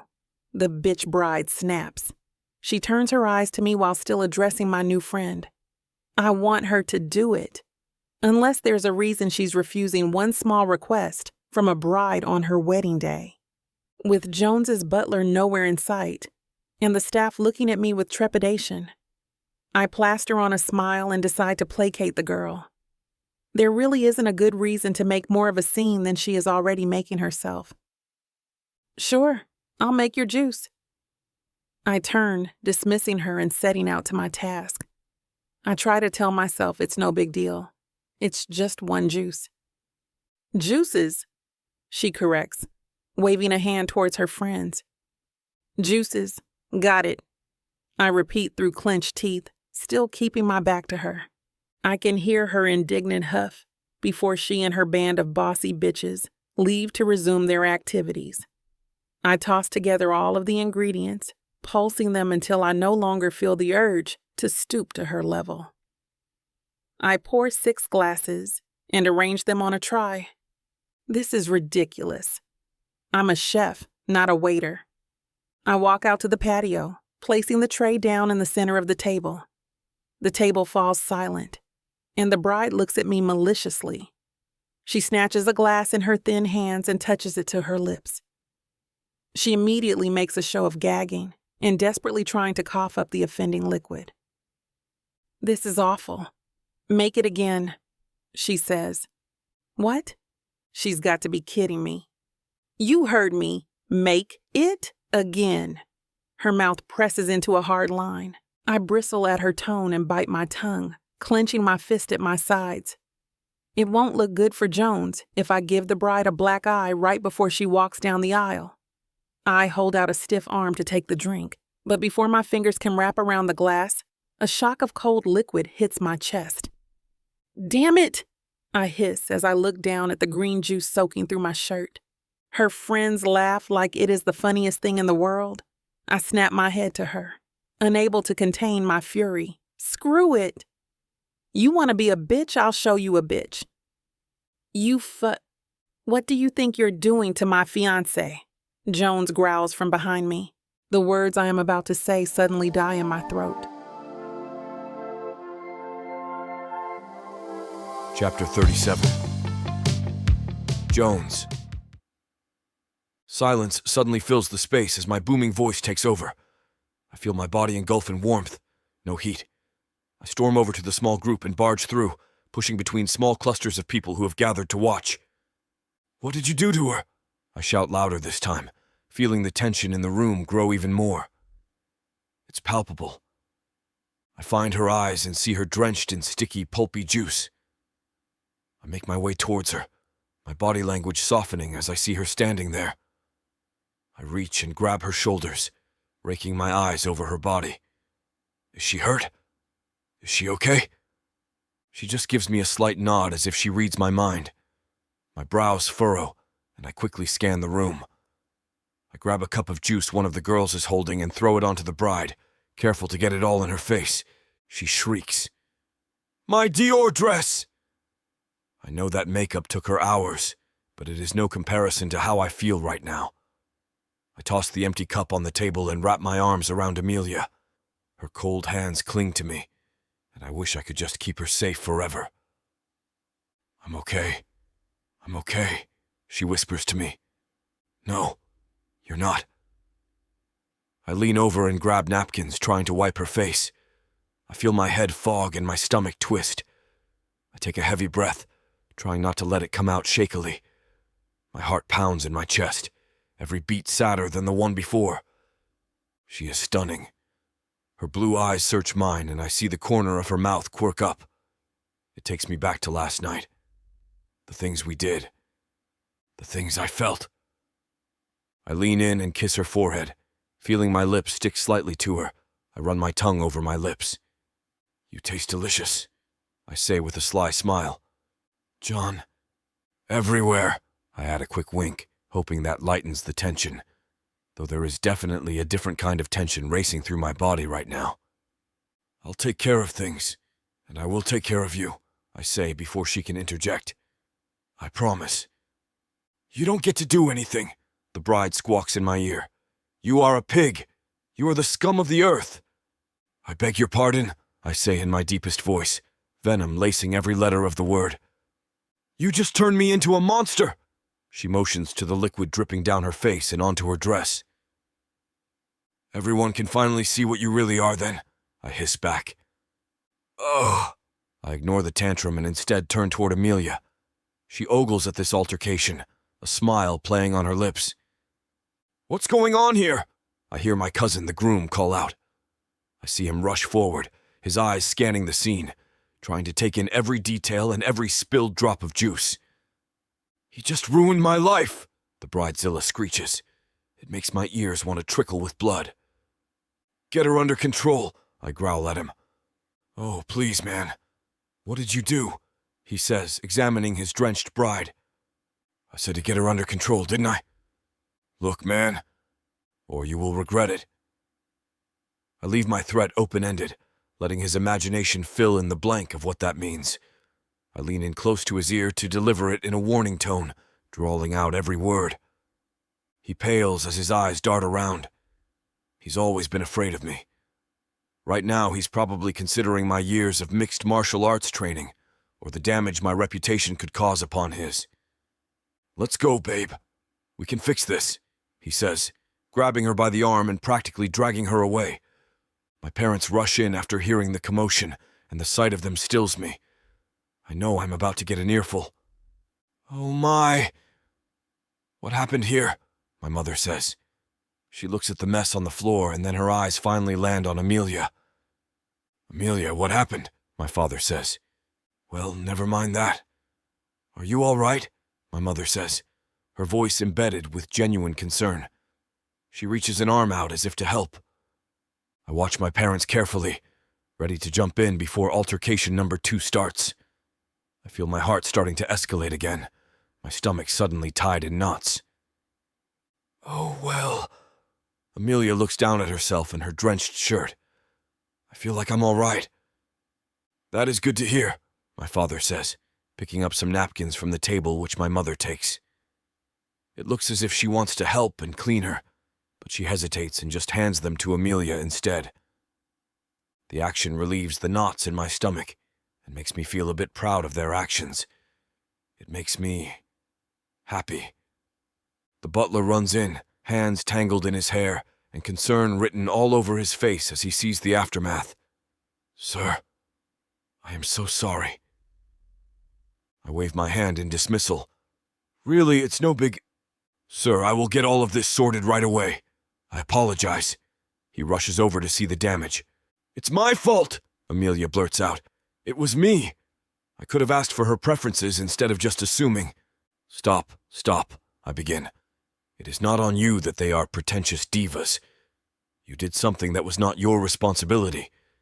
You were just being kind." She smiles up at me, the light immediately easing me. "Let me make you breakfast." I smile deeply, meaningfully, and without restriction. I love her. She knows me. She eases my heart, my sanity. I kiss her slowly on the lips, dragging it out, showing her my appreciation for her. God, I love this woman. I can see us making breakfast together every day, getting out of bed together every morning, and her face being the last one I see at night. How can I make that a reality? Breaking my inner peace, I hear a scream at the door. "Jones, you dick!" the voice screeches. "You brought this bitch here?" Samantha. Chapter 38. Amelia. This bitch again. Anger sends heat through my veins, quickening my pulse. I look at Jones. His face is grim, leaving no trace of the warmth that had been there moments ago. My warmth. Suddenly, my reins are coming loose, and I clench my fist to keep them from shaking. How dare she think she has the right to impose herself in our relationship? I'm cracking, already past the level of bull I can handle in one day. I whip my body around, letting all the disdain and repulsion I have towards Samantha show. Aren't you embarrassed? Throwing yourself at a man who doesn't want you, only to be rejected again and again. She steps back as if I slapped her. I raise my chin, looking down on her. I'm not the bigger person. If she wants to go low, I'll drag her all the way to hell. Her face twists as she recovers from her momentary shock. I don't remember speaking to you. Well, you better start because Jones is mine, I say, matching her venom. No matter how many times you beg and plead, try all you want, he won't look at you. So just accept it and move on. He has. And we're happy? She huffs indignantly, like my words amuse her. Yeah, well, we'll see just how long that lasts, Chef. She says the word like a curse. You think you're the first girl Jones has strayed with? How sweet. We're getting married. Haven't you heard? He loves me. We're in love with each other. He may have strayed from you, but it looks like he found what he was looking for. I rake my gaze over her, though I can't imagine what he ever wanted you for in the first place. Samantha pales. Her mouth falls open as her eyes snake around the room to assess just how many people heard.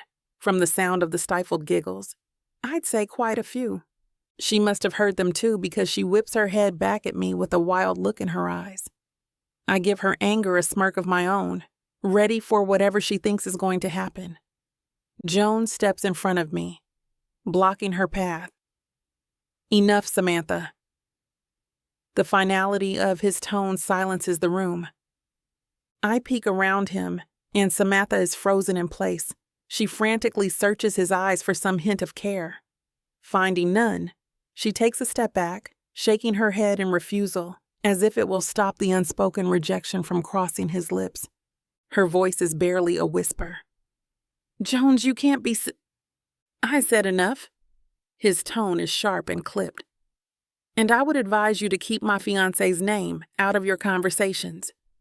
Any insult to her is an insult to me, and I will take it as such. His voice drops so low that I almost miss his words. And if you ever question her place again, or so much as even look her way, your father's chances of presiding as a judge anywhere in North America will fade away into nothing. Jones turns from her, giving her his back as he comes to stand beside me.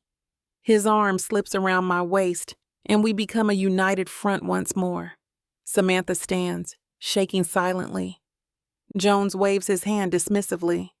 That will be all, Samantha. His words jolt her out of whatever stupor she's been in as her face turns as red as a beet. She stomps away, her chin tilted up defiantly in spite of her slumping shoulders. Every distant click of her heels is like a breath of fresh air. Embarrassment at my outburst threatens to swallow me whole.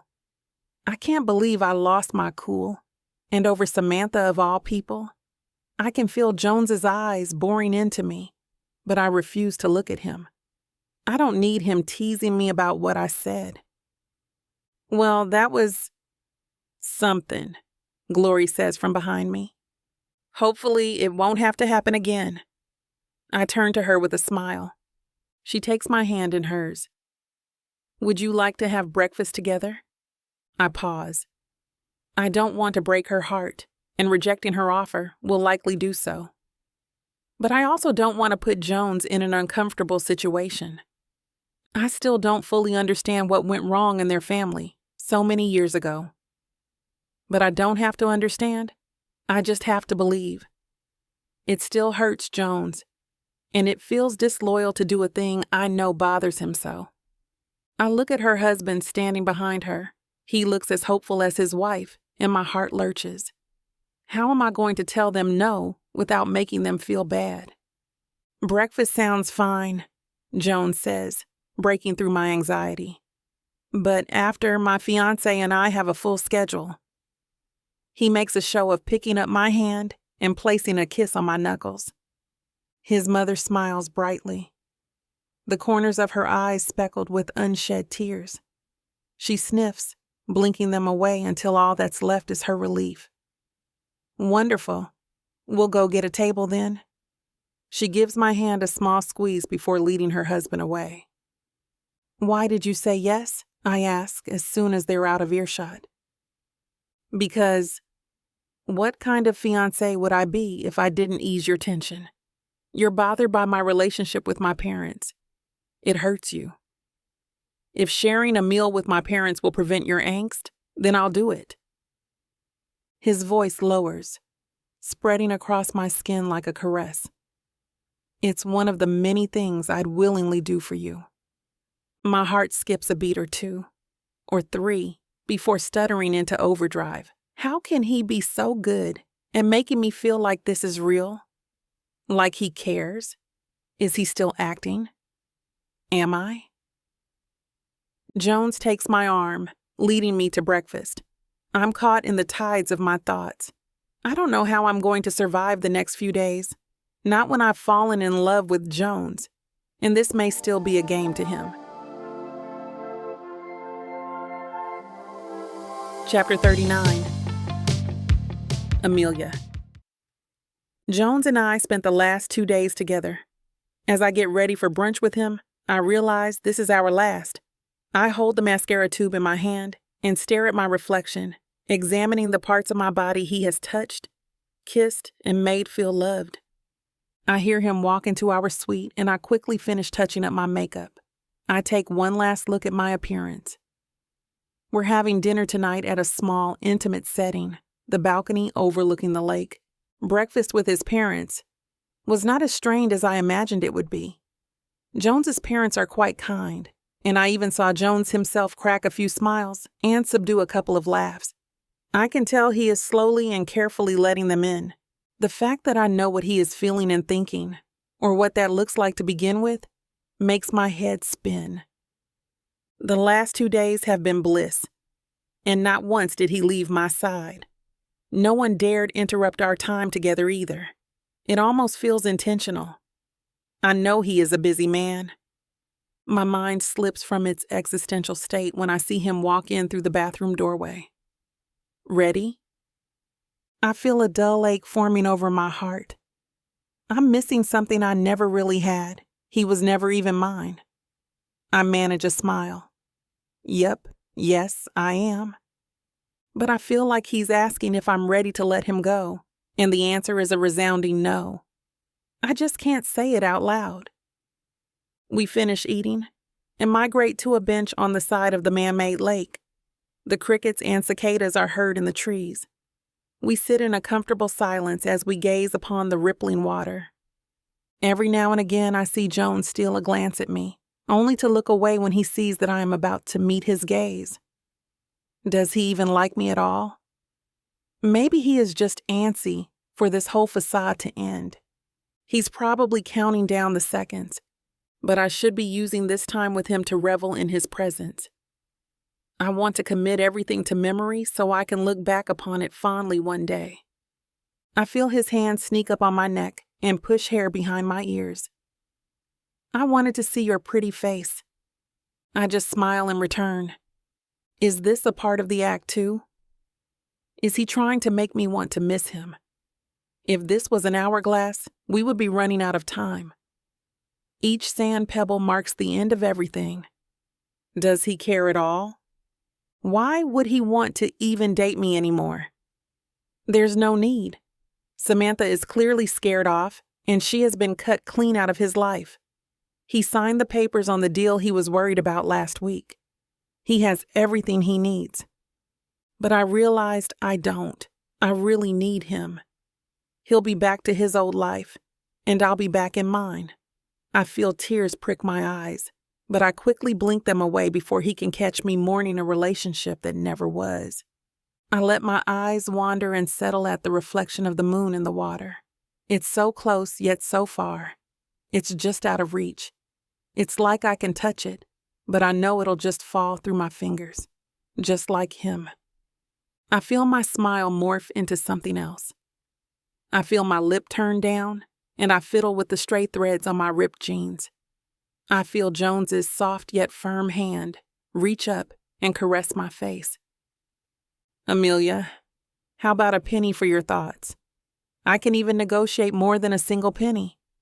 He winks as he teases with a light-hearted tone. I shake my head with a smile. I let my eyes roll playfully. What would you like to know? I say as casually as possible, even though there is a war in my head. You're just not here with me right now, and I want to go wherever you are. He tilts his head towards mine, enticing me to just close the distance between us. One last kiss. But I won't. Well, it's just that it's our last night here. I tried to test the waters. I had fun being a couple here with you. I feel hope flutter in my chest. Maybe he will see what I'm trying to say.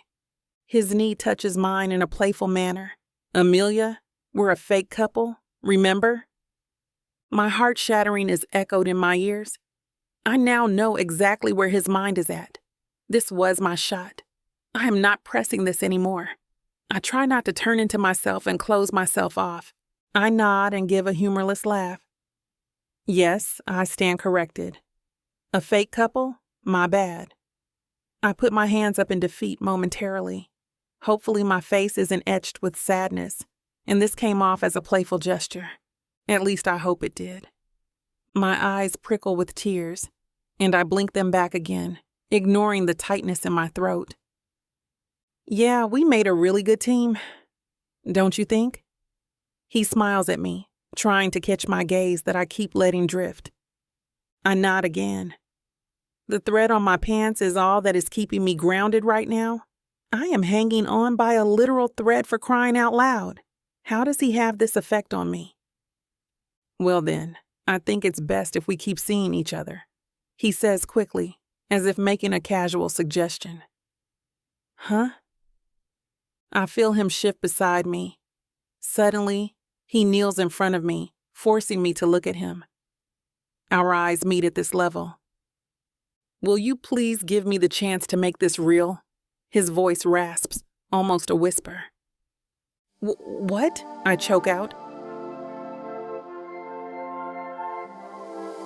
Chapter 40. Jones. She stares at me wide-eyed, and I see a gloss of tears masking her eyes. Did I do that to her? Why was she crying before? Is this relief, panic, surprise? Maybe she is so sympathetic that it will pain her to say no. Please, Amelia, I rasp out with a heavy chest. I start to feel hope trickling away at her prolonged silence. I die a little more with every second she lets go by. Please give me the chance to make this real. I feel my knee from under me begin to soak in the dew of the grass. It is making me a bit uncomfortable, but I will stay here for as long as it takes for her to give me an answer. I don't know what to say, she begins, her voice a mere quiver. Oh no. She's going to try to let me down easily. I don't even know if I can take this heartbreak from her. It will wreck me, forever. You don't have to choose right now, I try to reassure. If she needs time, I will wait as long as possible until she is undoubtedly ready. Are you being serious? She asks, a bit apprehensive. Like, this is for real? I quickly nod. Yes. She continues to stare at me like I cannot be serious.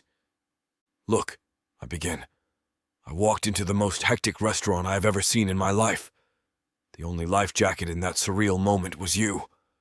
Just seeing you work was the only reason I thought that restaurant would survive. You had my full and complete trust immediately. Her eyes water, and a faint smile appears on her lips. Not only that, you are stunning. You have to be the most gorgeous girl I have ever laid my eyes on. You are beautiful, outwardly and inwardly. I can't help but feel pride when I get to mention your name, or when I hear your name.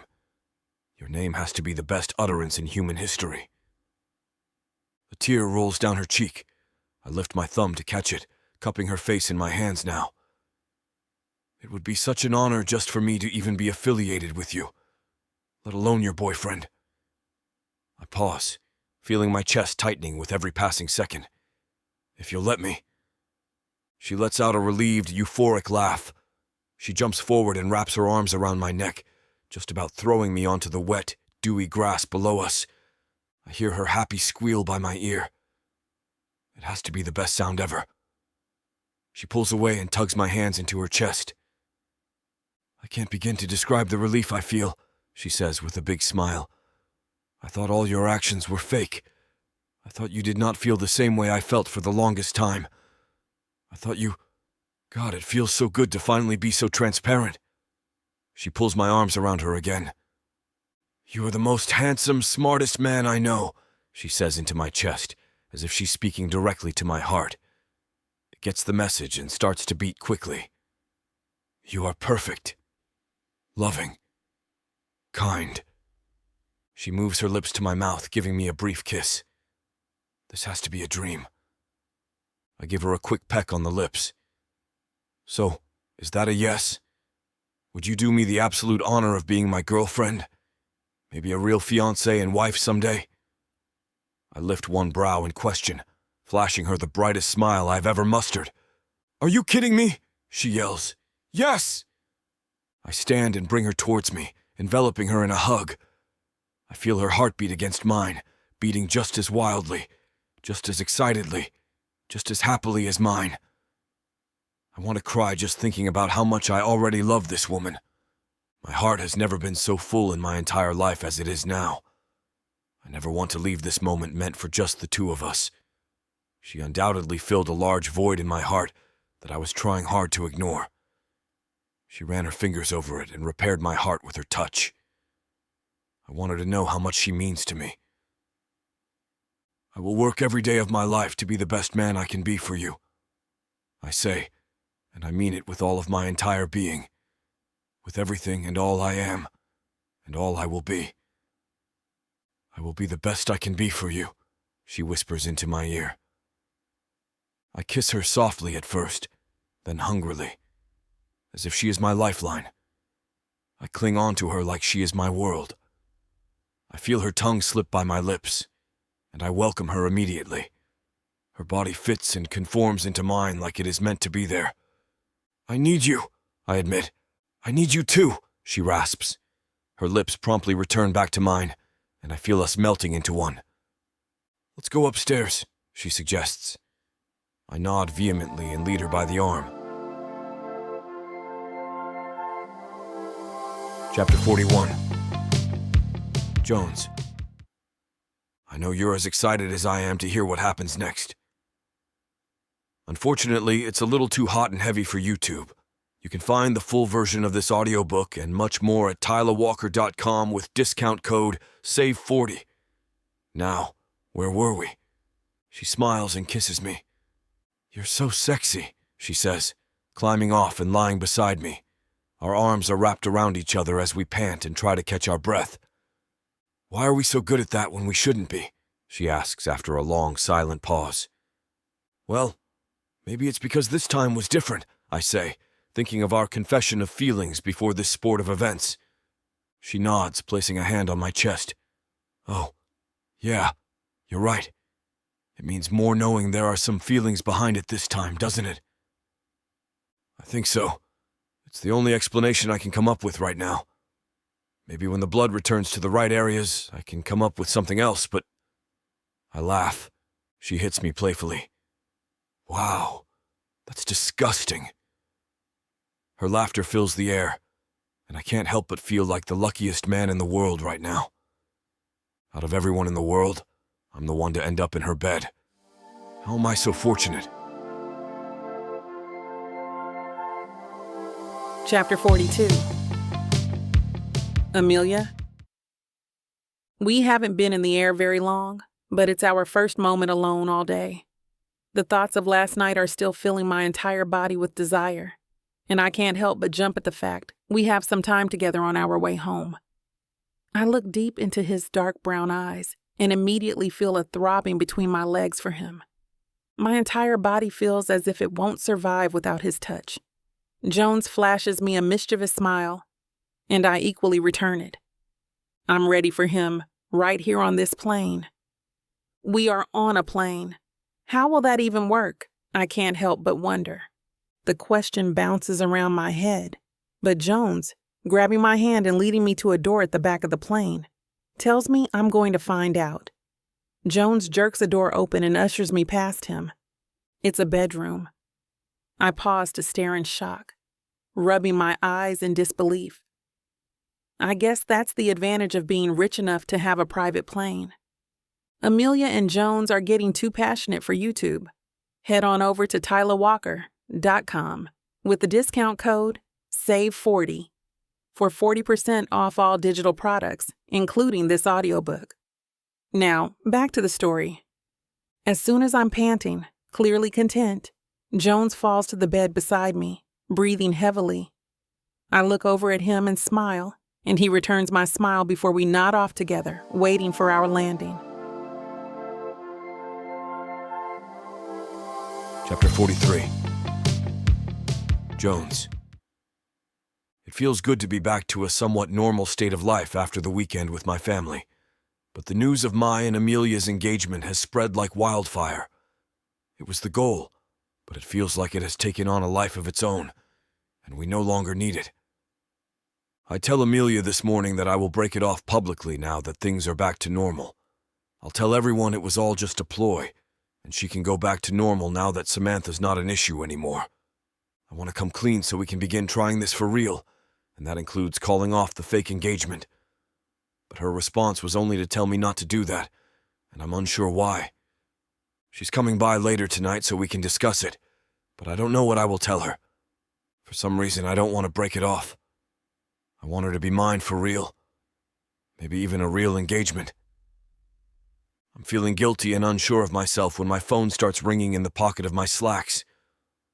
I look down and see it's my business advisors. Instant panic washes over me as I swipe to answer and bring the phone to my ear. "Hello?"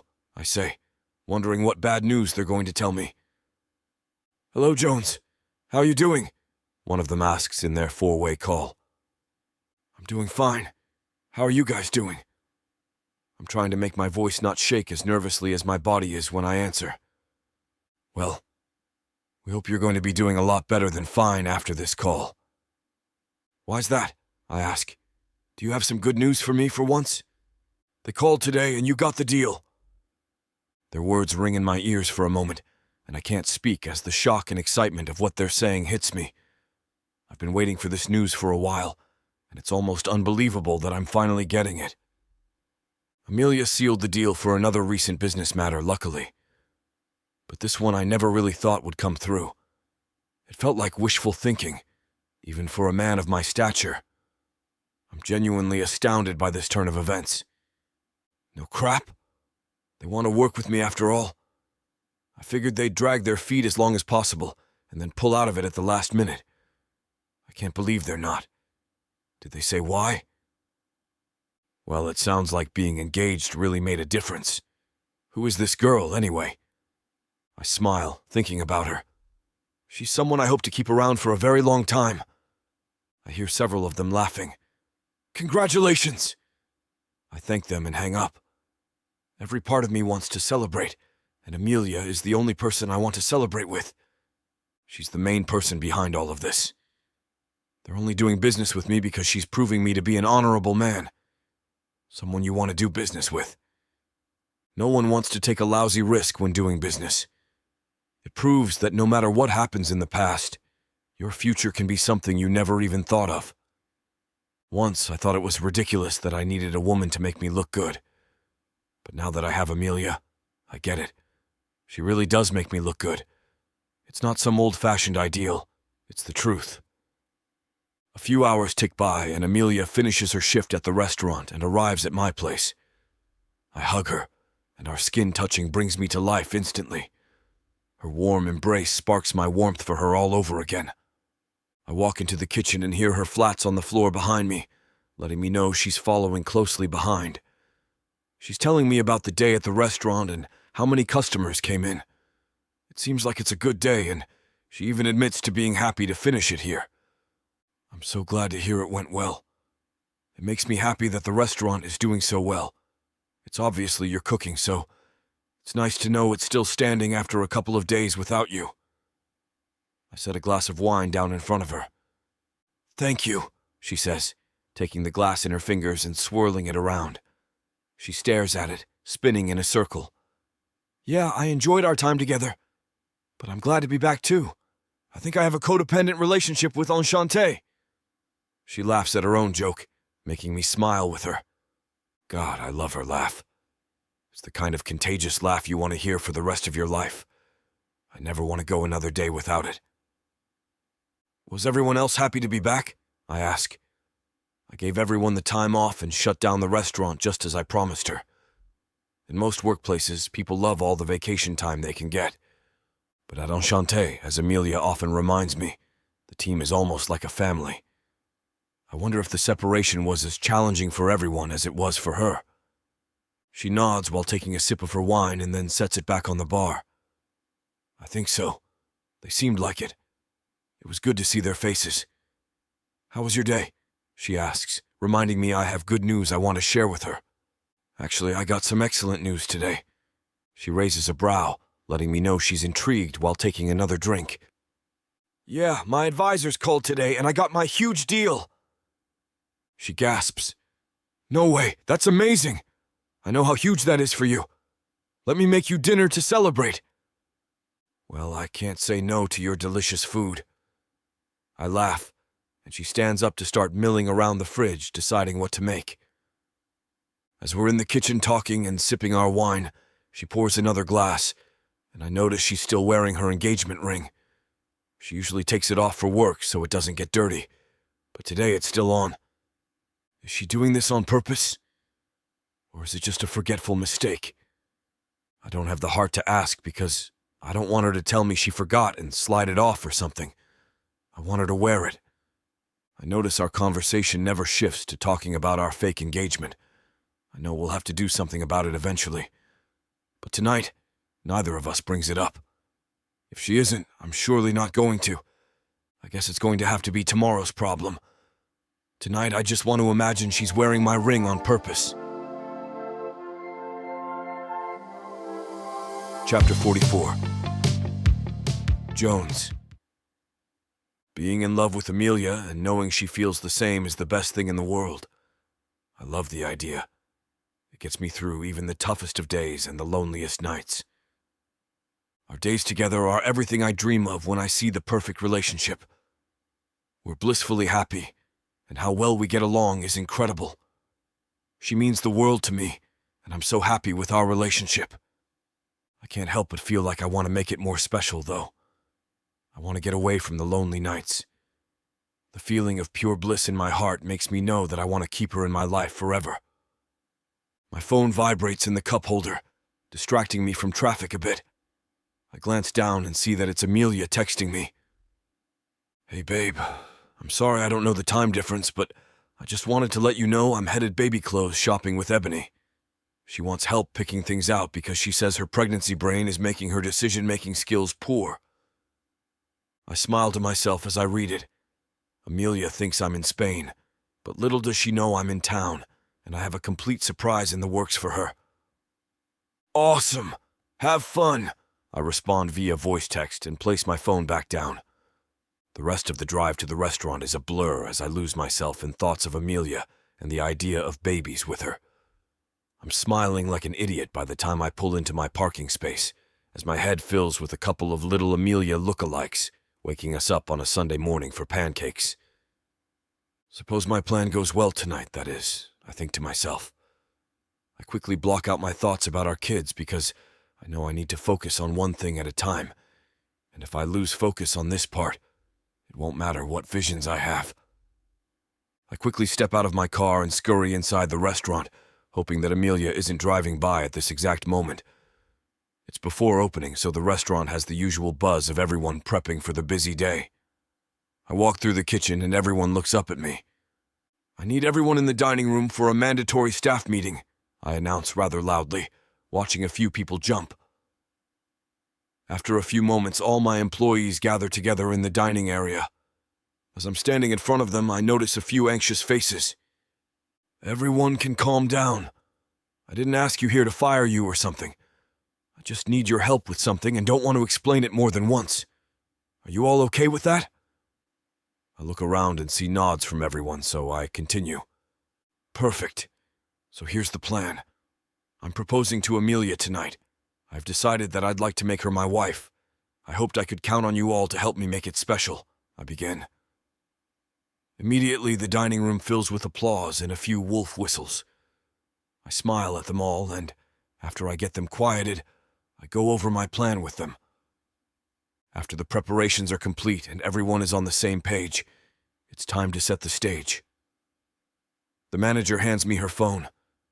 With a quick smile, I shoot Amelia a text. Amelia, I can't get a hold of Jones. There was a fire in the kitchen and I had to close the restaurant. I need you to get down here right away. The phone almost instantly dings in my hand as Amelia texts back. Is everyone okay? I am on my way. Immediately after, I feel my phone begin to vibrate in my pocket, knowing it has to be Amelia. Checking it only confirms I am right. I start to fumble with the ring box in my hand as I feel my nervousness multiply. I can't let it bother me, so I walk into the kitchen to take my place. It isn't long before I hear the key in the front door, signaling Amelia is here. Everyone dashes around, which makes the kitchen bustle with excitement, giving the appearance that something might be happening. Amelia burst through the kitchen door with an expression full of worry. One of the many things I love about her, she cares so much for everyone around her. It doesn't take long, though, for the chaos to subside, and she glances at me on a knee in front of her. I offer her a warm smile, and she gasps, "Jones, I thought you were in Spain." I don't explain. Instead, I pull the black velvet ring box from my pocket. I open it gingerly, exposing a beautiful rose gold ring set with a large diamond and many littler ones surrounding it. Her eyes shift from my face down to the ring. "Amelia, I know our time together hasn't been long, but in that time, I've come to realize that I can't live another day without you. You are the light of my life and the one who I want to wake up every day next to. I want to see your beautiful face every day and watch how you sing in the car every time we go somewhere. I want to be the brunt of your jokes and spend the rest of my life hearing you banter back and forth with me. Would you make me the happiest man in all of existence and be my wife?" I ask her in a shaky voice, barely managing to get it all out without my emotions taking over. A single tear rolls down Amelia's face as she begins to smile ear to ear. "I can't believe this. I had no idea you were planning something like this. You're so spontaneous and I love it. Nothing would make me happier, babe, so yes," she exclaims and puts her hand out for me. Sliding the ring on her finger, I quickly rise, not wanting to waste a single moment, and lift her up by the waist. As I passionately kiss her, I quickly become lost in her lips, and she returns it. The entire kitchen is in applause and cheers, but I can barely hear it because I'm in pure bliss. As I let her feet find the floor again, she looks at the ring on her left hand with a smile. Her beautiful blue eyes meet my gaze, filling my heart all the way up, and I can't help but kiss her again. "I truly love you, Amelia," I say wholeheartedly. She smiles at me again. "I love you too." Chapter 45. Amelia. "I want to introduce you to some friends," Jones says from across the kitchen table. I place my bookmark in between the pages of the latest leisure read and give him my full attention.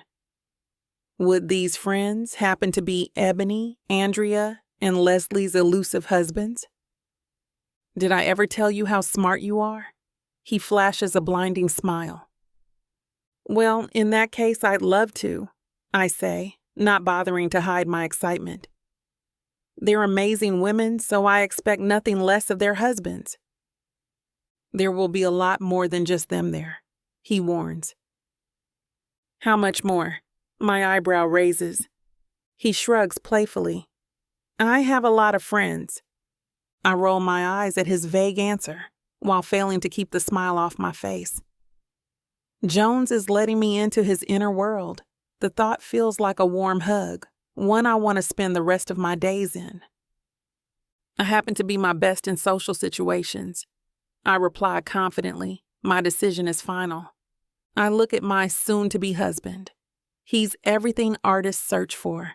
The perfect muse. A Herculean creature wrapped in devilish charm. I can trace the hard lines of his face forever and still find something to get lost in. He raises a thick brow in question of my obvious appraisal of him. I smirk at him in return, throwing in a casual shrug for good measure. No need to let him get too big of a head. A flicker of indecision crosses him before his face shifts. The playfulness fading as a serious expression replaces it. Small flutters make their way through my stomach. I hold my tongue waiting for him to say whatever is on his mind. He looks at me gravely. "I want to bring you to Inferno, but there's a catch." "Well, don't keep me in suspense." "There's this tradition at Inferno. All the wives, or soon-to-be wives, must pass a test. It's supposed to prove your loyalty to me, or something like that. To test that we're a good fit." My curiosity stirs at his words. "What test?" "That's the thing." He continues carefully, as if he thinks I'll be scared off. "I don't know. No one does, except for the member chosen to give the test. Everything is done anonymously, and whoever plans it gets to make anything they want." "Anything, I say, biting back a small twinge of fear. Electricity dances across the back of my hand as Jones covers it with his. His thumb rubs comforting circles along my wrist. You can always say no. Everything is your choice. What happens if I say no? Then I take a punishment on behalf of you, he says plainly. My eyes feel like they're going to pop right out of my head. Punishment? You're not serious? He places a feather-like kiss to the back of my knuckles. Yes, I am. It's tradition. If you fail to complete your challenge, or you decide not to participate, then I will be responsible and assigned a punishment on your behalf. It's the only way to get acceptance. I'm not going to back down. I need to be a part of his world just as much as he is part of mine. My mind swims, trying to generate all the possible challenges I can be forced to face. The unknown drowning me in its endlessness. The earthy gravel in Jones's voice draws me back. I want you to reject it. If it's too much, don't think too much about the punishment. Whatever it is, I'll take it. The look he gives me sets my resolve. This is my chance to prove myself. I scrunch my nose at the thought of Jones accepting some punishment on my behalf. Not going to happen. Whatever this challenge is, I'm going to beat it. I'm doing it, I say, leaving no doubt in my posture. Jones nods, pride in his gaze. We arrive at Inferno just as the sun sets. Jones places a hand on my waist as he leads me through the corridors. The club is 3 times the size it had been in my imagination. The dark, rich wood and jewel-toned atmosphere give it a look that is masculine at its core. We stop in front of a set of large double doors. Jones gives me a wink before opening it. I squeeze his hand as my eyes take in the amused and interested gazes of the Inferno members just beyond the doors. Guiding me around the room, he introduces me to each of them. I respond politely, holding my chin up. One thing I've mastered in my life is how to stand your ground with the elite. No one is going to see me sweat tonight. Finally, we meet. I was starting to think Jones was imagining you, a man Jones introduces as Christoph says. Lucky for him, I happen to be real, I say. You can say that again, Jones agrees, placing a kiss on my temple. Otherwise, this would have been quite embarrassing. So tell me, what does it feel like to be at her mercy? Bruce, another member, asks Jones. His eyes dance mischievously. Like there was never any other choice for me, Jones says, not missing a beat. His friends laugh. Christoph claps him on the back. For a moment, I'm lost in the joy on Jones's face. I let it wash over me, savoring the feeling and praying that we always have endless amounts of it. Are you ready? Jones whispers, drawing my attention. Absolutely. I beam, trying to push my confidence into Jones. Bruce leads me to a room further into the club. Once I'm inside, he backs out quietly, the door shutting softly behind me. I stand in the center of the empty room, looking around for a person or instructions, or anything for that matter. Before my feet move to explore the room further, a disembodied voice fills the space. Before we begin, do you swear that you are choosing to accept this test of your own free will? It asks. Yes. Do you understand that once the test has begun, there is no turning back and the challenge must be completed? I understand, I say, my nerves fighting to take hold of me. Then it is settled, Amelia Howell. You have been set with one task and one task only tonight. The voice pauses eerily, making me tense. You will make a full-course meal fit for a goddess. Relief washes through me. Easy. Jones made this sound frightening and difficult, but now it seems like they are mostly gag requests. This must have been another one of his jokes. I grin, feeling the weight of my victory before I even begin. Chapter 46. Jones. I grip the scotch I'm holding like it's a lifeline. Amelia's been in that room way too long. I look at my watch, realizing only 5 minutes has passed. The longest 5 minutes of my life. I should have forced her to reject it. God only knows how long this is going to take. And not knowing what's happening is somehow 10 times worse than any punishment they could give me. My eyes lock on the door, ears straining, searching for anything that would hint to what's going on. 20 minutes later, there is still nothing. My fingers drum on the table, a pitiful attempt to ease the coiling tension building in my gut. How did everyone else do this? Watch their woman walk into the unknown and not be able to do a damn thing about it? I let out a sigh of frustration.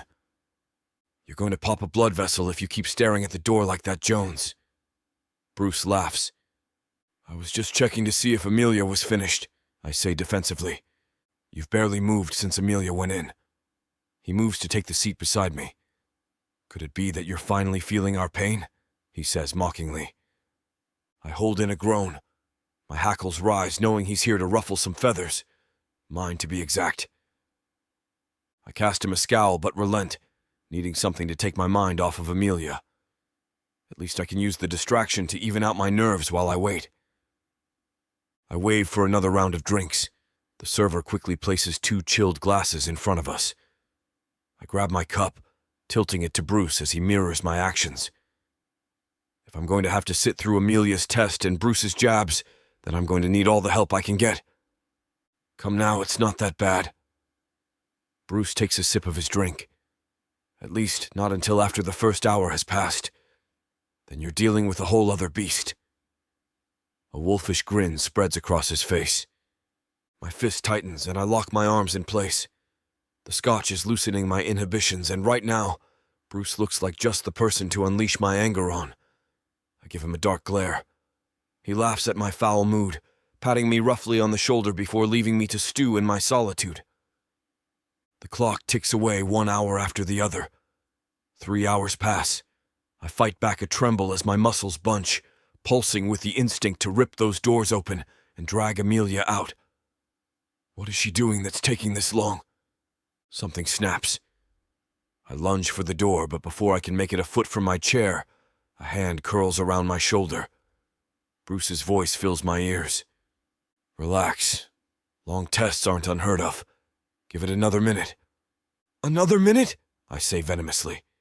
It's been about 200 minutes already. I twist on my heel, directing my rising fury at Bruce. How dare he try and stop me? The creak of the heavy doors stops me in my tracks. The anger dispels like droplets on a hot pan as I walk towards Amelia. She drifts towards me, her full lips pursing, and her brows pull together in confusion. I eat up the remaining distance with long strides, pulling her in my arms the moment she is in reach. Well, that took forever, I murmur, burying my face in her hair and inhaling her scent before I step back to look at her. Her beautiful face is glowing, a light sheen of perspiration making her skin look stunning. Her full lips tug into a smile, and excitement overshadows any worries I have. I thought you said the test would be hard, she chastises, swatting my arm. You had me freaking out for nothing.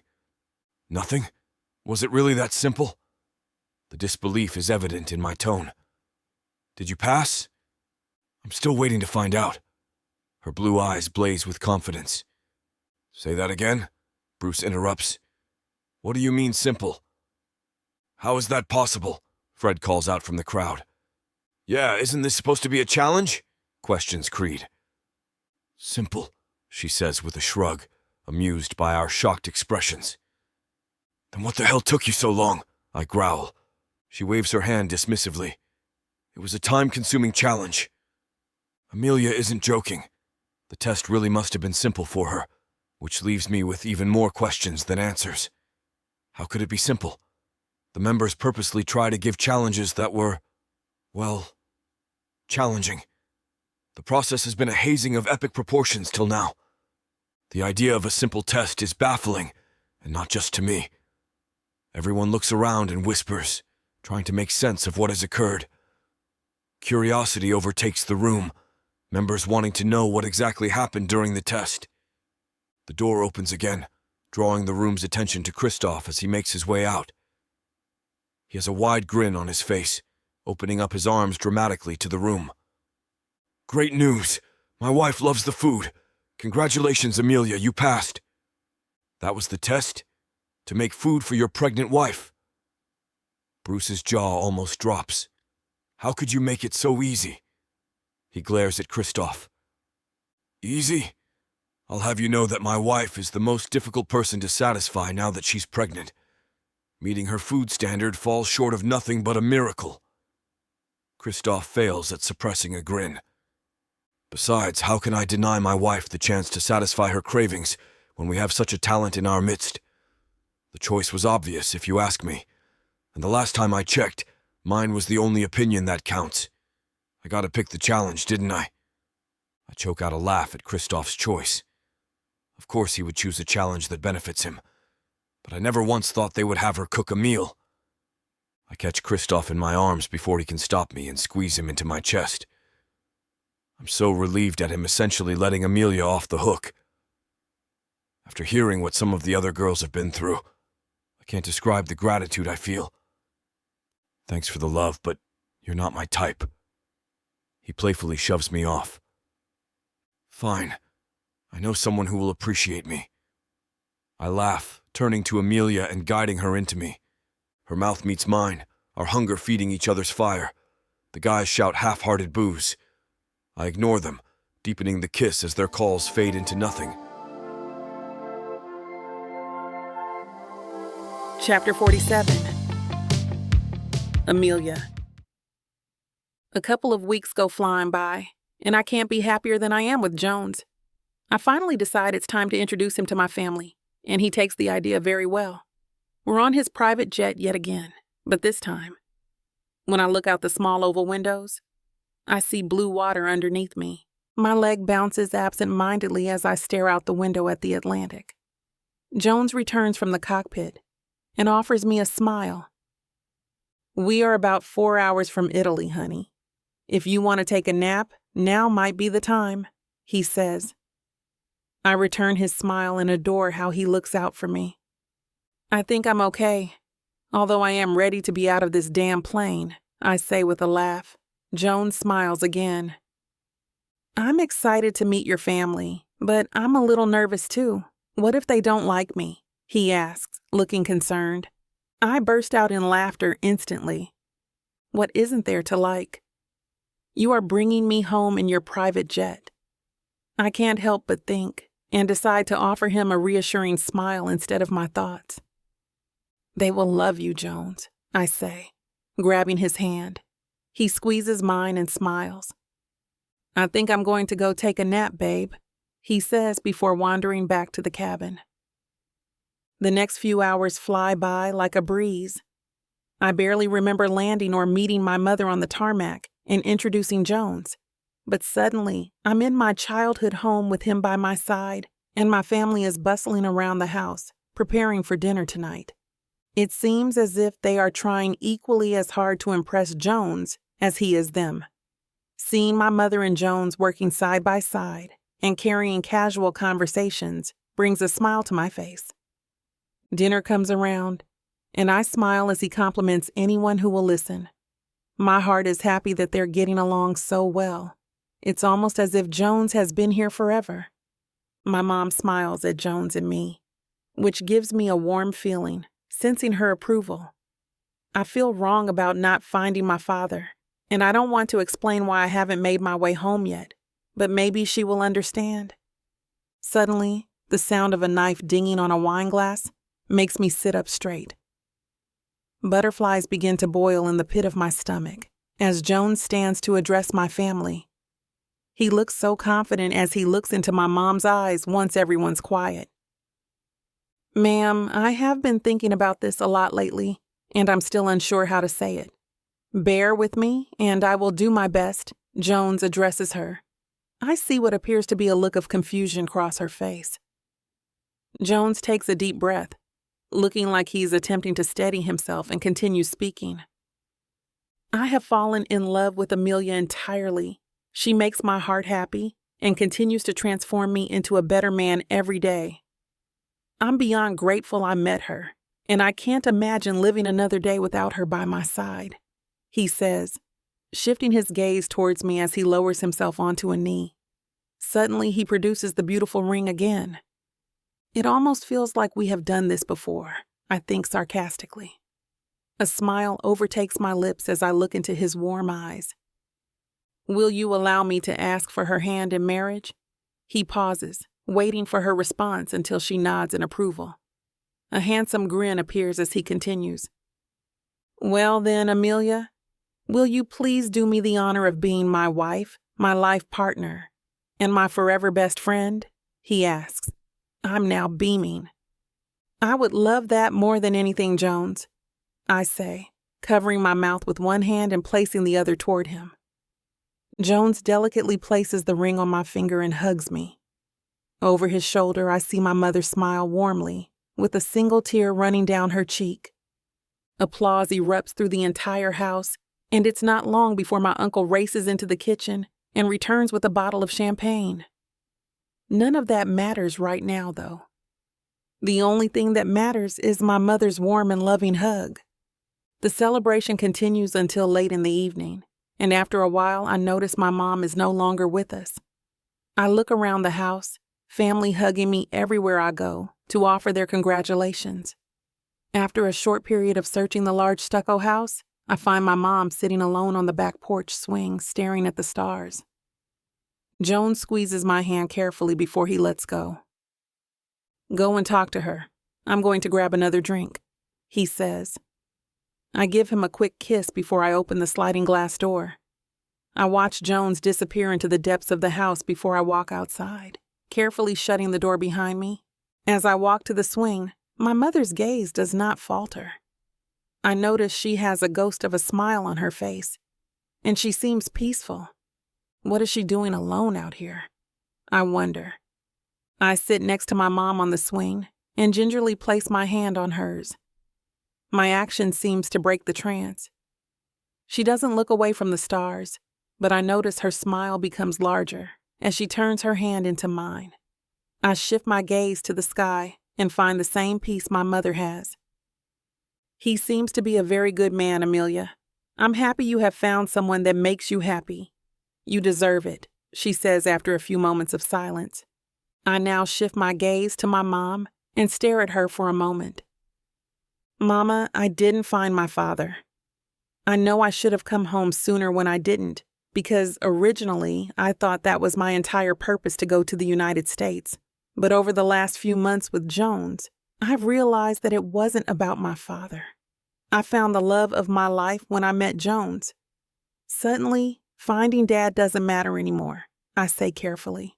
My mom looks at me, peering into my eyes as she squeezes my hand and draws a deep breath.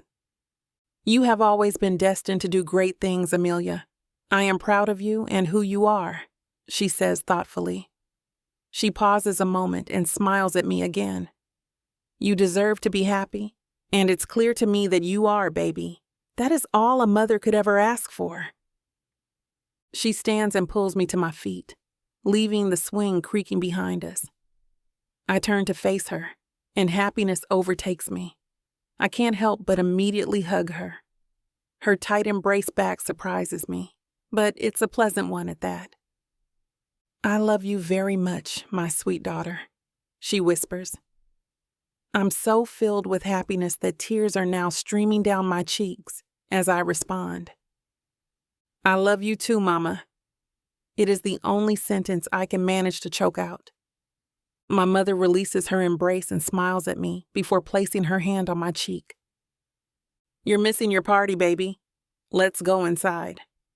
I grab her hand, and together we rejoin the festivities. Chapter 48. Jones. It doesn't take much for us to decide to stay in Italy for our wedding.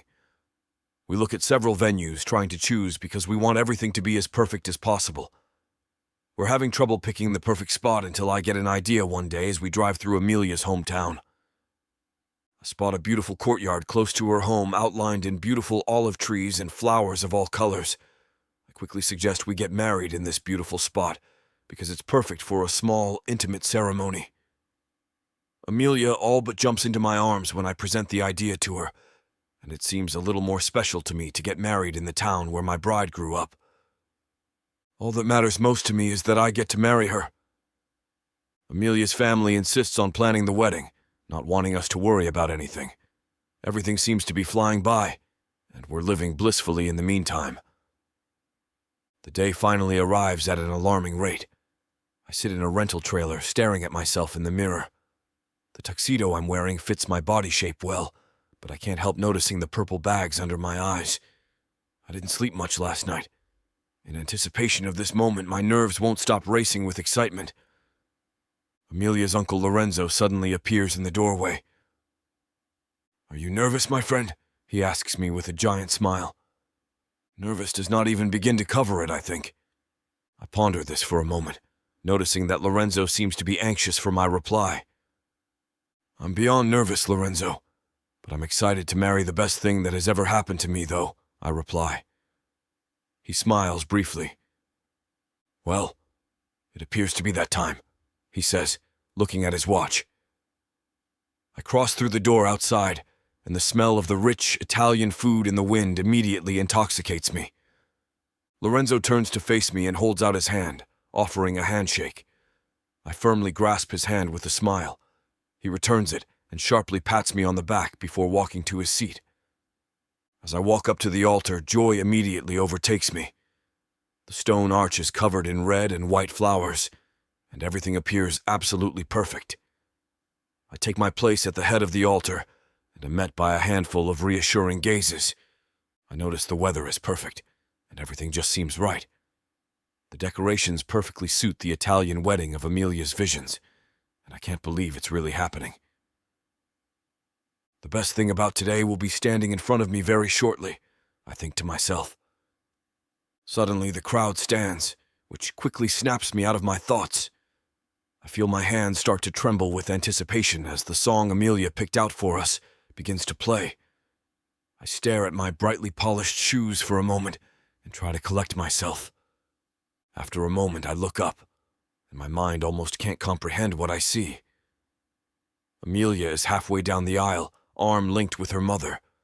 She's absolutely stunning, and it nearly takes my breath away. Her hair is curled into small, tight ringlets. The only exception to that is her small baby hairs up front, which curtain the sides of her beautiful face. The white lace dress she's wearing is, without a doubt, stunning and fits her body perfectly, with a sweetheart top forming to her torso. The most beautiful thing, though, is her beaming smile as we make eye contact for the first time today. Immediately, I feel tears begin to well up in my eyes. Before I attempt to stop them, they flow down my cheeks. She looks beyond perfect, and there is no way that I'm not the luckiest man alive. A large smile appears on my face as I attempt to wipe the tears that stream down my cheeks. I manage to collect myself by the time Amelia and her mother reach the altar. I bend down and kiss her mother on the cheeks. As soon as I do that, her mother places a soft hand on mine. "I know you will take outstanding care of Amelia. Her heart belongs to you, and as I can see, my son, yours belongs to her," she says. "Son?" She called me her son. Her words begin to crash over me, bringing an entirely new smile. She takes her seat as I guide Amelia to our positions and place both of her hands in mine. I barely hear anything the priest says because I immediately find myself consumed by Amelia's beautiful eyes. I snap out of it enough to be able to say, "I do," and listen to her say the same. "I now pronounce you man and wife," the priest says. That has to be the best thing I've ever heard in my entire life. "You may now kiss the bride," he says shortly after. Never mind, that's the best thing ever. I place my hands on Amelia's cheeks and gaze deeply into her eyes for a moment. I lean forward eagerly, and Amelia does the same. What I can only describe as the best kiss of my life follows next. It seems like an eternity, but also not near long enough. Once we take a breath, I look into her eyes again, tears streaming down her cheeks. She smiles reassuringly at me. I kiss Amelia again, and I'm almost unable to hear the small crowd cheering behind us. My lips meet hers, and it's precisely where they are meant to be. I pay no attention as the rice showers us. My attention is solely on my beautiful wife, and it feels so weird to think we're leaving here today as husband and wife to start a life together. Finally, we pull apart from each other, and I smile. I love you, Amelia. I still can't quite comprehend that you're my wife, I say. She beams at me, tears still flowing. It was magical, Jones. I love you, and I'm so happy you wanted me in your life until the end of time, she replies. My heart has never been this full. The rest of the day seems to fly by. Amelia is the only thing I can concentrate on for the remainder of the day. During the reception, I catch myself staring at her, smiling many times and thinking, this day can't be more perfect. I can finally call Amelia my beautiful wife, and I can't believe it. Chapter 49. Amelia, what are you thinking about? Jones asks me. We're seated at the edge of the outdoor hot tub of our B&B. After our wedding, we drove a few hours north to this small town in Umbria. We'll be spending the next 5 days at this place. After that, it's Elba, and our final stop is Venice. I'm thinking that I'm really lucky I got to marry my person. Pretty sure I'm the lucky one, he muses. It's not a zero-sum game. We're both pretty lucky to have found each other, I say. Yeah, but I'm still luckier, he jokes. I can't help but laugh. This guy. You want to talk lucky? I tease. He raises his eyebrows, not sure where I'm going with this. Without a word, I get to my feet. Then I reach up and slide the wide straps of my sundress off my shoulders, one at a time. I pull the dress downwards, shimmying out of the smocked bodice, and step out of it to reveal the matching white lace bra and panties I bought just for tonight. I look over at Jones. He drinks me in, his pupils dilating and his breathing becoming shallow. I give a small smirk, then I turn and walk back towards the sliding door to our room. Without turning around, I reach behind my back and unclasp my bra. I let the flowery lace strap slide down my arms and then toss the lingerie on the patio. You coming? I call back to Jones as I open the door. He doesn't reply, but I hear him scramble to get up as I step back into our room.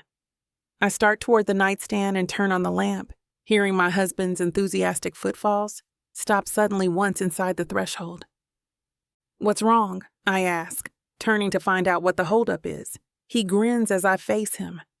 I needed to see you, he says. All of you. You haven't seen all of me yet, I remind him. Shut the door. Sorry to interrupt just as we're getting to the good part. Sadly, YouTube can't handle all this heat. You can listen to every juicy detail over on TylaWalker.com with the discount code SAVE40. Thank you for listening to Naughty AF. I love you, Mrs. Howell Langley, he says. I love you too, Mr. Langley. Chapter 50. Jones. Do you feel 34? Amelia asks, walking up behind me. She startles me, and I turn around to face her with a smile. I would say no, but this aching in my knees from the rain outside tells me otherwise. I laugh, rubbing them. She grabs my arm and hangs onto the side of me. Yeah, it's pretty weird I married such an old man. She giggles and nudges me playfully. We stand and watch our friends and family talking and laughing in our restaurant. My eyes glance at my parents in the corner. It's so weird to be celebrating it with them here. I don't remember many birthdays with them, but it seems to be going well. I'm glad you pushed me to invite them. I do think it's helping mend fences. So thank you, my lovely wife, I say, kissing her on the cheek. She nods. I'm thrilled they came. I think it will be good for you to work things out. Why were you so persistent? I appreciate it now, but I'm curious. You'll see, she says, kissing me on the cheek and walking away. I watch her walk, thinking how lucky I am to call her my wife when Bruce taps my shoulder. Great party. It's awesome to see your folks here too. Is that weird for you? He asks. I shake my head. No, surprisingly not. For some reason, Amelia was very persistent about everyone being here, and it's been the best birthday I've had in a long time. I'm happy you're here too. Suddenly, loud singing interrupts us as Amelia walks out of the kitchen holding a huge 3-tiered cake. Its white frosting is decorated with pearls and blue sprinkles, looking incredible. Candles cover the tiers, making me realize I'm getting up there in numbers as she delicately sets it on the table in the middle. Everyone's singing and clapping as I walk to it, blow out the candles and kiss Amelia. It's the best feeling in the world with my loved ones surrounding me and celebrating the life I'm creating with Amelia. No one else makes me feel as special as she does, and for her to care this much, to spend this much time on me, is fantastic. Bruce starts cutting into the cake and handing out slices when Amelia leans in to whisper. "What you wish for, love?" she asks adoringly. I smile at her, thinking for a moment if there's anything that even crosses my mind, but there isn't. Everything is exactly how it needs to be, and I can't think of anything to improve it. I love you, and I'm so happy with our life together. I'm happy with the business, and now, having my parents here, I'm more than happy, I say, kissing her forehead. Are you sure? There isn't anything you can think of that might make you happier? Something you might want for us in the future, even? Nope. I'm so happy. I don't need anything else. She smiles and reaches into her back pocket, pulls out a small box hidden under her apron strings, and hands it to me. What's this? I ask, remembering our conversation about no birthday presents this year. Your birthday present, handsome. I thought we said no birthday presents, huh? I told you several times not to waste time trying to think of something to get me. I didn't want you to. She places a finger over my lips.